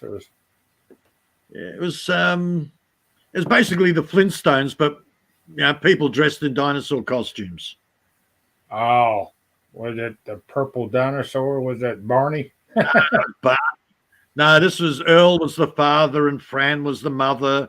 Then you got the two kids and the baby. I'm the baby, gotta love me. Think I'm grateful I missed that one. Well, see, one of the hints in that was everybody worked for the We Say So Corporation. Mm. It's one of those predictive, or well, not predictive. What do they call it? They got some truth into this in the show, like Simpsons and that. Yeah, Yeah. kind of like Star Wars now. The fact that he worked for the We Say So Corporation is like, okay. And then I started looking around and I'm going, yep, pretty much everything we do is We Say So. And the more I've gotten into the legal research and the government research, it's all the We Say So Corporation. Why are you paying taxes? Because we say so. Did we sign a contract that I'd agree to do that? No, Doesn't matter. We say so. You're a representative that's supposed to be, No, when you register to vote, you're actually signing an agreement to say you're a good little citizen, that you're a servant of the government. Oh, there's lots of scams there that they don't tell you about, which is illegal. It's all mind fucking. Yeah, that's why I got rid of half the damn insurance. Health insurance, screw that. Hell, Oh, even those meant. Okay, in Australia, we have a public health system. A percentage of our taxes gets taken to run a public health system. So everybody has an equal opportunity to get killed by doctors. Then they brought out a new scheme, Medibank. If you pay so much every month or every week out of your wage, you have a private government-funded health insurance and you'll get better care. Great. So initially it was $1,200 for a year. And then you look at the fine print. Well, you're covered for about $800. Anything over $800, you're going to pay. So you're paying $1,200 a year to get $800 cover. yeah, that's where with its dental insurance and shit and everything else, man. One trip to the damn dentist and it's all gone. Hell. Yep. Yeah. And that didn't get you dental. Dental, you actually had to pay an extra insurance for. Oh yeah. Well, that's health insurance and dental insurance. Hell, But these were government scams. yeah. Right. Now we have what they call superannuation. That's a great scam as well. So again, after the war, there were so many people, unemployed and all the rest of it. So they had to. That's when your unemployment benefits started. But you had an aging population, and they went, okay, well, if you pay so much in your tax, we'll take out so much and we'll put it aside for you. So when you reach 65, you can retire and you get a guaranteed income. Sweet. Everybody went, great, no problem. And a few years back, they said, well, if you paid this much, your employer will pay this much and match your contribution, and you'll get a even better payout at the end of your work time. And people have gone, oh, wow, look, I'll get $500,000 at the end of in 40 years' time. And they've gone, oh, $500,000. Forget the fact, the prices go up and all the rest of it. That $500,000 is only worth, $50,000 now, equivalent. The scam of it, though, is you pay the superannuation, your pension that you're entitled to out of your tax is means tested. So when it's time to get, you finish your work, you're getting so much from the superannuation, you don't get the pension anymore. Oh yeah, back in the right around the beginning of this what the scamdemic, they had we had 401ks around here, Yep. Oh yeah, your 401k. I've heard about that. and Convert it to gold. Convert it to gold. yeah, Yep. then they passed this this law that it gets you could take all your money out. I Yeah. jumped on that damn thing. I said I'd taken my money out of this. Yeah. Oh hell yeah. If you take it out before you retire, they tax you on it and all that shit. But then they passed this law. You only had to, they only had the income tax part. Well, see the Plus the penalty tax if you take it out early. But then they had this few weeks, or I don't know how long it was, but as soon as they did that, I jumped on that and took all my damn money out of that. I've done the same thing. I looking at the rules and regs, I found a little thing where it's like, okay, so all that superannuation, I can actually get that back now. So I put all the paperwork in, and other than $800, I got all that superannuation, bam, in my pocket, sweet, no problem. Apparently, the $800 is wasn't mine anyhow. It was the government's contribution, tax or whatever it like at the time. You know what I mean?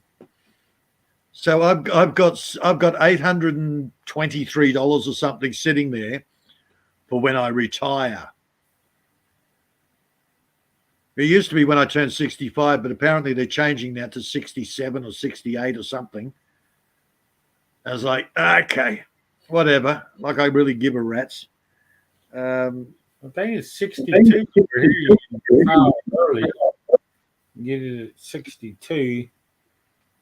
Oh yeah, you used to be able to. If you retired at 60, you would get a 50 or 70% of the of your pension. Yeah, it's prorated. They did the same thing here. If you retire early, you only get so much until you turn 65. Well, they're hoping you die before you turn 65 is what the deal is. And most people do. Yeah. Most people die within, lifetime workers, when they stop working, within 12 months to 2 years, they usually die. Now they're worried that people are going to find out, oh, there is no pension fund. The government's taken it. No,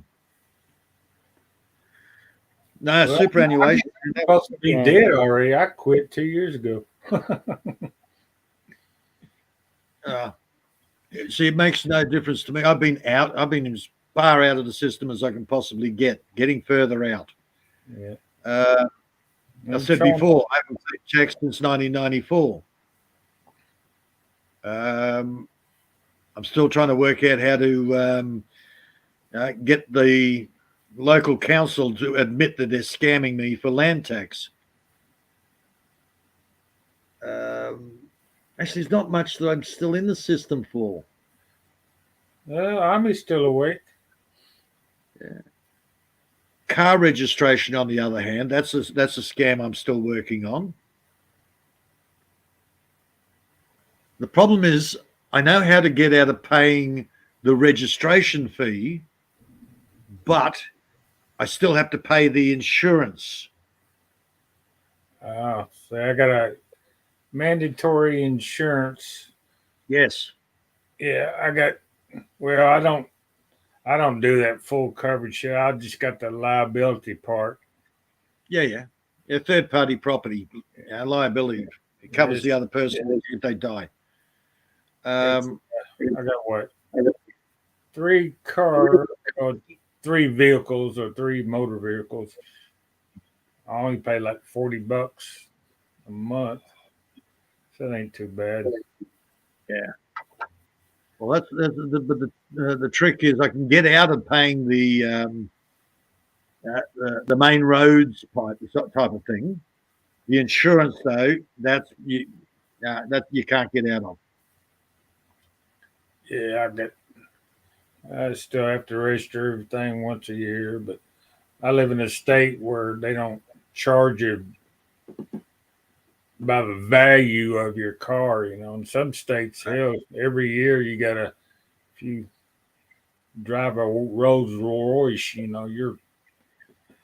just to register the damn thing, they charge you on some kind of tax. How much Well, the I'm value of similar. your car is. Yeah, well, I've got similar here in Queensland. If you go in the next state, you have to take every year. You have to take your car into a registered mechanic and to make sure the car is still safe to drive. So every year you're up an extra $100 for somebody to look over the car and go, yeah, it's okay. They got that pollution control crap over here, which the county that I live in, we don't have that. But if you go to the next county over, they got the pollution stations. Or if your car vehicle is not running optimum, Oh, yeah. got a little red Man, light. You've got guys that pull you over on the side of the road and go through your car and make sure it is safe. But that doesn't cost you. That's unless, of course, there's a defect. Right. So that's what we do in Queensland. If somebody says the coppers will pull you over and they'll do a defect check on your car. On they're hunting for any other illegal thing you might be doing, huh? Yeah. But, at least, excuse to pull you over. In New South Wales or in Victoria and a lot of the other states in Australia, oh no, you have to take your car into a mechanic, get them to go over it. And part of the rort on that is if you've got an older car, they won't pass it.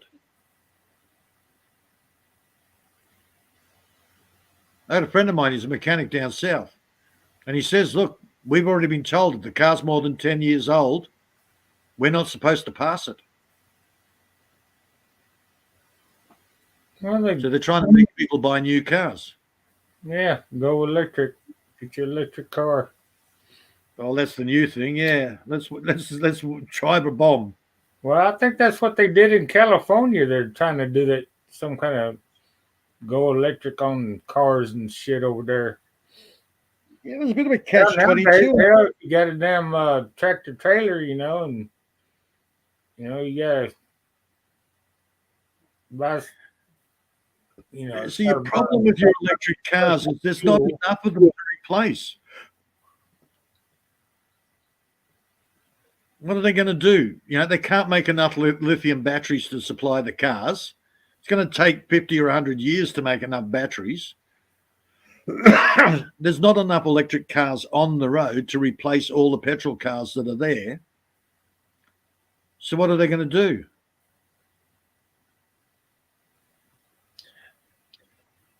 Yeah, they putting a horse before the cart for sure. Or are they just getting rid of getting rid of people driving cars? Well, yeah, only the rich people drive mass transit. Yeah. Getting rid of the cars out of the cities. Called control, I'd hate so. Yeah.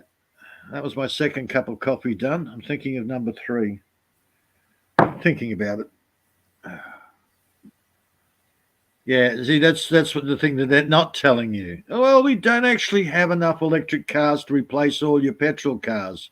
So you'll just have to do without a car and ride public transport. But it's okay. We've got these perfectly safe electric buses that explode. No, they don't really explode. No, they don't. Oh, yeah, they do. Dude, I love the one. The guy brings. He didn't want to get his electric bike, the electric motorcycle. He didn't want that to get stolen, so he's brought it in. He brings it inside all the time, and all of a sudden it catches fire in his freaking lounge room. Oh my goodness! You can't put it out. It's worse than napalm. When those batteries go up, man, you just stand back and try and stop everything else from catching fire.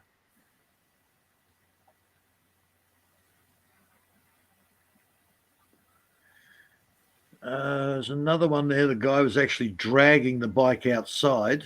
He was game. He's behind the bike, dragging it backwards while it's still. You can hear each cell exploding. God, he's a brave boy. Because they don't just catch fire, man. They explode.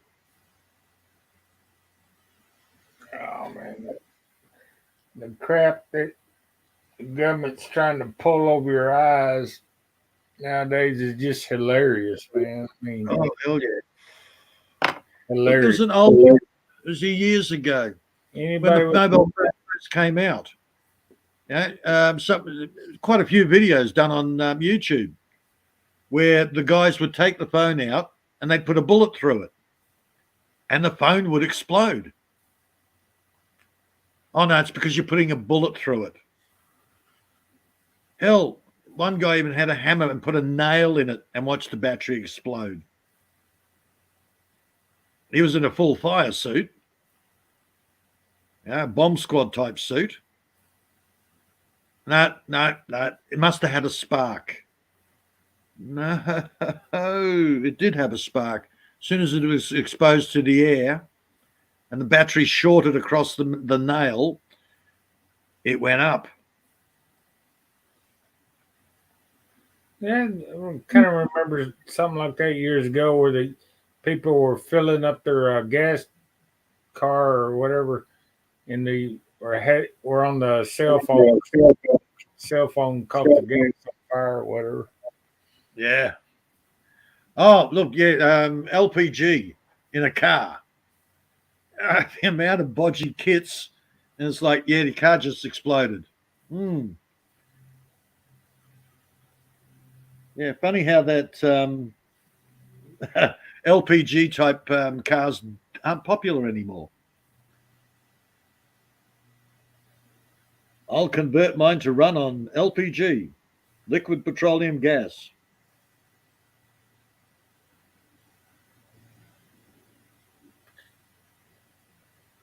Ain't that like an oxymoron? Liquid petroleum gas? Yeah. Ain't that the same thing as, hey, just say gas? Well, I say it because you Americans actually call petrol gas. Gas is an air thing, but for some reason, gas is petrol or benzene, as the Europeans call it. And strictly speaking, we should all be calling it benzene because that's what it is. But if we start calling it benzene, we'll start to realize that half the chemicals they put in our food is petrochemical. Yep. There's some kind of medication, benzene, and some kind of ointment. You got Benadryl. Yeah. Which I think is actually Benadryl. Is that? I'm not sure on Benadryl. No, Benadryl's a bloody cough mixture. No, what's the other one? Bentonate. Now, usually if it's got Z-I-N-E on the end of the chemical name, it's a petrochemical derivative. Your 200 series preservatives that you have in your soft drinks and your fruit drinks and stuff, it's your 200 series is a thing called methyl benzoate, which is petrochemical.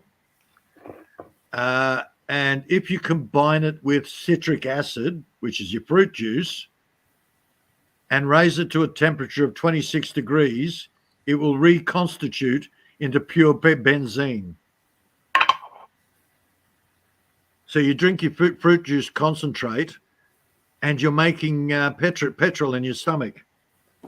Yeah, let me go get my jug of 100% fruit juice here, and let me look at it. Yeah, they'll give you the number of the preservative.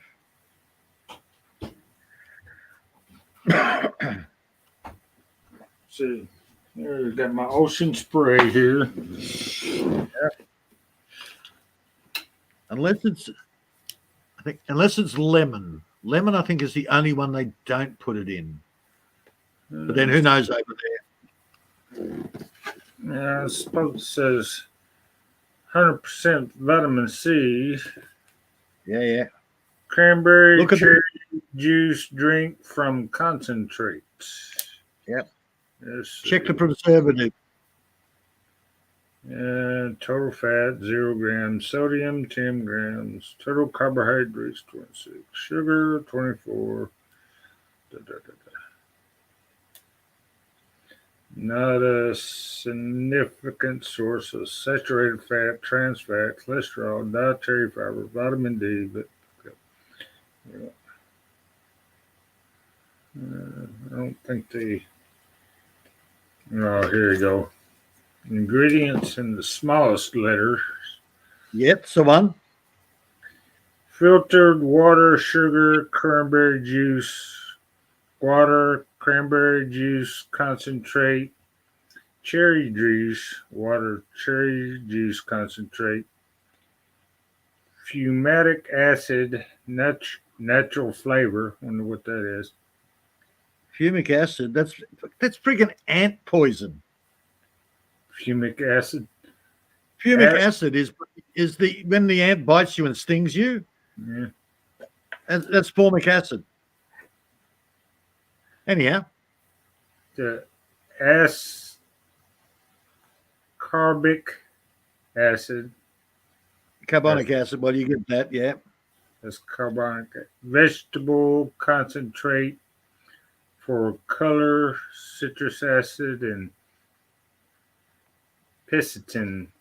Pectin. Pectin, yep. Pectin. Yeah, most fruits have pectin in it to a degree. Apple's one of the highest. Yeah, it makes it a jelly. Yeah, that's about it. So okay, so they're not. So the fumaric acid is it's nothing to worry about. Probably an ant fell into the bloody bat. Yeah, they have to put that on just in case some bugs fallen in. So and fruit juice. So this is going to be ants. Yeah. So this cranberry ocean spray fruit juice is. Yeah. And there's no preservatives or additives as such. Yeah. No chemical numbers. No, I didn't have anything on there saying that. Good thing. Well, that's good. Hell, man. Like here, they've got a thing called sarsaparilla cordial. Has nothing to do with the sarsaparilla plant. All it is burnt sugar. And it's burnt sugar. And they're putting bloody preservatives in it.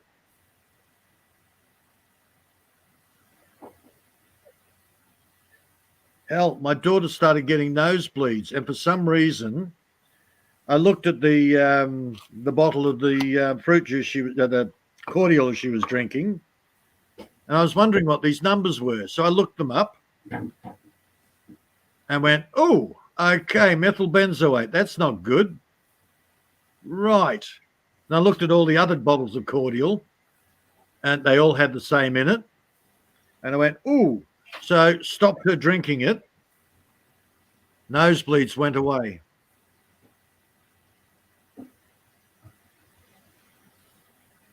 Yeah, you can argue the point. Oh, it was the sugar.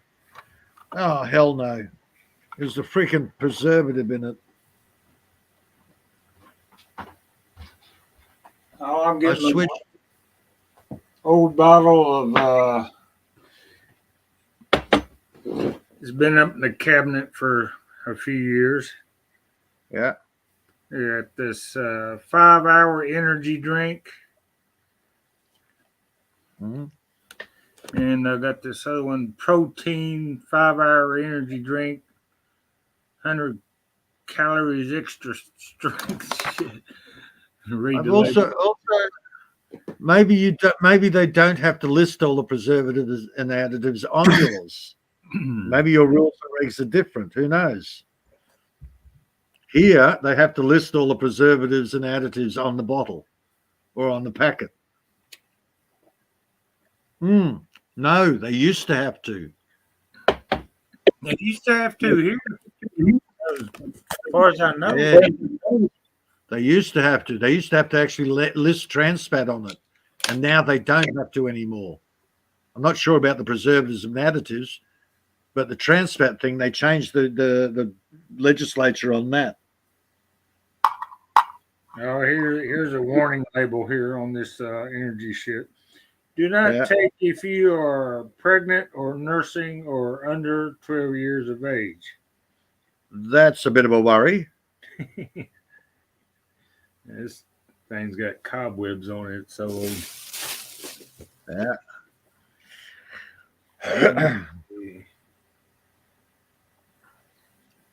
if you're taking medication or have a medical condition, Oh, wow. consult your doctor before use. Ooh. Fumaric acid. Okay. No, it's not an additive. So I'm saying a bug's fallen in there and it's added to it or whatever.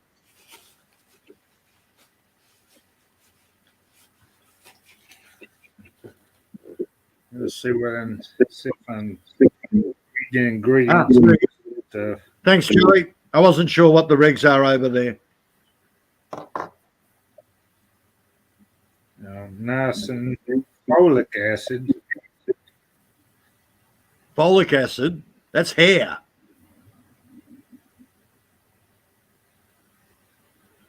But acid. No, that doesn't sound right. Folic acid is Yeah, folic is hair and fingernails, but not acid. I don't get that. Doesn't make sense to me. niacin. Folic. Oh God, my chemistry is so old. I did I went to uni. Inorganic chemistry, degree in inorganic chemistry, but it was bloody 50 years ago. Hang on, 45 years ago. So out of practice.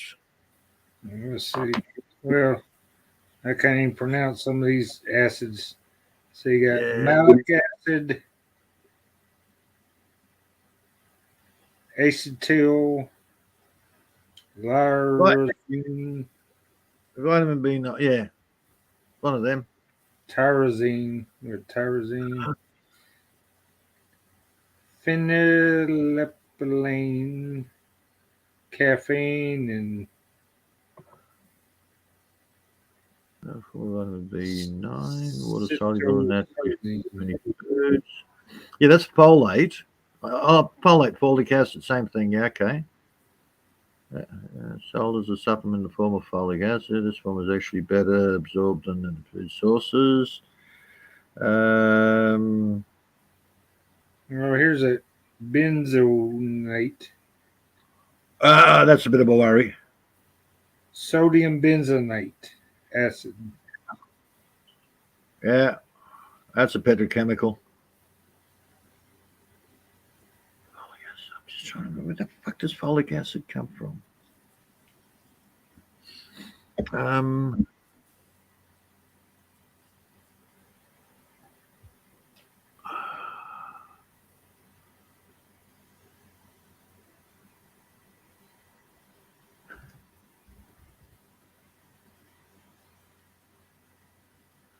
There we go. Where does folic acid come Phosphorus. from? Is naturally present in a wide variety of foods, including vegetables, especially dark green leafy vegetables. What the hell would phosphorus have to do with energy drinks? Well, I don't Gets you all hot and bothered. know. Yeah, you glow in the dark or something. Look, half the time I don't know why they put certain things in certain foods. Some I know, some I don't. Yeah, you see, folate's a natural thing, but it's got some connect. I'm just trying to remember why. It's got a connection to hair and bloody nails. Is it you need it to make stronger? Maybe it's folic acid that you take to make stronger hair and nails. Something like that.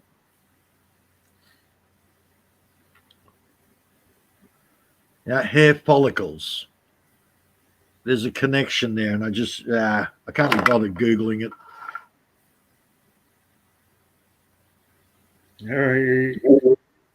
One of the warnings. Notice, use this product as a food supplement only. Do not use for weight reduction.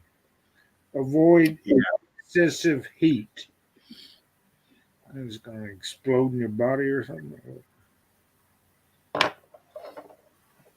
Quite possibly, it's got phosphorus in it. Yeah. Phosphorus is match heads. Hang on, we used to chew on match heads. Used to chill on match heads. Yeah, as kids. I remember chewing on match heads. I didn't mind the taste of them. I never chewed on the match head. I tasted one, but I never. Yeah. Wasn't a huge thing, but every now and again I just you'd sort of chew on a match head, and it's like it's not bad, but you never get really into it. Yeah, that's what we're trying to work out: the artificial colors and the preservatives.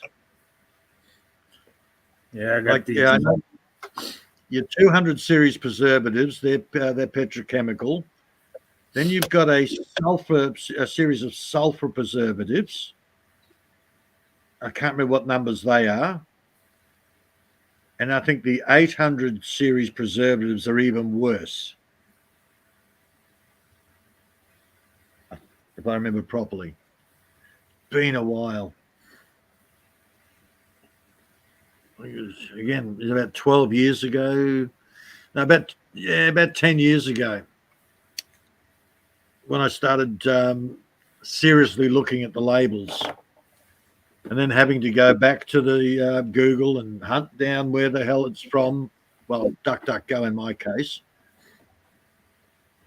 What are these chemicals? Okay, now I know that chemical. What was that again?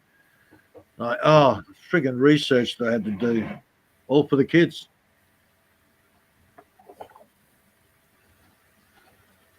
Dude, there's 2 fruit juice additives out of all of the shelves here. There's only 2 fruit juice additives that I can put into for the kids.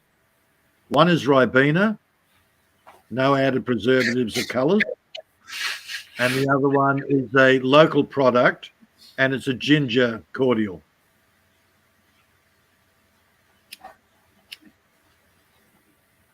Everything else I looked on the shelves with are mostly petrochemical, except for one brand which used the sulfur additive preservative. And the kids didn't like the taste of that. They said, this tastes funny.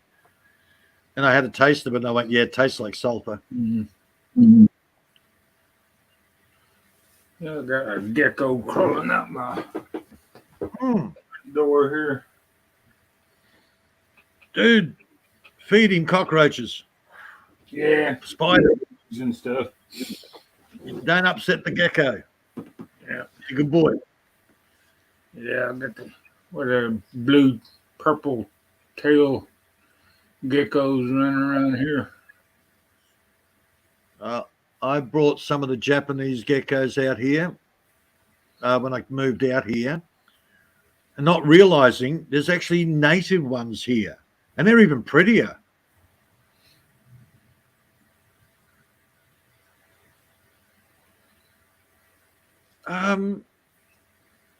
Cochineal? No, is it cochineal? The red dye. I think it's cochineal or whatever. They put in the foods. Yeah, grandmothers were using cochineal. I found out recently it's actually derived from some parasite. It's the shell or some parasite of. And it's like, and that's the main food dye we've been using for ages. Whoa, creepy. No wonder your granddad died of cancer or whatever. What's the other one? Gelatin. I didn't realize what gelatin was, and I looked that up. Originally, they got gelatin from cartilage, horse hooves. Yeah. I was like, wow. Now it's artificial.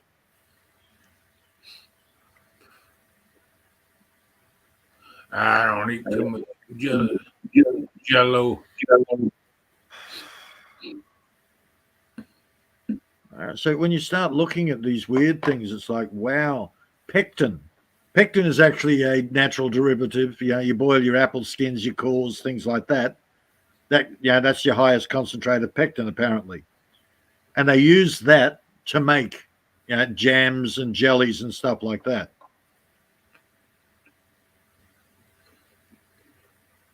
I've got a jar of pectin I did sitting in my fridge. So when I make my mulberry jam, I put some of the pectin in.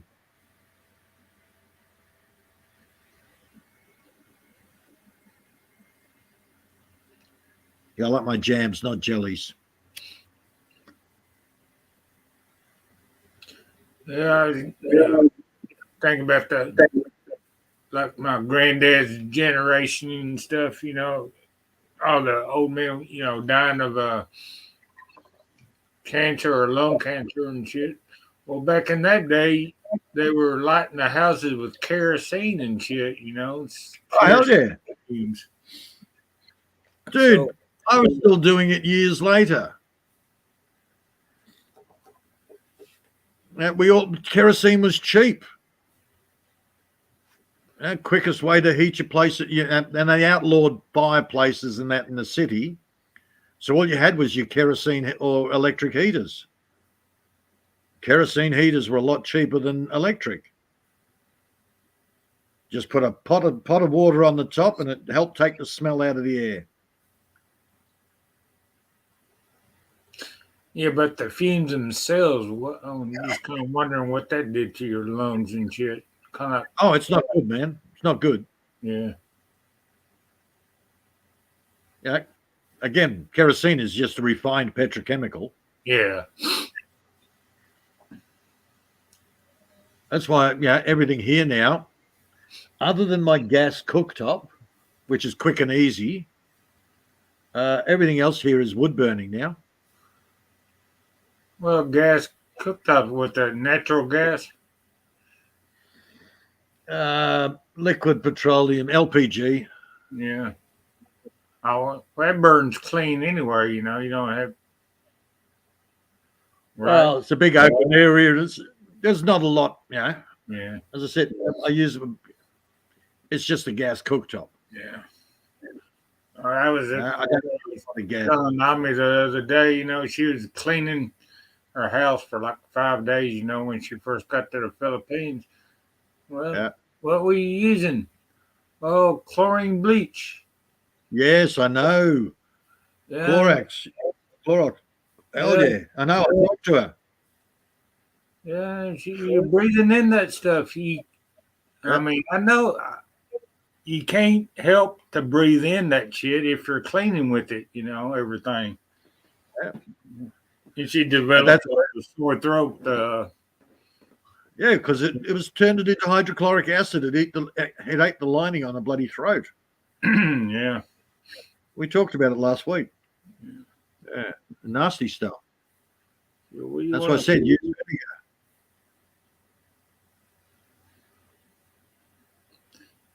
Vinegar's probably the better job. Yeah. What will we do? Oh, probably we were lost it. Maria's still awake. Why are you still awake, Maria? I put you over my knee, naughty girl. Hang on. Why am I going to reward her for bad behavior? I don't put you over my knee. Go to sleep. Yeah, shit like that, huh? You're grounded.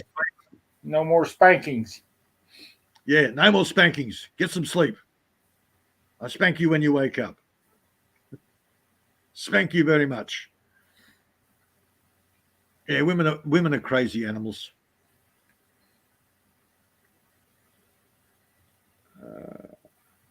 Yeah, I was kind of wondering what they had in the pine sol the other day. I was using pine sol. The fumes of that was intoxicating too. Yeah, I'm not sure whether that's. I think that's just pine tar.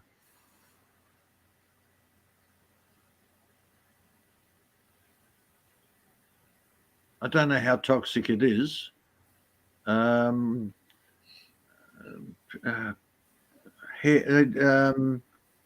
If you've got itchy scalp, there's a shampoo.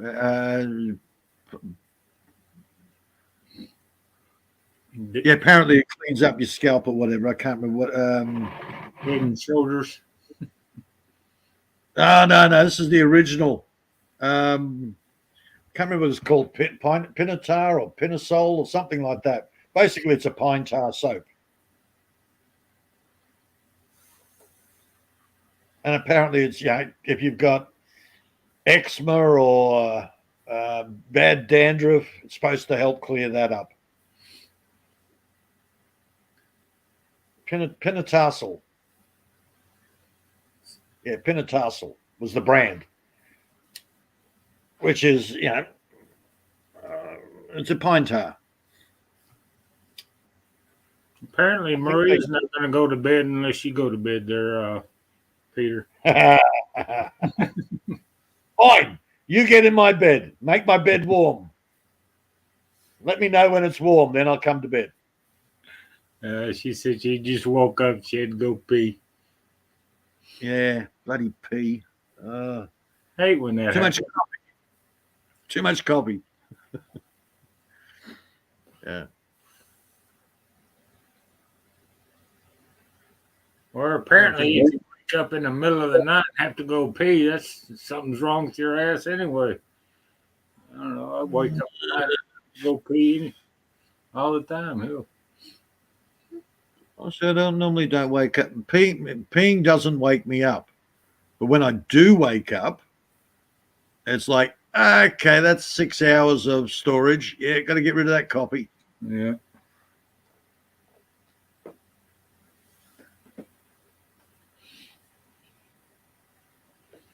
It just depends on how much liquid refreshments I've had during the day. If I wake up in the middle of the night, I guess. I have the same problem with beer. First beer, I'm good. Second beer, I'm good. Halfway through the third beer, gotta pee. Yeah. Once I start, every can of beer I have, I gotta pee. But it takes 2.5 cans before I have to actually pee. Yeah. Like, okay, my tank is only 2.5 cans. After that, You can hold yours more. I haven't tried lately. Usually it's 1 one can, one or two. Yeah, same with coffee. I wasn't counting get that up. down. I get up in the morning, I put the jug on, I go and have my pee, 2 or 3 coffees down the track. Now I got to pee again. And again, after it gets to a stage by the time of my 4th coffee, I'm peeing after every coffee. Okay, switch to water. So once you join into this conversation there, I mean, you always complaining that I never talk.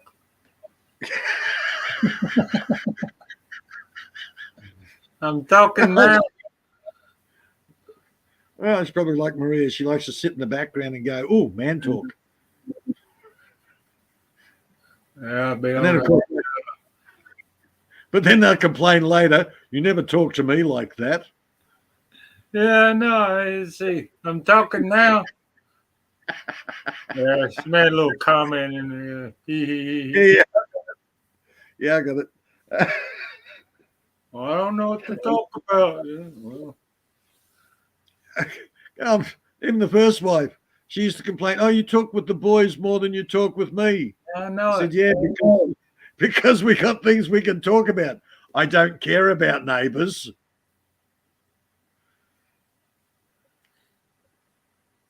Yeah, let's go talk about what we're going to do on the weekend. Oh no, Days of Our Lives is on.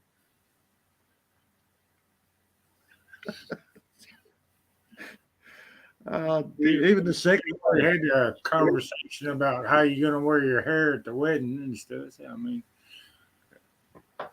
Hello, Miss Army. My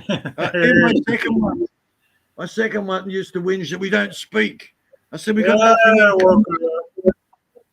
Yeah, we got nothing in common. She said, that's why I learned permaculture. I said, what did you learn about permaculture? Oh, not much. Then you didn't learn about permaculture, did you? Well, I better go and do the course again. Okay. Come back when we can actually speak. It's very hard to talk to a woman when she can't understand a word you're saying. I wonder if she's going to take our advice and not use bleach on everything. Yeah, that's long bleach, man. That'll that's not good for you. Actually, eat your skin away. And remember, it'll eat the skin off your hands. So what it's doing to the tender throat and the nasal passages is even worse. Yeah, when you're breathing that stuff in, I mean, you can't help but breathe it in if you're cleaning stuff with it, unless you wear one of them masks that you hazmat. Dude, I bandana it. I get my bandana, wrap it around, look like a bloody bandito. And that's enough to filter out a lot of it. Yeah. Well, that's why I had my theory on that COVID crap. I mean, let's see. If the mask doesn't do it. What my understanding is, the mask crap. If you can smell a fart through a pair of underwear and a thick pair of blue jeans, yep. What makes you think that a mask is going to help you in a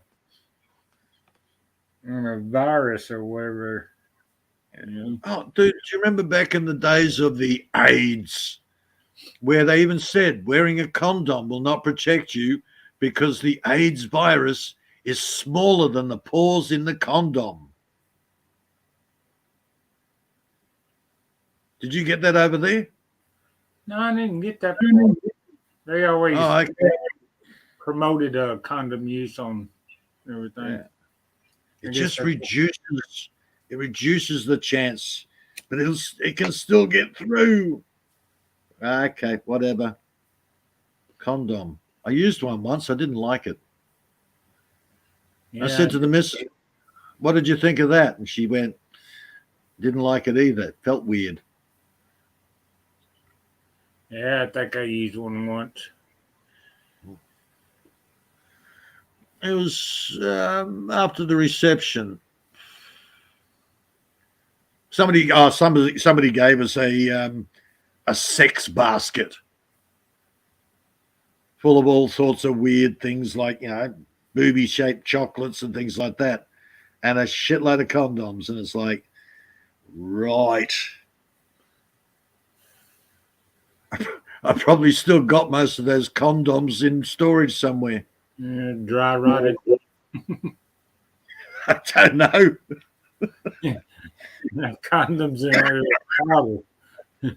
I know at one stage there we had a party and I got a whole bunch of probably we got about half of them out, threw them up as balloons and hung them around the party. That went down well. Remember one fat chick came in and she said, they're funny balloons. What are those? Dumb bitch. Brother-in-law's missus. I said, oh, they're the new party balloons. Adult party balloons.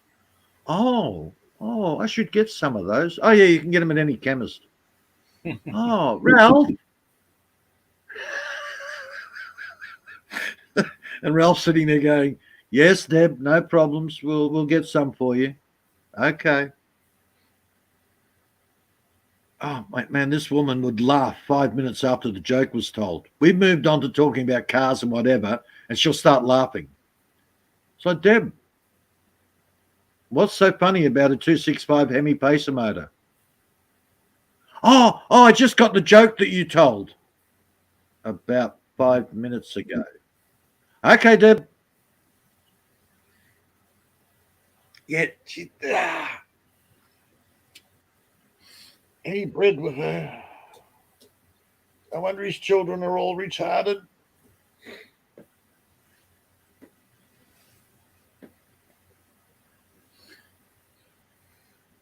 They're all feral, actually. They're all feral. Oh, God, yeah. Oh, dude, I got a friend request from, I'll air quote it, his eldest daughter, which wasn't actually his biological daughter anyhow. I got a friend request from her. Years late down the track. She would have been, oh, hell, what would she be now? Oh, she would have been mid-20s at the time. And it's like, yeah, single mother. And I'm sort of going, yeah, how are you, Vanessa? It's been a while. Yeah, haven't seen you. How's your father? How's your mother? Yeah. Oh, they're okay. Oh, I'm just wondering where you are now. I said, oh, I'm living about, 300 kilometres away from Brisbane. Oh. And then she started getting creepy. I won't go into it. Even though, she's my ex's brother's wife's daughter, it's still creepy, man. Yeah, I grew up with that kid being like a niece.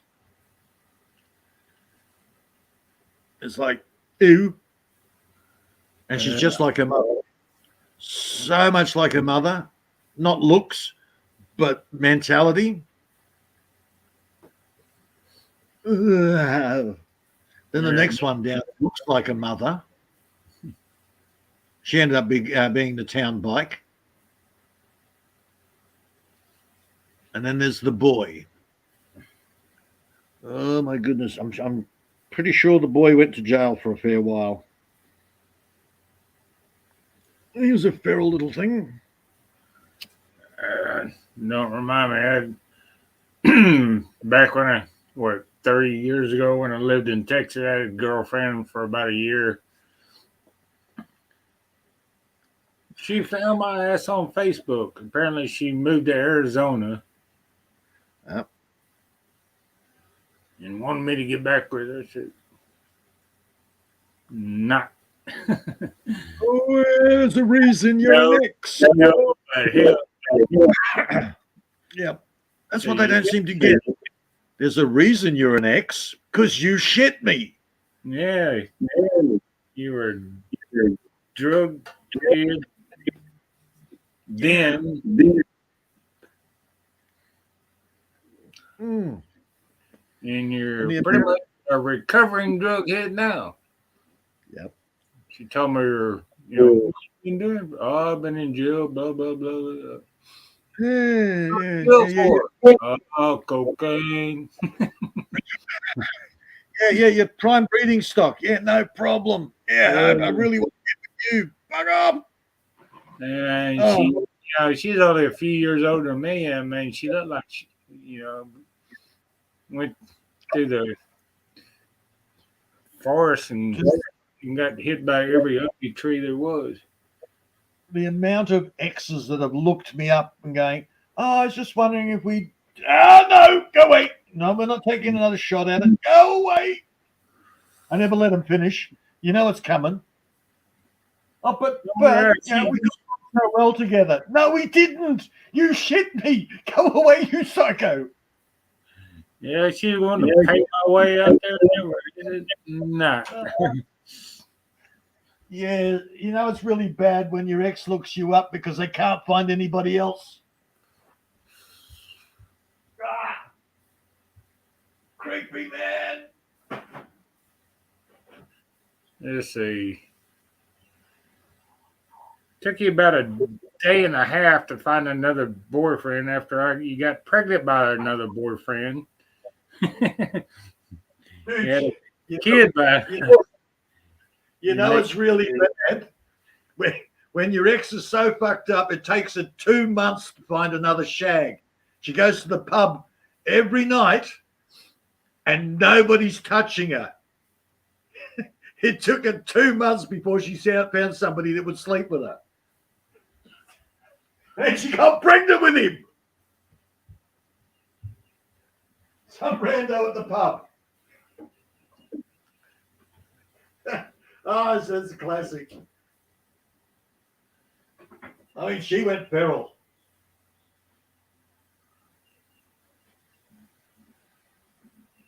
Yeah. That's the same way she polished all the furniture. I had a girlfriend. She freaking broke up with me because she wanted to go out with somebody else in the damn factory that she worked at. Yeah. She's in Texas also and shit. And I met her, a few months later, she then got married, pregnant, knocked up again. So I should have stayed with you more because she was still, it's kind of like that now. Well, I broke up with you because I wanted to sleep with somebody else, but then they rejected me. So can we get back together again? Yeah. No! He treats me better. Well, he didn't mind breaking up with him. I was treating you better than he did, and now you want to get back because you wanted to go with it? No, I don't think so. Once gone, always gone. And the amount of times I've been asked, oh, but if your ex comes back with you, if your wife comes back to you, would you get back together with her? Hell no! Oh, but you loved her. She's a nut job. I love me more than I love anything else. No way am I going to let that woman with 100 meters of me. She's dangerous, man. Why do you think I told her to piss off? Fucking dangerous. Yeah, rule number 3. Rule number 3, it's a big one. Don't kill me in my sleep. And she's that mentally unstable, that's always a worry. You're not getting much sleep when you're worried that the woman's going to kill you. Why? Because it just takes her fancy.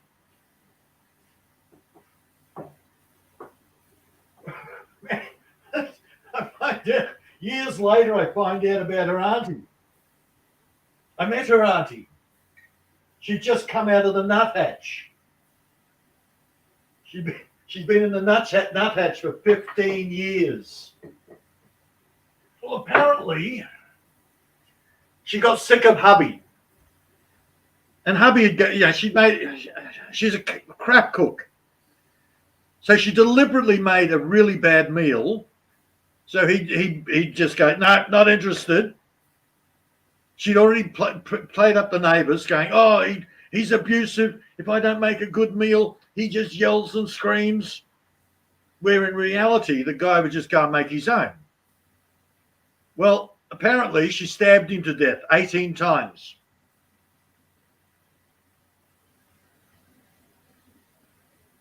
Gee, that's her auntie. Oh, scary.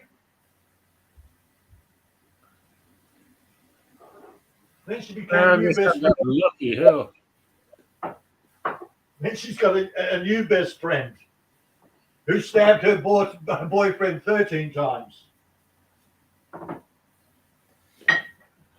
Ah! Do I know how to pick them or what?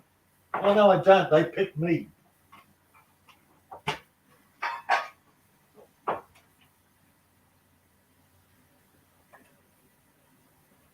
Yeah, the problem was it was my best man's bloody daughter.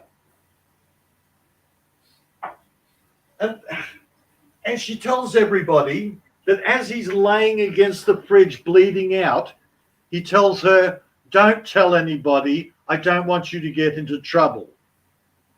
Bullshit.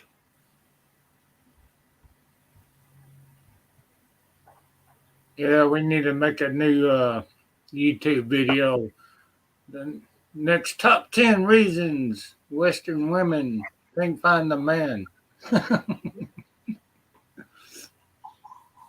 Yeah. Psycho killer. It'll go viral.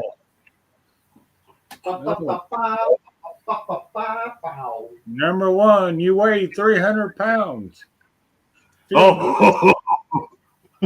Hang on, what's 300 pounds in kilos? Half of that's 150. Yeah, pretty much. That's about what she weighed. 138 kilos. When I met her, she was 64 kilos. 5'10", 64 kilos. When I told her to get her ass out of here, she was 138 kilos. So 2.2 times that. What's that? 260, 270, nearly 280, plus 28, which is over 300 pounds. I never had that. For my last girlfriend, she didn't weigh that much. She was like maybe 110 pounds, maybe. Oh, look, most of my girls I've been with, most of the girls I've been with, they keep their weight. Yeah. I've had one girlfriend that got comfortable and porked it on, and the ex-wife. My first wife, after 18 years, went from a size 12 to a size 12. She stayed the same height, weight, the whole lot, 18 years, other than when she was pregnant, of course. But she looked after herself. Most of my girlfriends look after themselves. Carol got comfortable. She was a pig. I like Carol. Personality-wise, Carol was great. But seriously, man, you can't hump the whale.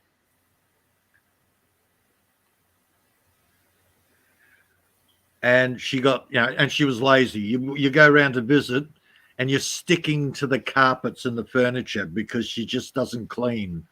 And the kids have got food all over the place. Yeah, that is bad. Yeah, it's like, ugh. Yeah, I might be a little sloppy and shit, but hell, I don't stick to the damn furniture. Yeah. Yeah, I know. Oh, it was that bad. Well, okay. I'm sitting, and the couch covers. All she has to do is take them off, put them in the washing machine. They're covers, man. That's how easy it is. Take them off, put them in the washing machine, put them back on, dry them. No problem. Okay. But yeah, the last night was, yeah. All right, time for bed. And I'm sort of going, oh God, I've got to hunt the whale. Oh my God, oh my God, oh my God. Ah. And I got to the bed. The usual routine. I just went round, locked up, turned off the lights. I got to the bedroom door and I went, I'm going to go make another coffee. She tore out a stinker, man. I swear the paint was melting off the walls. Oh man.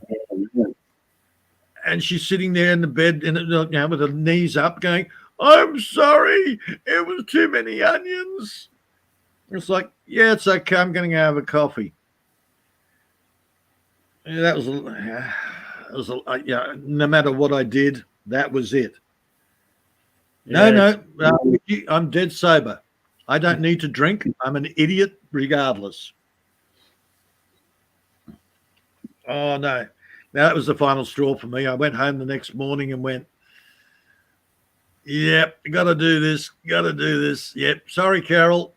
Good luck with your life. My worst one was my last one, I guess. I hated to go to work because I was working in a factory, and I hated to come home because as soon as I stepped through that damn door, Oh, yeah. I mean, 24/7, you know. I mean, shit. Oh, hell yeah. Which is worse, going back to work, or I might do a little overtime today. Oh, man. It sounds like Vienna.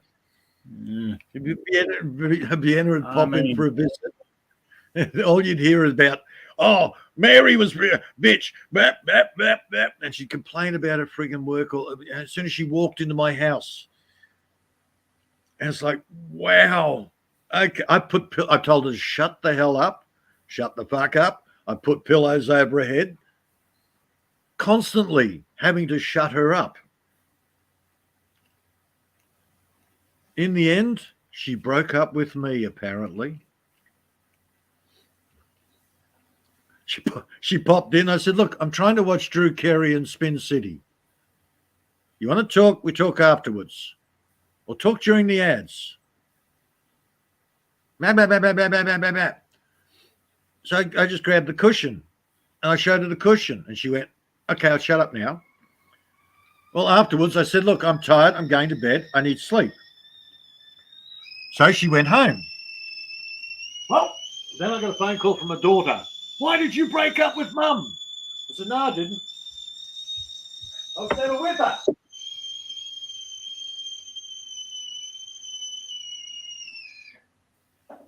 I called Vienna the shag that wouldn't go away.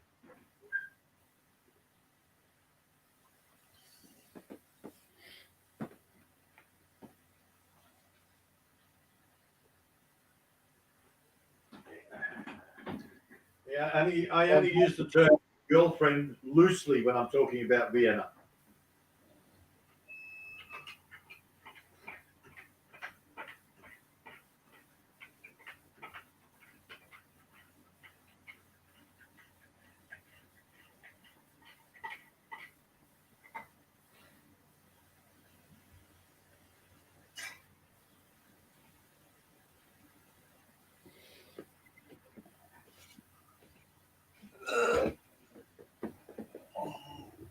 Anytime you want to start talking with us there, darling, jump right in anytime you get ready. Oh man, I'm just doing my coffee. Well, see, the longer term girlfriends, we always had the better stories about them. Yeah, the short term ones, you just didn't. They weren't around long enough.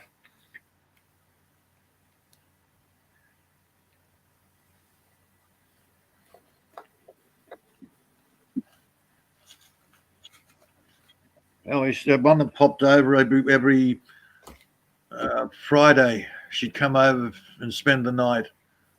But of course, when the sun comes up, she's out of there. Well, this is a bit strange. I said, look, how about we go out and we actually do something? Oh no, I'm busy during the day and yada yada yada. Yeah, turned out that she's actually married. I was the toy boy, or the gigolo, or the whatever. Yeah. I never had that problem myself, you know. She was a, Being 5'8" and 130 pounds soaking wet, you know, I mean, yeah, no, she was a interesting one. That one, gorgeous girl. A little bit skinny on it from stress, but not too bad. She didn't last that long. I think 4 Fridays.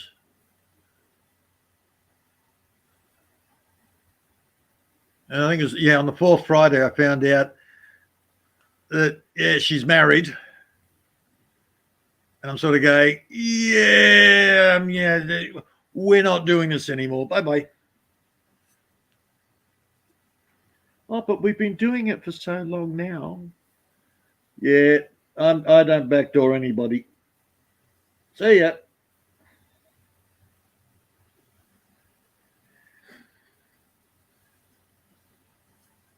Oh, okay. Here it is 8:57. Okay.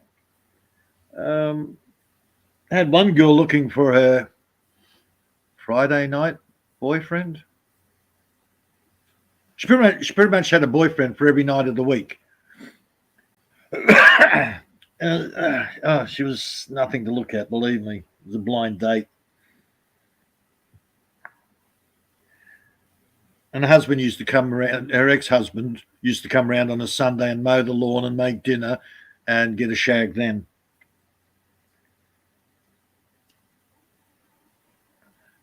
Knocked that one back. Can't remember if it was either Friday or Wednesday. Apparently we'll say Wednesday for argument's sake. Apparently a Wednesday guy moved, and she was in looking for another Wednesday guy. Basically went, good luck with that. See ya.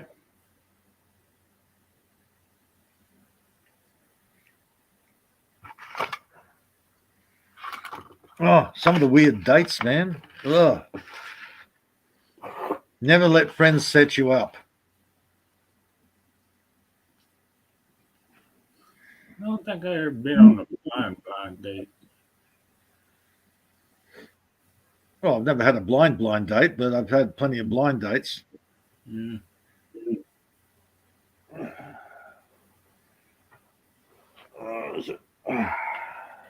And look, some of these girls are absolutely gorgeous. You meet them and you think, oh, okay. But I learnt, get to know them a little bit first. And I developed an art where they would come out with their honest stuff. And it's like, wow, you ripped off your husband, you jumped on a bloody plane, you left the kids, but you've taken all the jewelry and the money out of the bank account and moved to another country. Wow, I'm going to trust you how, you nut job?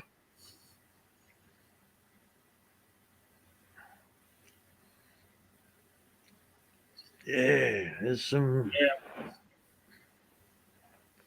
That's not somebody you want to leave at the house by themselves.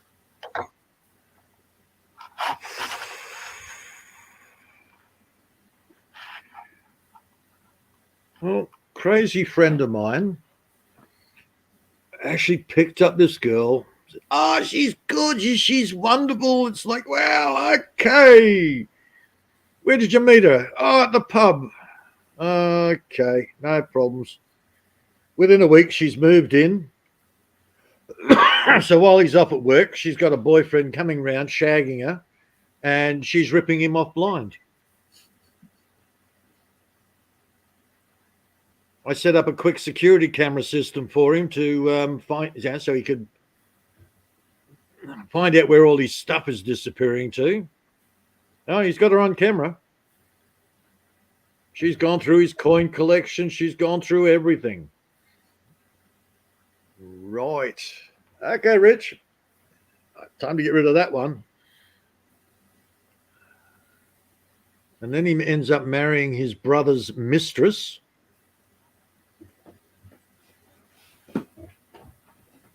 Had a couple of kids with her and then wondered why she screwed around on him.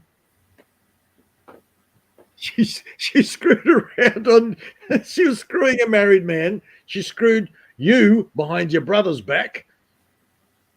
Gee, you think she's suddenly going to get a moral code? I hope you girls are listening. This is what Western girls are like now.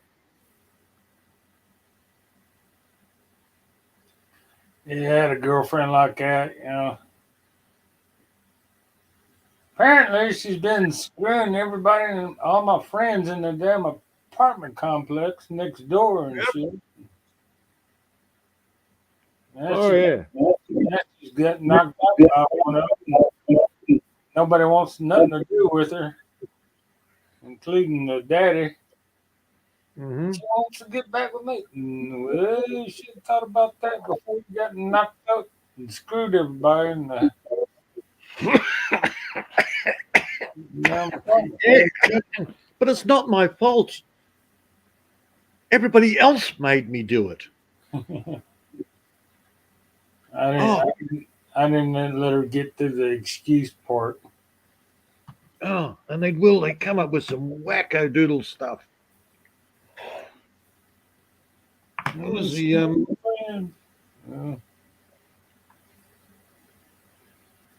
Oh, my mate's actually going through a problem. You know, his father just died, and he's dealing with his the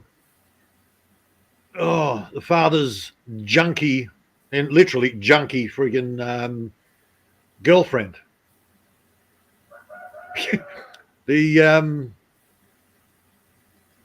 apparently the brother-in-law owns a security company, so on the father's house, he's put security cameras around to make sure everything's looked after and they don't have to actually be there, because they've just spent weeks cleaning up all the junk and getting the house all presented ready for sale.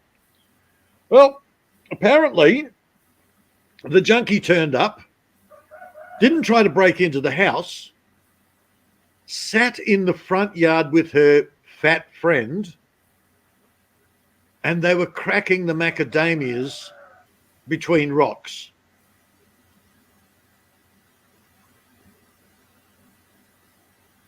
And apparently she turns to the friend and goes, I used to live here. It was really nice. Cracking another macadamia between rocks like a monkey. She'd only just been released from prison.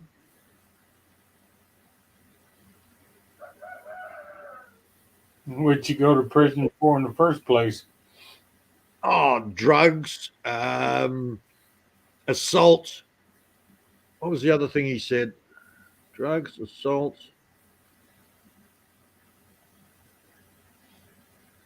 Oh, and drunk driving without a license. And not in her car.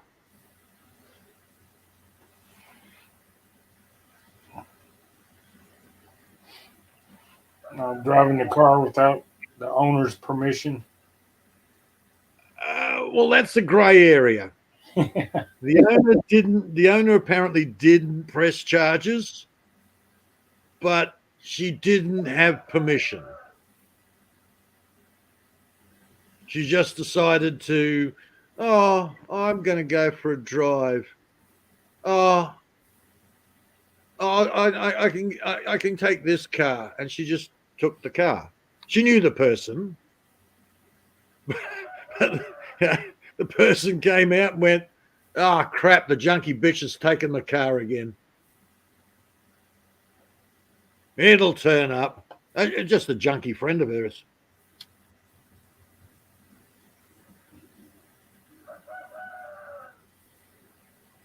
And that was, when she was with the Mike's father, she was just, she'd take the bonds, she'd sell the bonds and buy drugs. Whatever she could find, she'd just sell and buy drugs with it. The silly thing is, she bred with the guy. Guess what? Kid came out retarded.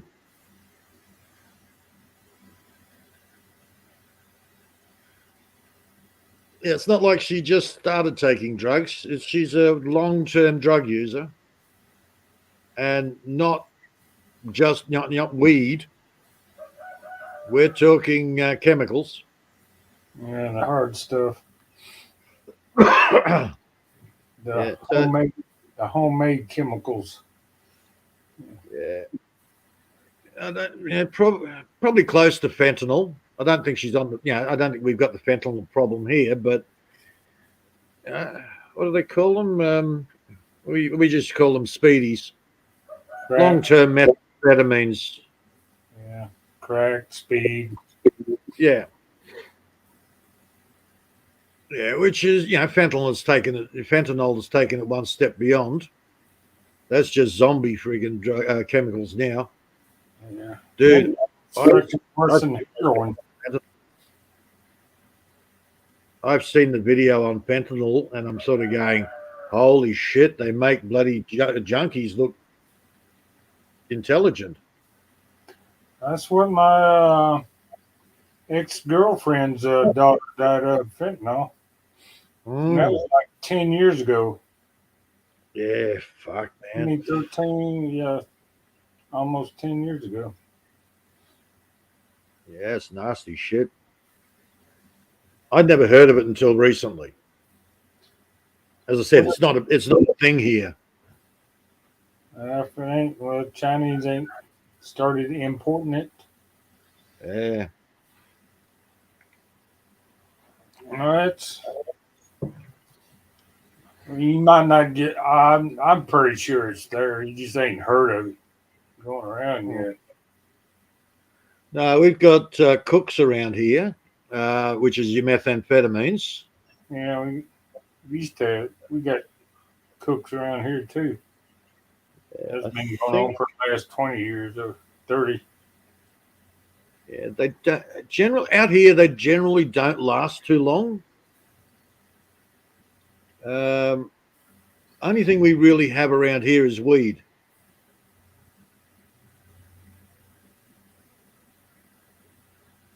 See, we get a lot of city people that move out here and they'll buy themselves 30 acres and build a little shack on it, and they'll sit there and get stoned and get drunk all the time. And they have to drive to town every day because they don't have fridges or anything like that. And usually within a year or two, they're gone again. It's too hard. Yeah, sorry, you actually have to do something around the place. You can't just sit there and do nothing. Driving to town every day and getting Maccas and going back again. It's like, oh, it's just too much effort. At least in the city, Maccas are just across the road.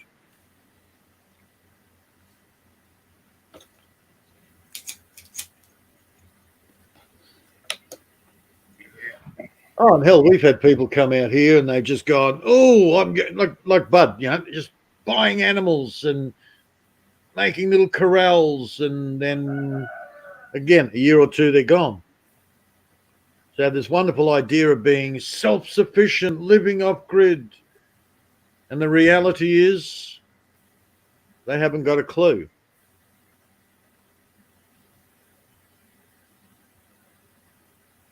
And it's just too much effort.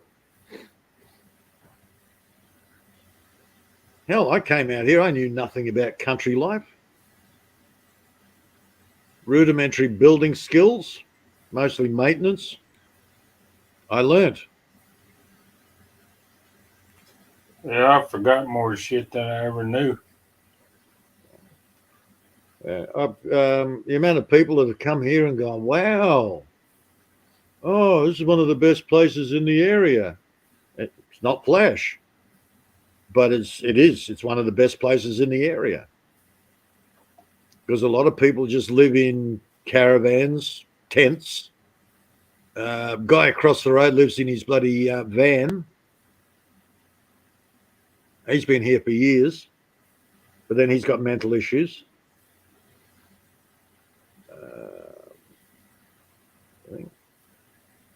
Hell, one guy came out here, screwed some tin to some trees, put a roof over the top and went, "What do you think of my new house, Pete?"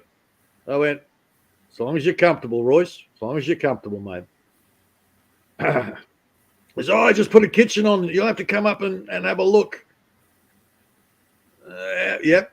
Okay. He took some tin down, opened up and screwed some more tin to the trees. All right, Royce, no problem.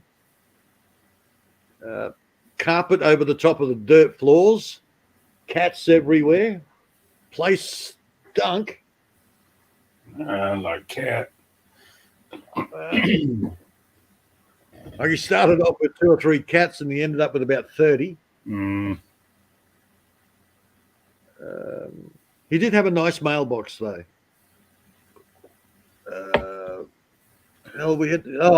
That's right. He was the Pinky, the car out. Now the spare parts I got out the back. The pink bloody car that's now not pink anymore because it got torched.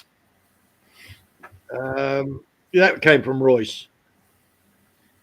So he had to. He says, "Oh, yeah, come and have a look at it. You see spare parts, yada yada yada." And I went, "Oh, okay, mate."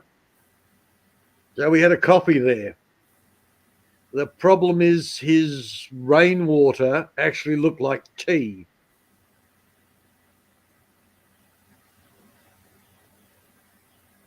Like, yeah, okay, Royce, you need to clean the gutters with all the leaves.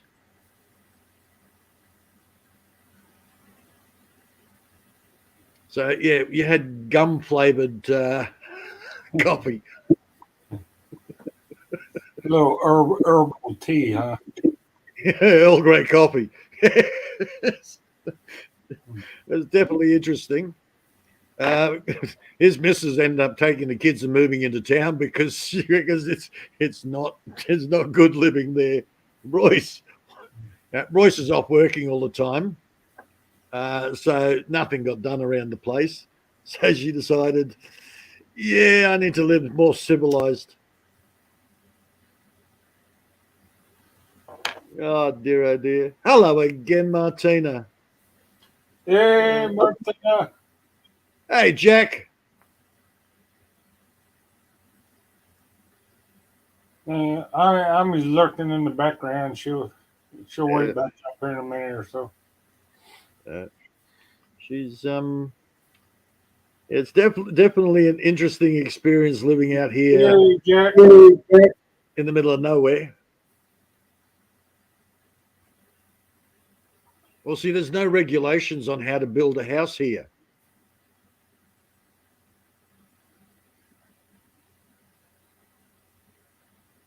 Was it? They did a cleanup a few years back.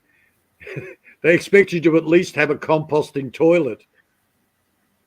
They cleared about 2 dozen bloody properties because unfit living conditions.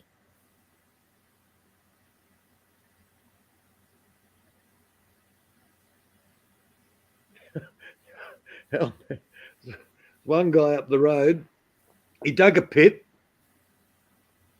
and then the smell from he had a flushing toilet, but it just went out to this open pit, and somebody kept opening the kitchen window, so they had to nail it shut to stop the smell coming in from the pit about 6 feet out from it. I was like, okay. So I was sitting on the front veranda and the wind changed, and it's like, what the hell's that smell? She said, "Oh, that's our shit pit." Right, okay. Oh yeah, we had to put tin over the top because the kids were playing in it. Septic tank ain't that hard to make, I mean, it's not a whole lot. I've done it. I've got a dual system septic here. A bobcat, a bit of cement and some bricks. Done. No. Dude, we got a lot of hillbillies that come out here.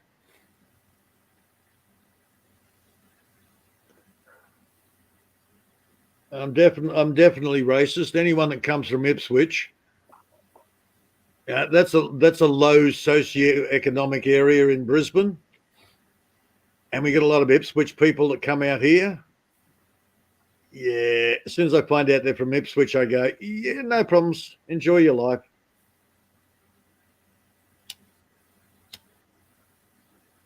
Hell, man, if they can't make it in Ipswich, yeah, I don't want to know them.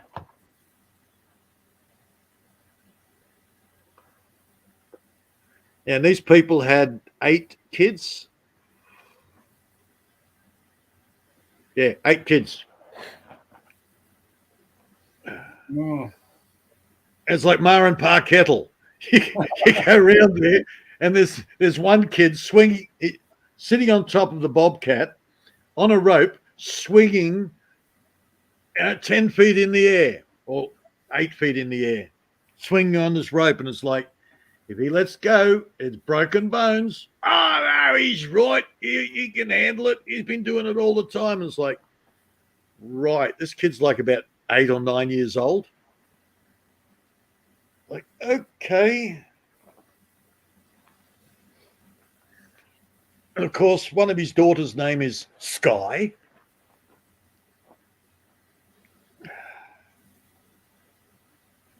Yeah, Marion and George. I wonder why I called the snake George.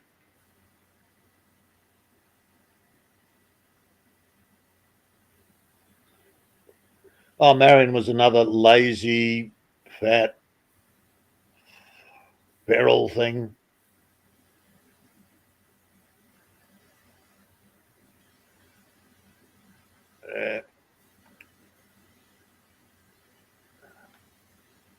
Luckily, I got the ugly thing up the road, not bothering me anymore.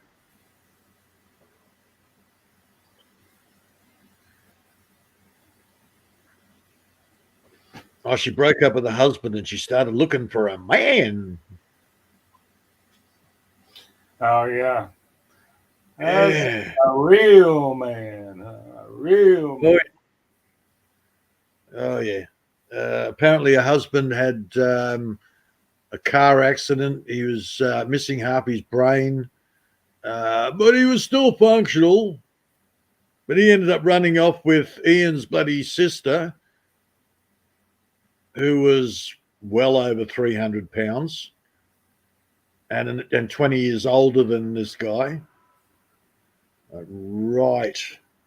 And then she started popping around, his ex-wife popping around. I'm going, yeah, I can understand why he left for a woman that's 20 years older and 300 pounds.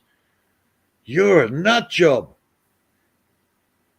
You know, it's really bad when you've got the 16-year-old daughter also making goo-goo eyes. She got a little upset when I said, yeah, I got kids older than you.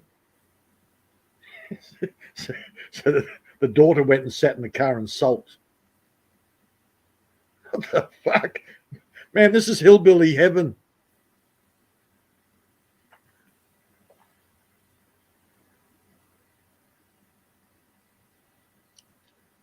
Yeah, I have 2 good friends out here because they're the only ones that have an IQ above my foot size.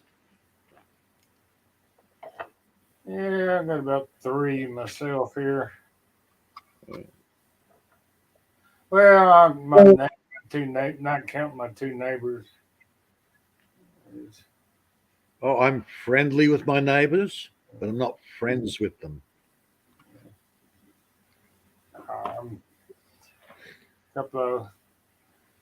One neighbor, he lives in a trailer. He's got a big old dipsty dumpster outside his trailer now. He's pretty much a pack rat, so he's trying to clean up the place. So he's dumping a bunch of trash, everything. Well, that's Mike's. That's why it took weeks to clean up the estate. Mike's father used to go around once a year. the council, the council comes round and picks up old furniture and TVs and stuff like that. You pile it up. They let you know about a month beforehand. You pile it up on the footpath, and they come round once a year and pick up the stuff. Yeah, and then you've got the guys that actually go around when they see the stuff and go, "Oh, I like that. I'll take that." And they'll load up these half rotten armchairs into the back of their bloody trailers, take them home, and put them out in the garden. Or I'll get round to fixing that one day. Well, that's what Mike's father was, a pack rat.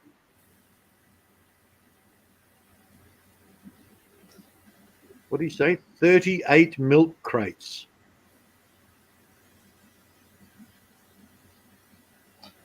I got a few milk. 38 of them, though. Yeah, 38 of them. That was the final count. Like Mike's, 800 miles away. And every couple of days you ring up and go, 24 days. I use mine for storing. Well, if these were ever used for storage, whatever was in them was rotten. Yeah. I use one milk crate. I throw shovels of dirt in it and shake it up and get all the rocks out of it. Sort the rocks out. Oh, look, I have a few milk crates myself, but Mike's a bit funny. You can't put a gas bottle in the back of his ute. You have to put it in a milk crate because that way it doesn't roll around in the back. I said, well, just tie it off. He said, oh, put it in a milk crate. Put it in a milk crate. So, yeah, okay. But then I've got a lot of old computer parts that in the milk crates that came out with me, which one day I'll actually get out and clean out. I'm halfway through that shit. Apparently, you can see them YouTube videos, all the old electronic parts got all the gold and silver circuitry in it. Yeah, I've seen that. Yeah, I've seen the guy cutting it up and melting it down and chemically treating it and yada, yada, yada. This is the gold that I got. Sounds like a whole lot more trouble than it's worth, Yeah, I watched 30-odd minutes of the process. I went, yeah, interesting process. I love the whole chemical of it. I hate the chemical of it because I don't want to play with the chemicals. Dump a lot of chemicals. Oh, nasty stuff, man. Well, you got to use this chemical to melt the paint, that's, the enamel that's covering everything. Then you've got to use this other chemical which will lift the bloody gold off the back. I was like, wow, okay, a lot of effort. Hell of a lot of effort. And, if you're chasing the money, it's worth the effort. But I don't chase money. Well, then you got to spend all that money that you made on it for chemotherapy because you got leukemia or something. The chemicals. Yeah, put more chemicals, poison chemicals in your body to kill off the disease that's caused by the chemicals. Yeah.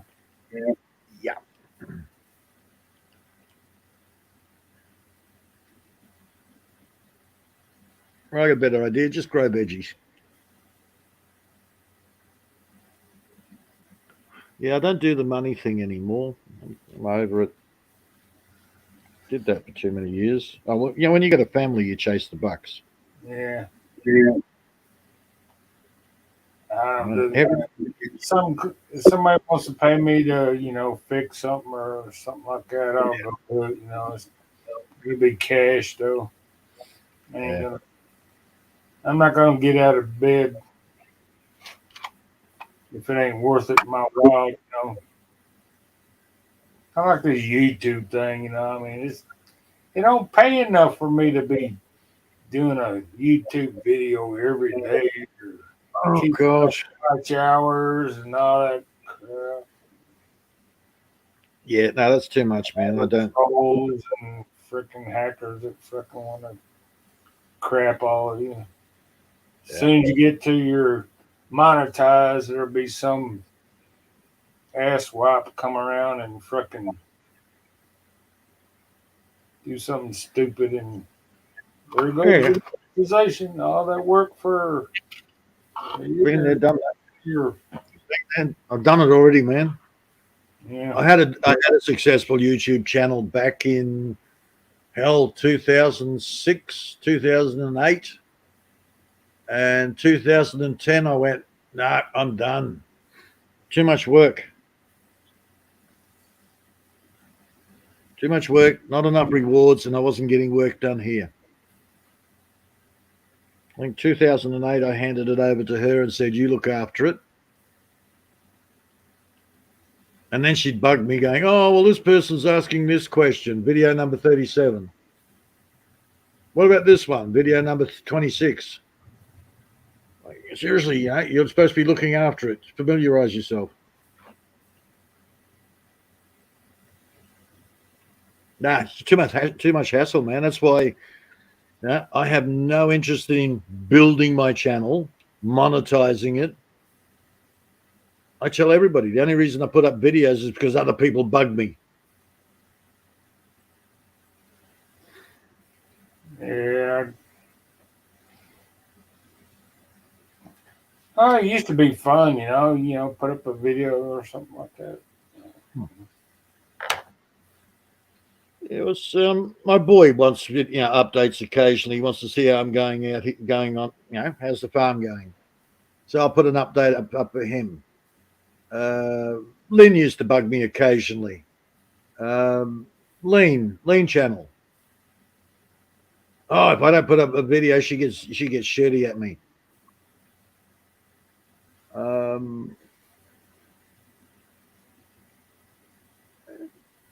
A couple of people. All kinds of videos. I just don't freaking like all that editing and shit. Oh, I don't do that. No, you got raw data, man. You got raw video. Yeah. Yeah, most of mine is a walk and talk. Mel's pretty good.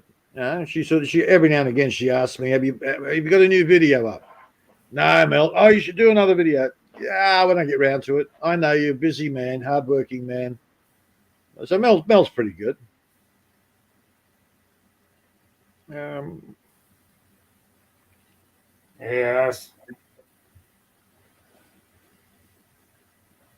that's what. Give me a jacket. I want a jacket. Unblock me. Well, when I get around to it, I'll go sell it. Jacket pull, jacket.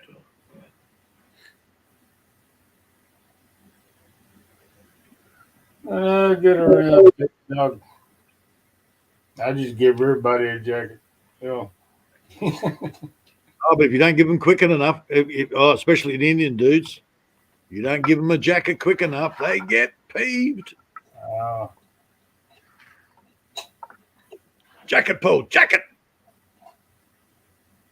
That's right, dude. Seriously, mellow, chill, relax. I'll get there. I was a girl doing a live yesterday, and she had to apologize. Look, I've got to go way over there every time I put a new jacket. Just give me a minute. Give us a break. I've got stuff to do here.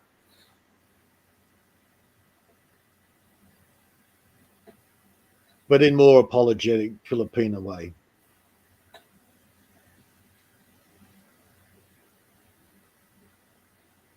I'm not that. Yeah.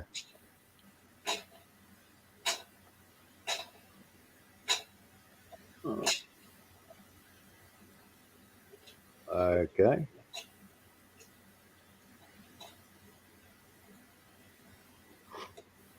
What you doing there, man? I'm fiddling with this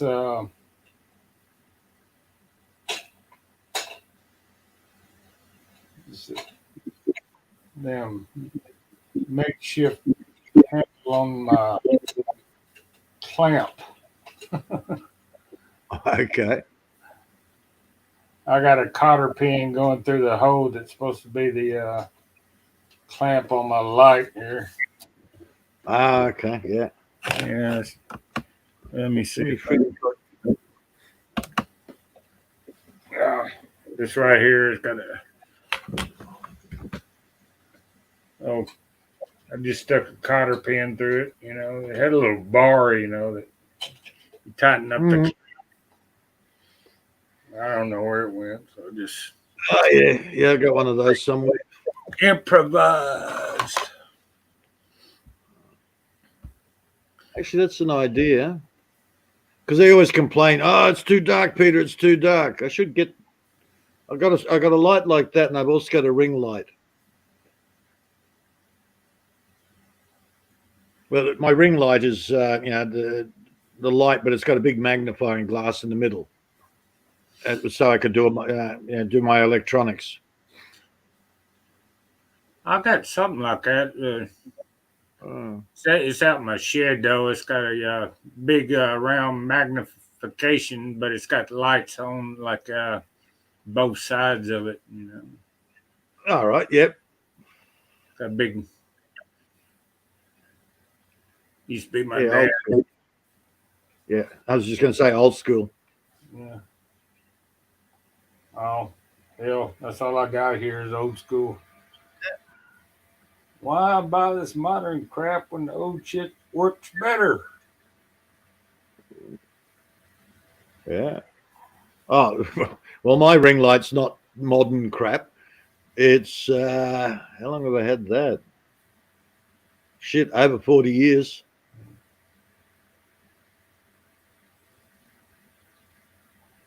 I got sick of trying to solder with an eyepiece.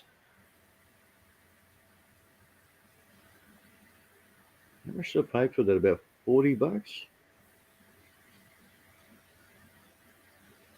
I think I paid about $40 about, I don't know, 45 years ago.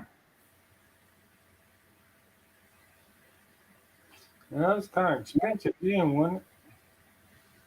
Well, yeah. The first wife freaked out about the cost, and I went, yes, but I can guarantee you I'll make that back in 1 week.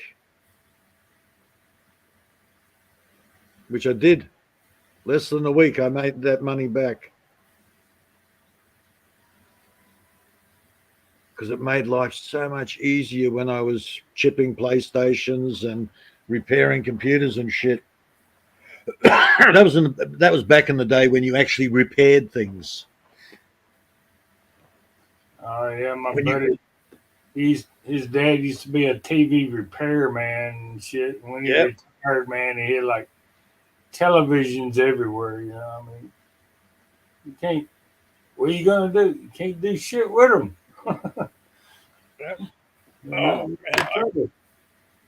I used to go to the auctions, and I'd come home with 68 centimeter bloody the old style TVs. Because they'd go to cash converters, and they couldn't sell them, or there was something wrong with them. So I'd go to the auction, I'd pick them up for 50 cents or $1, and I'd pick up a batch of them. I'd come home, and probably 3/4 of them, it was a quick fix, and then I'd resell them. The other, very rarely did I actually throw one away. Most of them were quick fixes. The odd one was a little bit more in-depth repair. So did I make my money back? Hell yeah.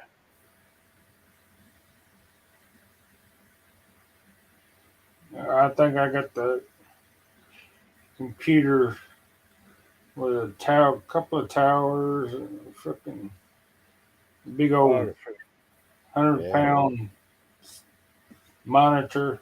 It wasn't 100, probably 20, 30. Yeah, I've got close to half a dozen monitors. neighborhood. I've got half a dozen flat screens monitors sitting in storage. What am I going to do with them? Oh, Yeah, flat screen. yeah, little, but they're only little. I think the biggest ones are 21 inch. Yeah, nobody uses 21-inch monitors anymore. I got Hell, the big. even the laptop's an 18-inch. 18-inch, Old, 16. with the old style that weigh about 30-pound monitors up in the Oh head. yeah, the old rear projection. What are they called? Cathode ray, CRTs. Yeah. Yep. Yeah, they were easy to fix. These flat screens, man, you don't fix them anymore. You just throw them away.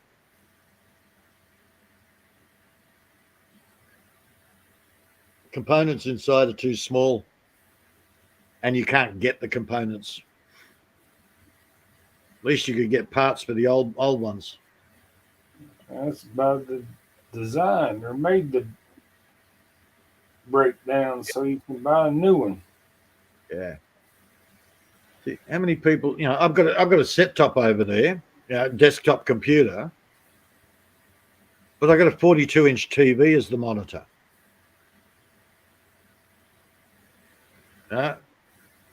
Nobody uses the little monitors anymore.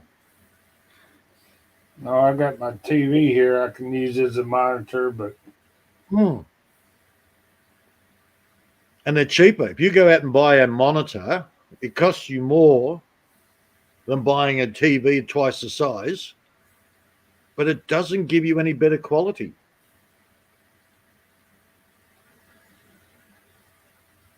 Now, if you look at any of the gamers setups, they're all running TVs. They're not running monitors, they're running TVs.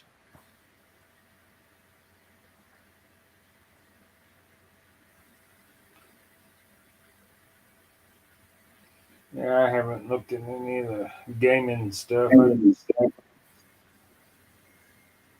I don't really want to get into gaming.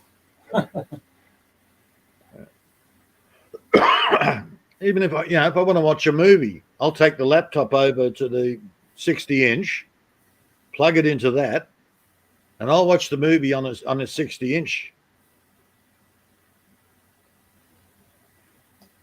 Well, I don't even have to plug a laptop on my TV.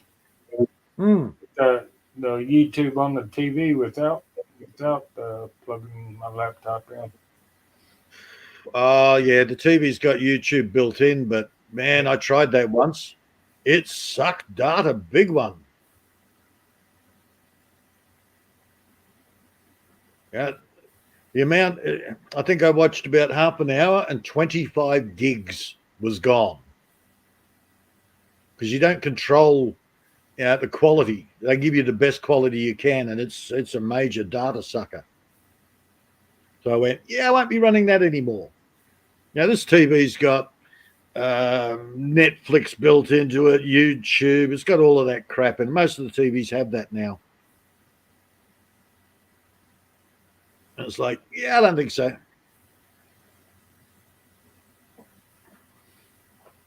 Yeah, Maybe I'm a control freak. I like to know what I'm doing. I don't trust machines.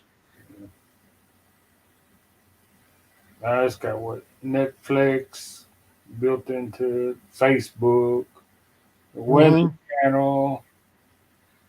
Yep. Some 2 or 3 other ones built into it. I've got all right. Oh, getting to that stage. Okay. I've got a brand new TV aerial still sitting in its box, been there for years. Can't be bothered hooking it up. No interest in free-to-air TV.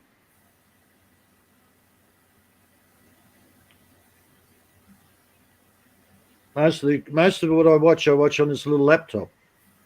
Unless it's like Ant-Man, which is like special effects, or Avatar. and then I hook it up into the big TV.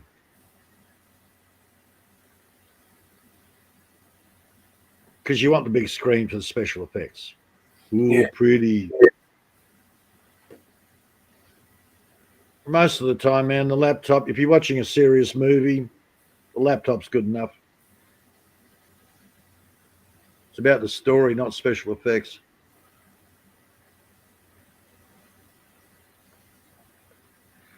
Talking about special effects, I gotta watch Rogue One. Watch what? Rogue One. It's a Star Wars offshoot. Uh,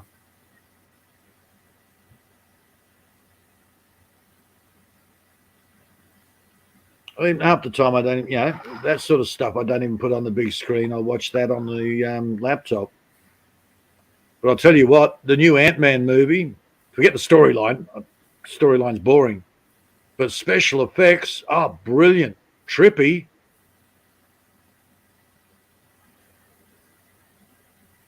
Absolutely trippy.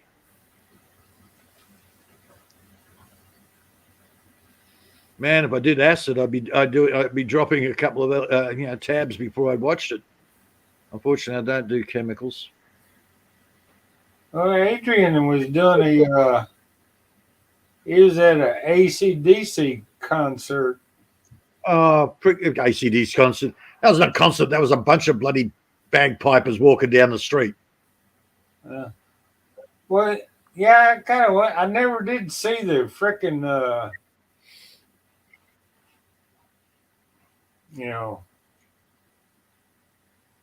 see them up close or nothing like that. They were I don't know if it was a real or what the hell it was. Peter, you sounds like you have blocked now. Yeah, she did that for a while. Your nose. Yeah, I know.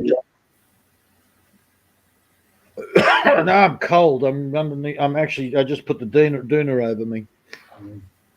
I'm a bit sniffly because of the drop in temperature. Take my body a couple of days to adjust. Yeah, we're going on 6 hours on a 30-minute live stream. Again?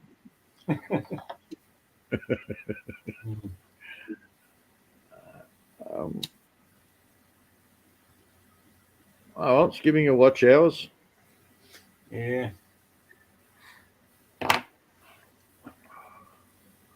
Now, a musical interlude would be good. Martina, you should come up.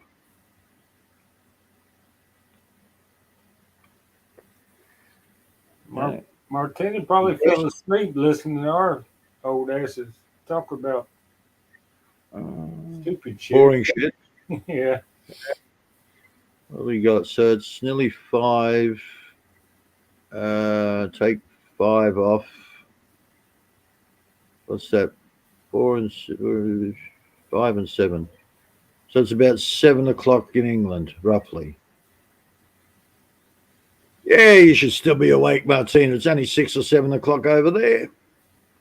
Or she just got bored and left.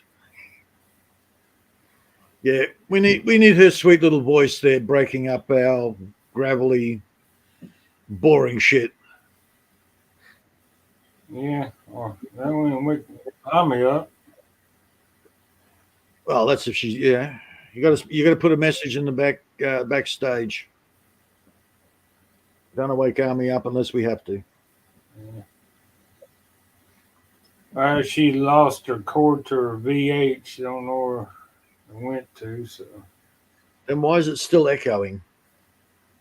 I don't know. And it's got it's got a background hum as well. Feedback hum.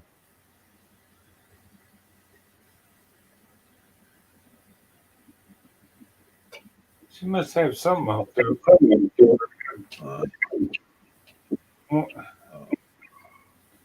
And I have so much crap sitting on this computer of movies and shows that I want to watch, and I just don't get the time to do it. I can only watch for so long. movies. What have I got?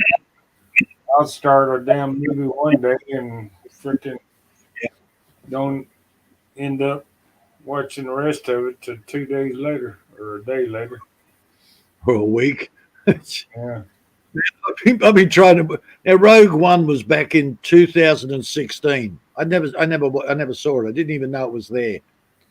And somebody mentioned it the other day, so I went and grabbed it. And it's been 3 weeks since I started trying to watch that. I fell asleep.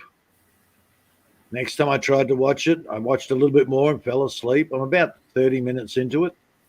Keeps putting me to sleep. I'm fixing to put myself to sleep here in a minute. Listen to myself. Oh, they've remade Children of the Corn. Oh, I did. That was a good Yeah.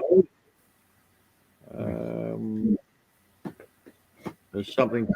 Oh, look, man, I've got over a dozen movies here that all looked interesting. Somebody even recommended a movie. What the hell is it? Something about a cabin. Knock at the Cabin. Apparently, it's a trippy horror.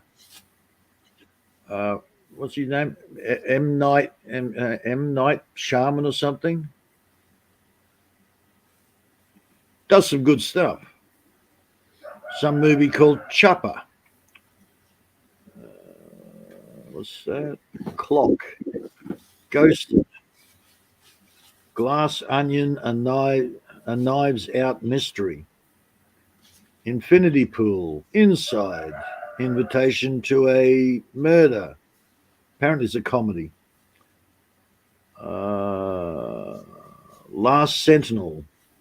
Yeah, I'm not sure on that one. Scream, number 6. I only want to watch it because Bunny Girl's in it. The House Bunny. What's her name? I forgot her real name. I keep forgetting her name. She's cute as. Little blonde thing in it. In all the Scream movies. Ditzy as hell.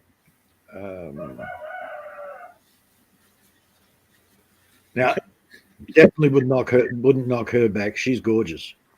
Oh, me of a freaking was it kind of like a Texas Chainsaw commercial and shit? Oh God, yeah. The one where the little disc goes, "Let's go hide behind the chainsaws." Oh no. Well, yeah, she's done all the Scream movies. She's the dumb blonde in it. Yeah. She also did a movie, House Bunny. She'd get around in little tiny short shorts, and it's like, oh, baby. She did the Yogi Bear movie. Yeah. I forget what they were advertising or something, and the guy that with the chainsaw kind of, comes up on the screen and says, "What?" Yep. Man, let's go hide behind the chainsaws. And there's a car with the keys in it or some bullshit like that. Let's go. I won't even start on the TV series as I'm trying to catch up on. Hell, I've got the complete Mandalorian season, and I haven't even started watching that. Like, wow. There's a couple of series I like to watch. Well, it was on the Star Channel, Star Flicks or something like that. But it's cut off my cable. All I do can watch is a YouTube shit now. That's why I grab them off the internet. No ads, and I can pause it, start it, do whatever I like with it. How you grab them off the internet? The movie. Well, there's a couple. There's a few sites around. Oh, okay. I use one site for good quality movies because you've got other sites where the movie, somebody's gone into a cinema with a camera and filmed it, and you've got to try and watch that, and it's crap. So there's only one movie site that I go to, and they've always got good quality movies. And my TV shows, I go to another site.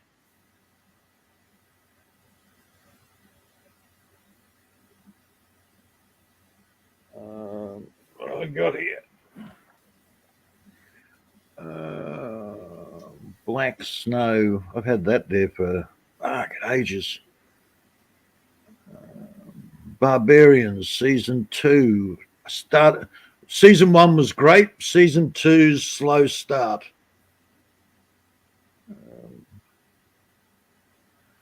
But it's all set back in the old Roman days, where the Germans actually stopped the Romans invading Germany.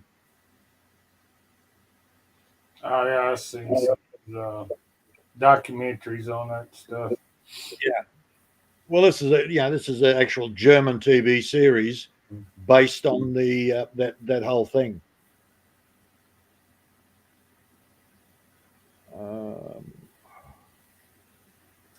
Yeah, back in those days, they wasn't no screwing around, man. Rome apparently took over most of Europe, but they never conquered Germany.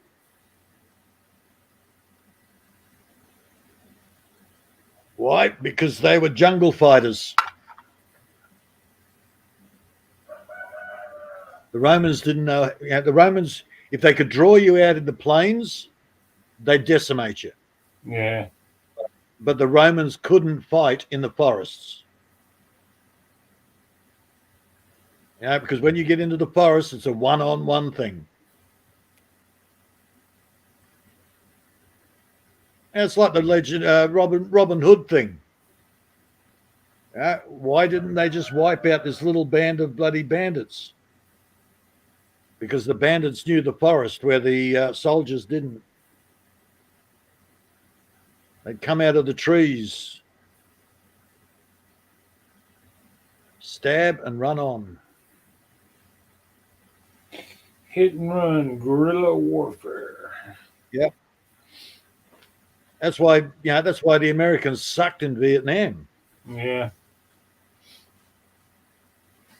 Yeah, they'd learnt jungle warfare from the Australians.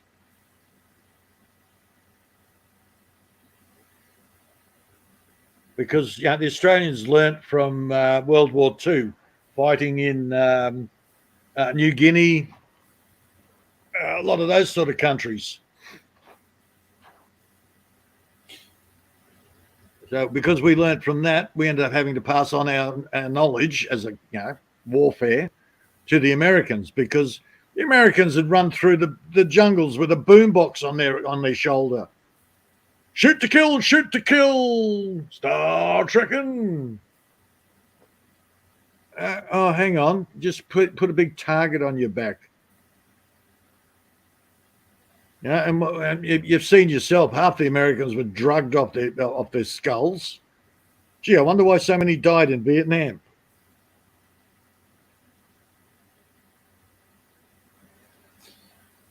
Yeah, I watched a documentary on that.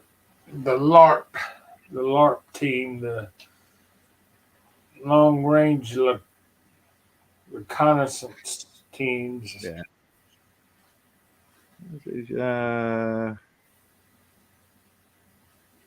What was that TV show where actually, it was very controversial.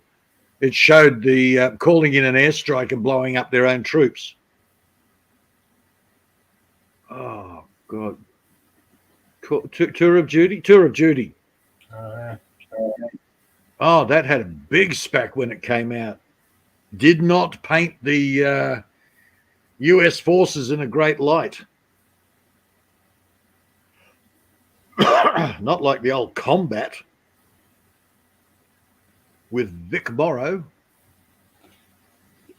Oh yeah, I've heard some of them stories. Oh, the old man loved Combat. Loved the show Combat.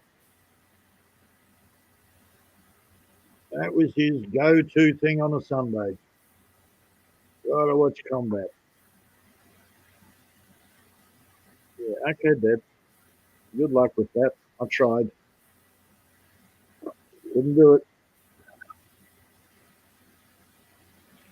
Yeah, one of my buddies, he was telling me about an old story. What he was on patrol or whatever, and said, they not in very good areas. His sergeant says, "Well, who wants to watch some fireworks?"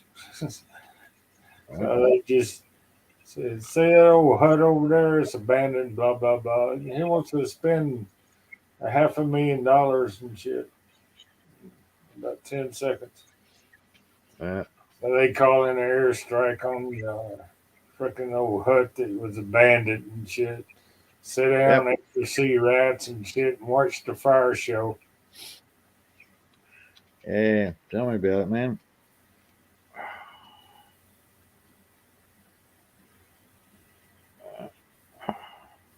That's why tour of duty was very controversial.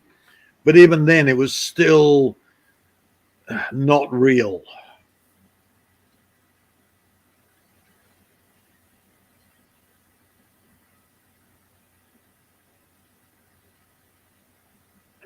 What was it? What would you call it? It turned into more soapy. Oh, well, I'm in love with Dodger, but he just doesn't care about me. And it's like, hang on, what?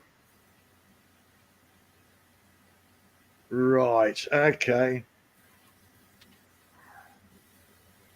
It was still more real than MASH. Oh, MASH. Oh, dear. Yeah, I used to watch that every Sunday or whenever it came on. I forget, it's been so long ago. Yeah, I know. I used to sit there and watch it with the old man. I'm like, okay, Dad.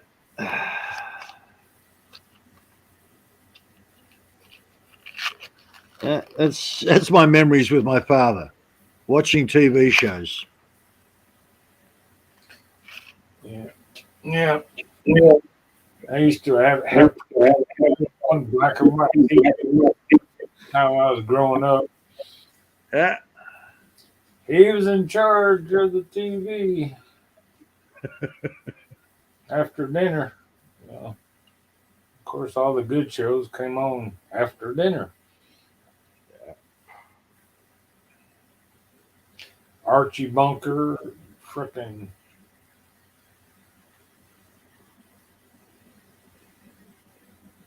Gilligan's Island, Hogan's Heroes. yeah. I sat there. They were my father and I's thing. We'd sit there and watch Hogan's Heroes and Gilligan's Island. Sundays, it was Star Trek.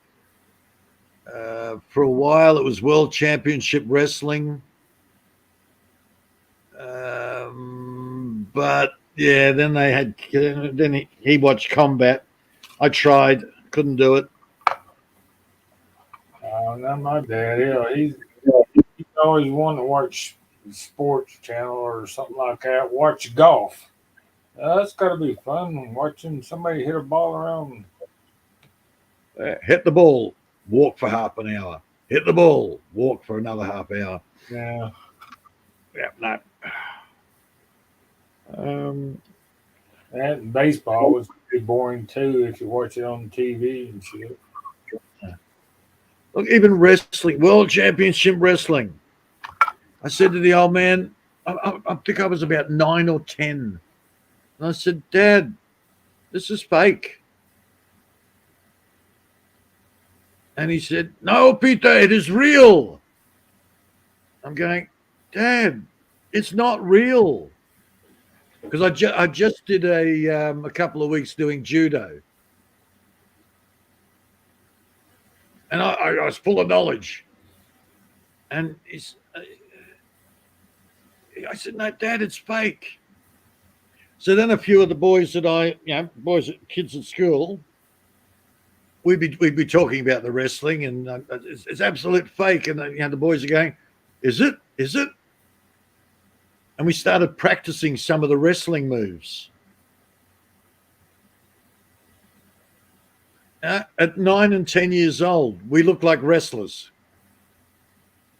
smacking chairs across our backs. Oh, God. It was fake, but hell, some of them guys got beat themselves up and shit pretty damn bad. Was it Killer Karl Kowalski with his sleeper hold? Oh, you had the guy with the claw, just one head grip, claw something in it. Oh, see, it's terrible. I'm that old. I remember when Andre the Giant started. Oh, yeah, I know him. Yep. Yeah. Jack. Oh, there's always the same compare referee. Jack. Oh, crap. Tall, gangly old guy with glasses. Got his last name. Jack something or other. But we had Mario Milano, Killer Karl Kowalski, Major Tojo? No, was it? Tojo. Tojo Yamamoto. Yeah, no, it was just something Tojo. It was a Major Tojo. Forgot his name. It was Tojo anyhow. Just trying to think of the friggin' wrestlers back then. I can't even think some of them. I had a friend that his dad was one of them, just a small town studio wrestler. He wasn't on the TV screen or nothing like that. They used to have Young Rock. I don't know. They're going to. It's 4 seasons into it. Apparently, Dwayne Johnson. He's got a series of when he was growing up and his dad was a wrestler, and based on his real life. And I was like, okay, it was interesting, but I got bored with the show. But again, it took me back to the old, when I was a kid with my father, remembering the old wrestlers.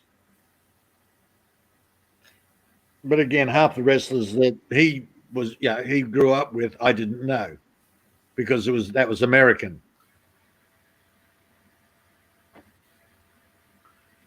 Yeah, they used to have the magazine come out every week or something like that too. That have all the blood all over the place. They showed you how they did that. You get a little razor in their hand and they just put a little cut on your hairline and shit, and blood and shit. And, that's why most of them wrestlers, they're receiving hairline. It's scar tissue, dude. Because once a week or whatever, they cut themselves to make it look good for the camera.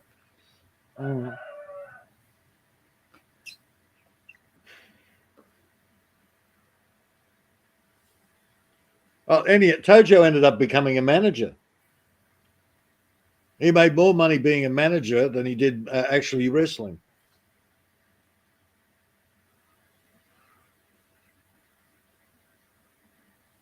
Well, Donald Trump did an episode. Trump, yeah, he did a few. Yeah.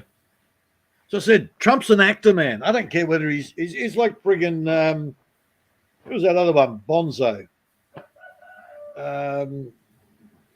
Your other actor, bloody president. Reagan. Yeah. Bad time for Bonzo guy. Trump is an actor. He did his bloody Apprentice series. The whole thing is a bloody show, man. Yeah. Well, he did expose a lot of the corruption in Washington, D.C. That's why they're trying to get him out.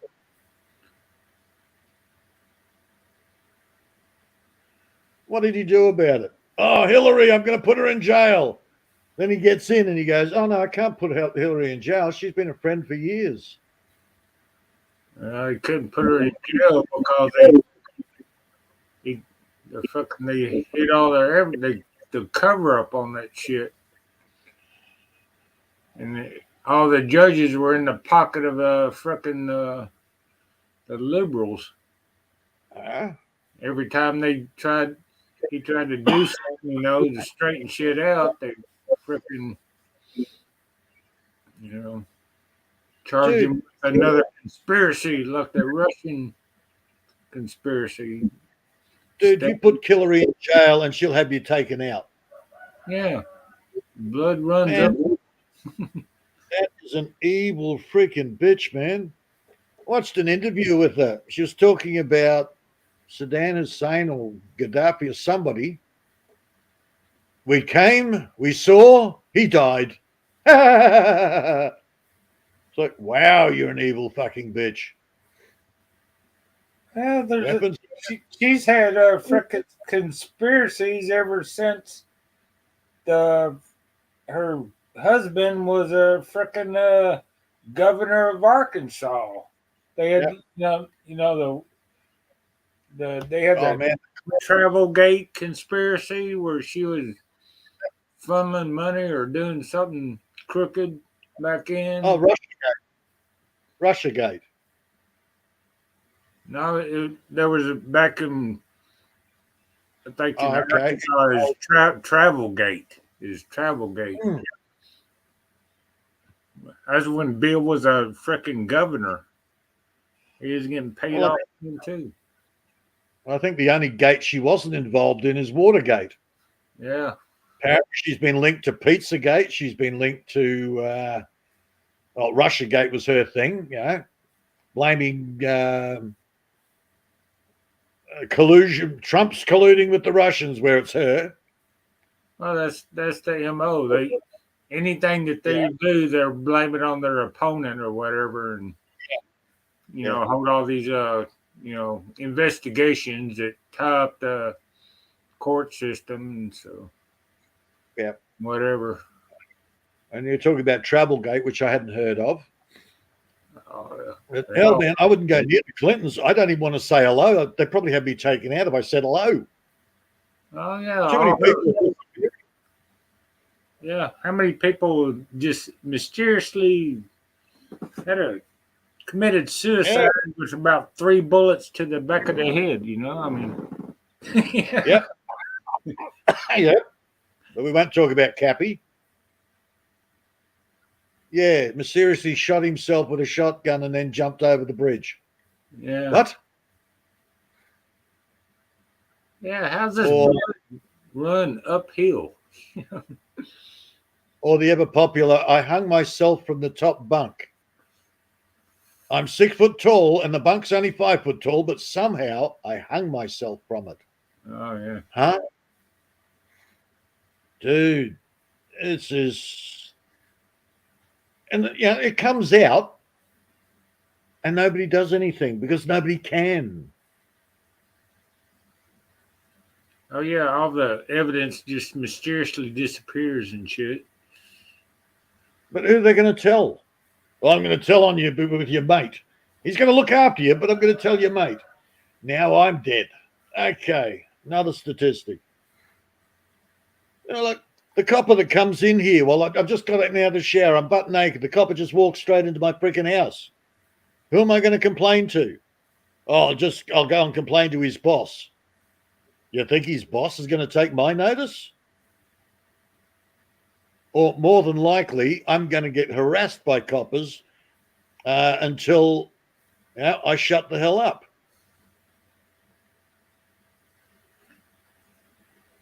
What do you think is going to happen? Gee. His boss is going to go, oh, he's a naughty boy. I'll have him reprimanded for that. Oh, bullshit. Oh, yeah, I'm sure all them cops in frickin' Memphis got suspended and got fired, but they'll pop up somewhere else, in another police department in another state or something. Yeah, they'll have a better job waiting. Yeah. That's a no-brainer. Oh, hang on, we got caught. Well, we better make a show of it, and then we'll move the buggers into private security, where they're going to get paid 6 times more. Yeah, I ain't heard too much about that here lately.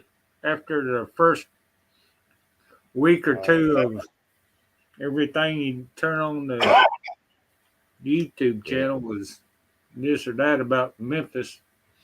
Yeah. Oh, And black they make beating up, killing a black guy.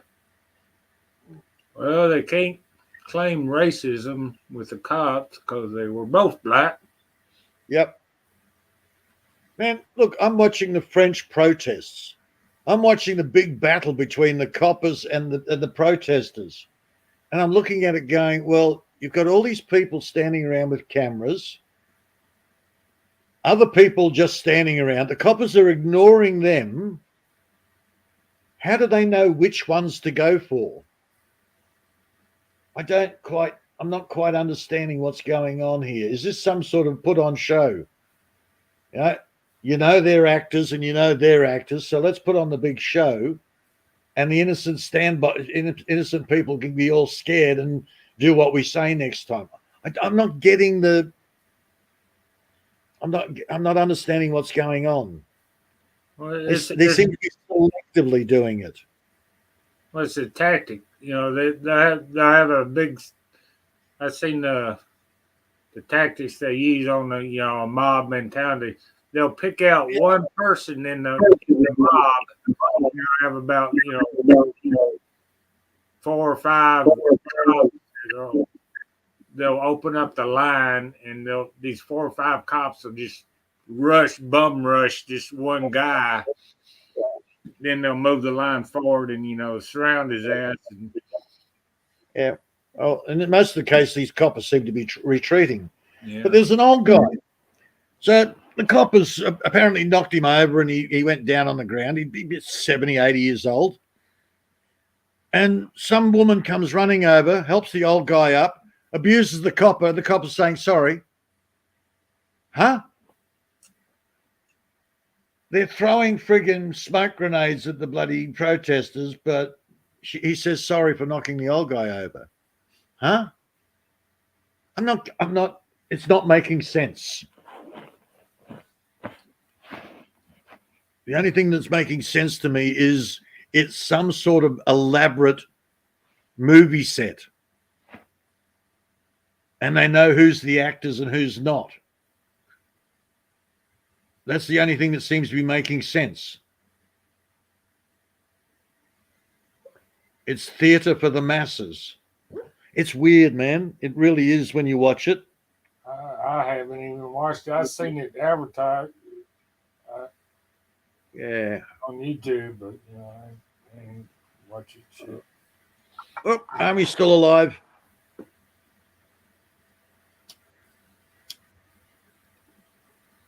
Yeah.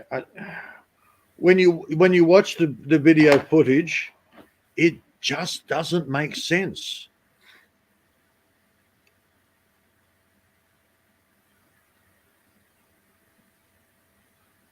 That's what I mean. I'm having trouble following it. So what are they protesting? Now, officially, they're protesting the fact that their retirement age was 62 and they've upped it to 65. So the government is stealing 3 years of pension from the people. That's the official narrative. Apparently, the other side of the story, there's more involved, but I'm not sure what it is. It's Macron's dictatorial. They're fighting the government because Macron's telling them to do this, that, and the other thing. Again, half of I'm missing something, or it's just not making sense.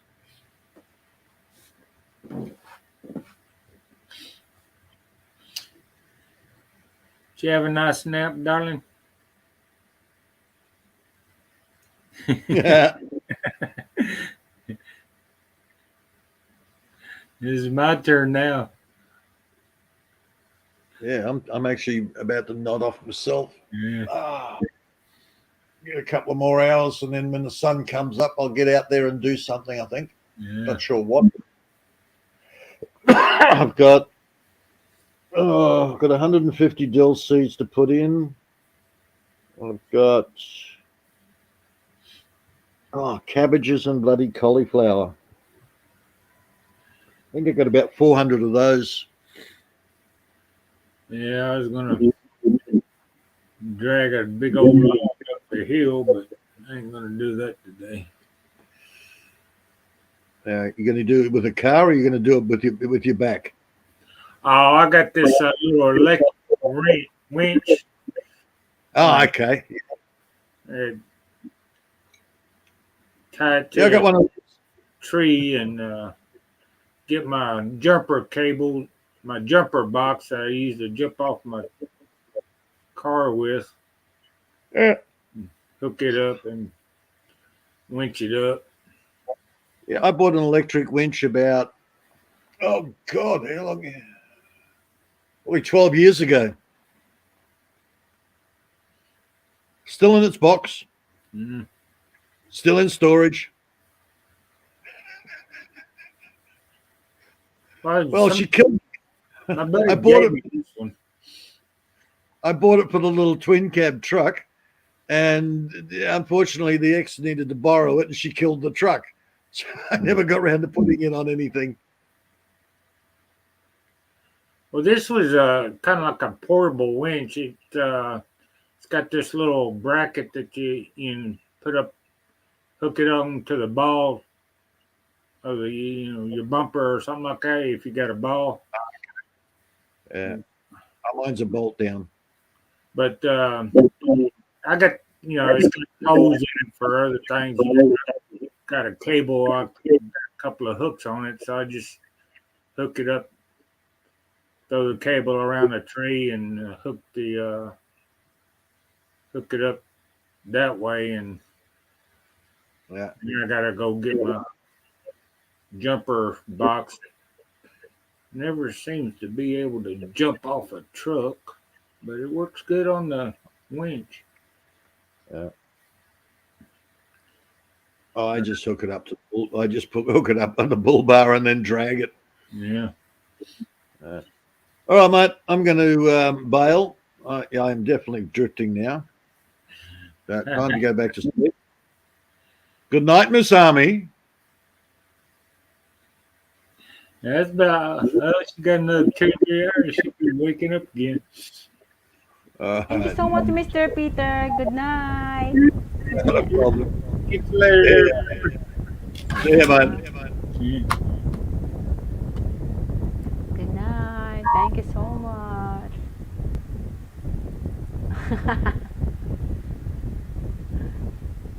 See You about ready to end your live stream, Don? Huh? You about ready to end? Gonna end. Yeah. It's been going on for like 6 hours. Yeah, 6 hours. Thank you so much. Oh, we gotta say thank you so much for them. Sister Martina, thank you so much. Sorry, I was full asleep. Didn't Yeah, I'm gonna go take my nap now. No. Yeah. Sister Angeline, thank you so much. See you, brother, Reginald. Joe, thank you so much. Kuya Joey, sorry, thank you so much. Sorry guys, I was full asleep. Sister Maria, thank you so much. And everybody, thank you so much. Boy Toy, thank you so much. For the dog gaming, thank you so much.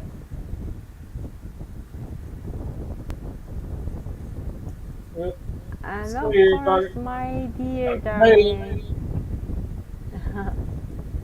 Kuya Joey, there's the very small percentage of things. Everybody, thank you so much, guys. Bye. This is our film channel. Thank you. Talk to you later, Doc. Yeah. Bye. Bye.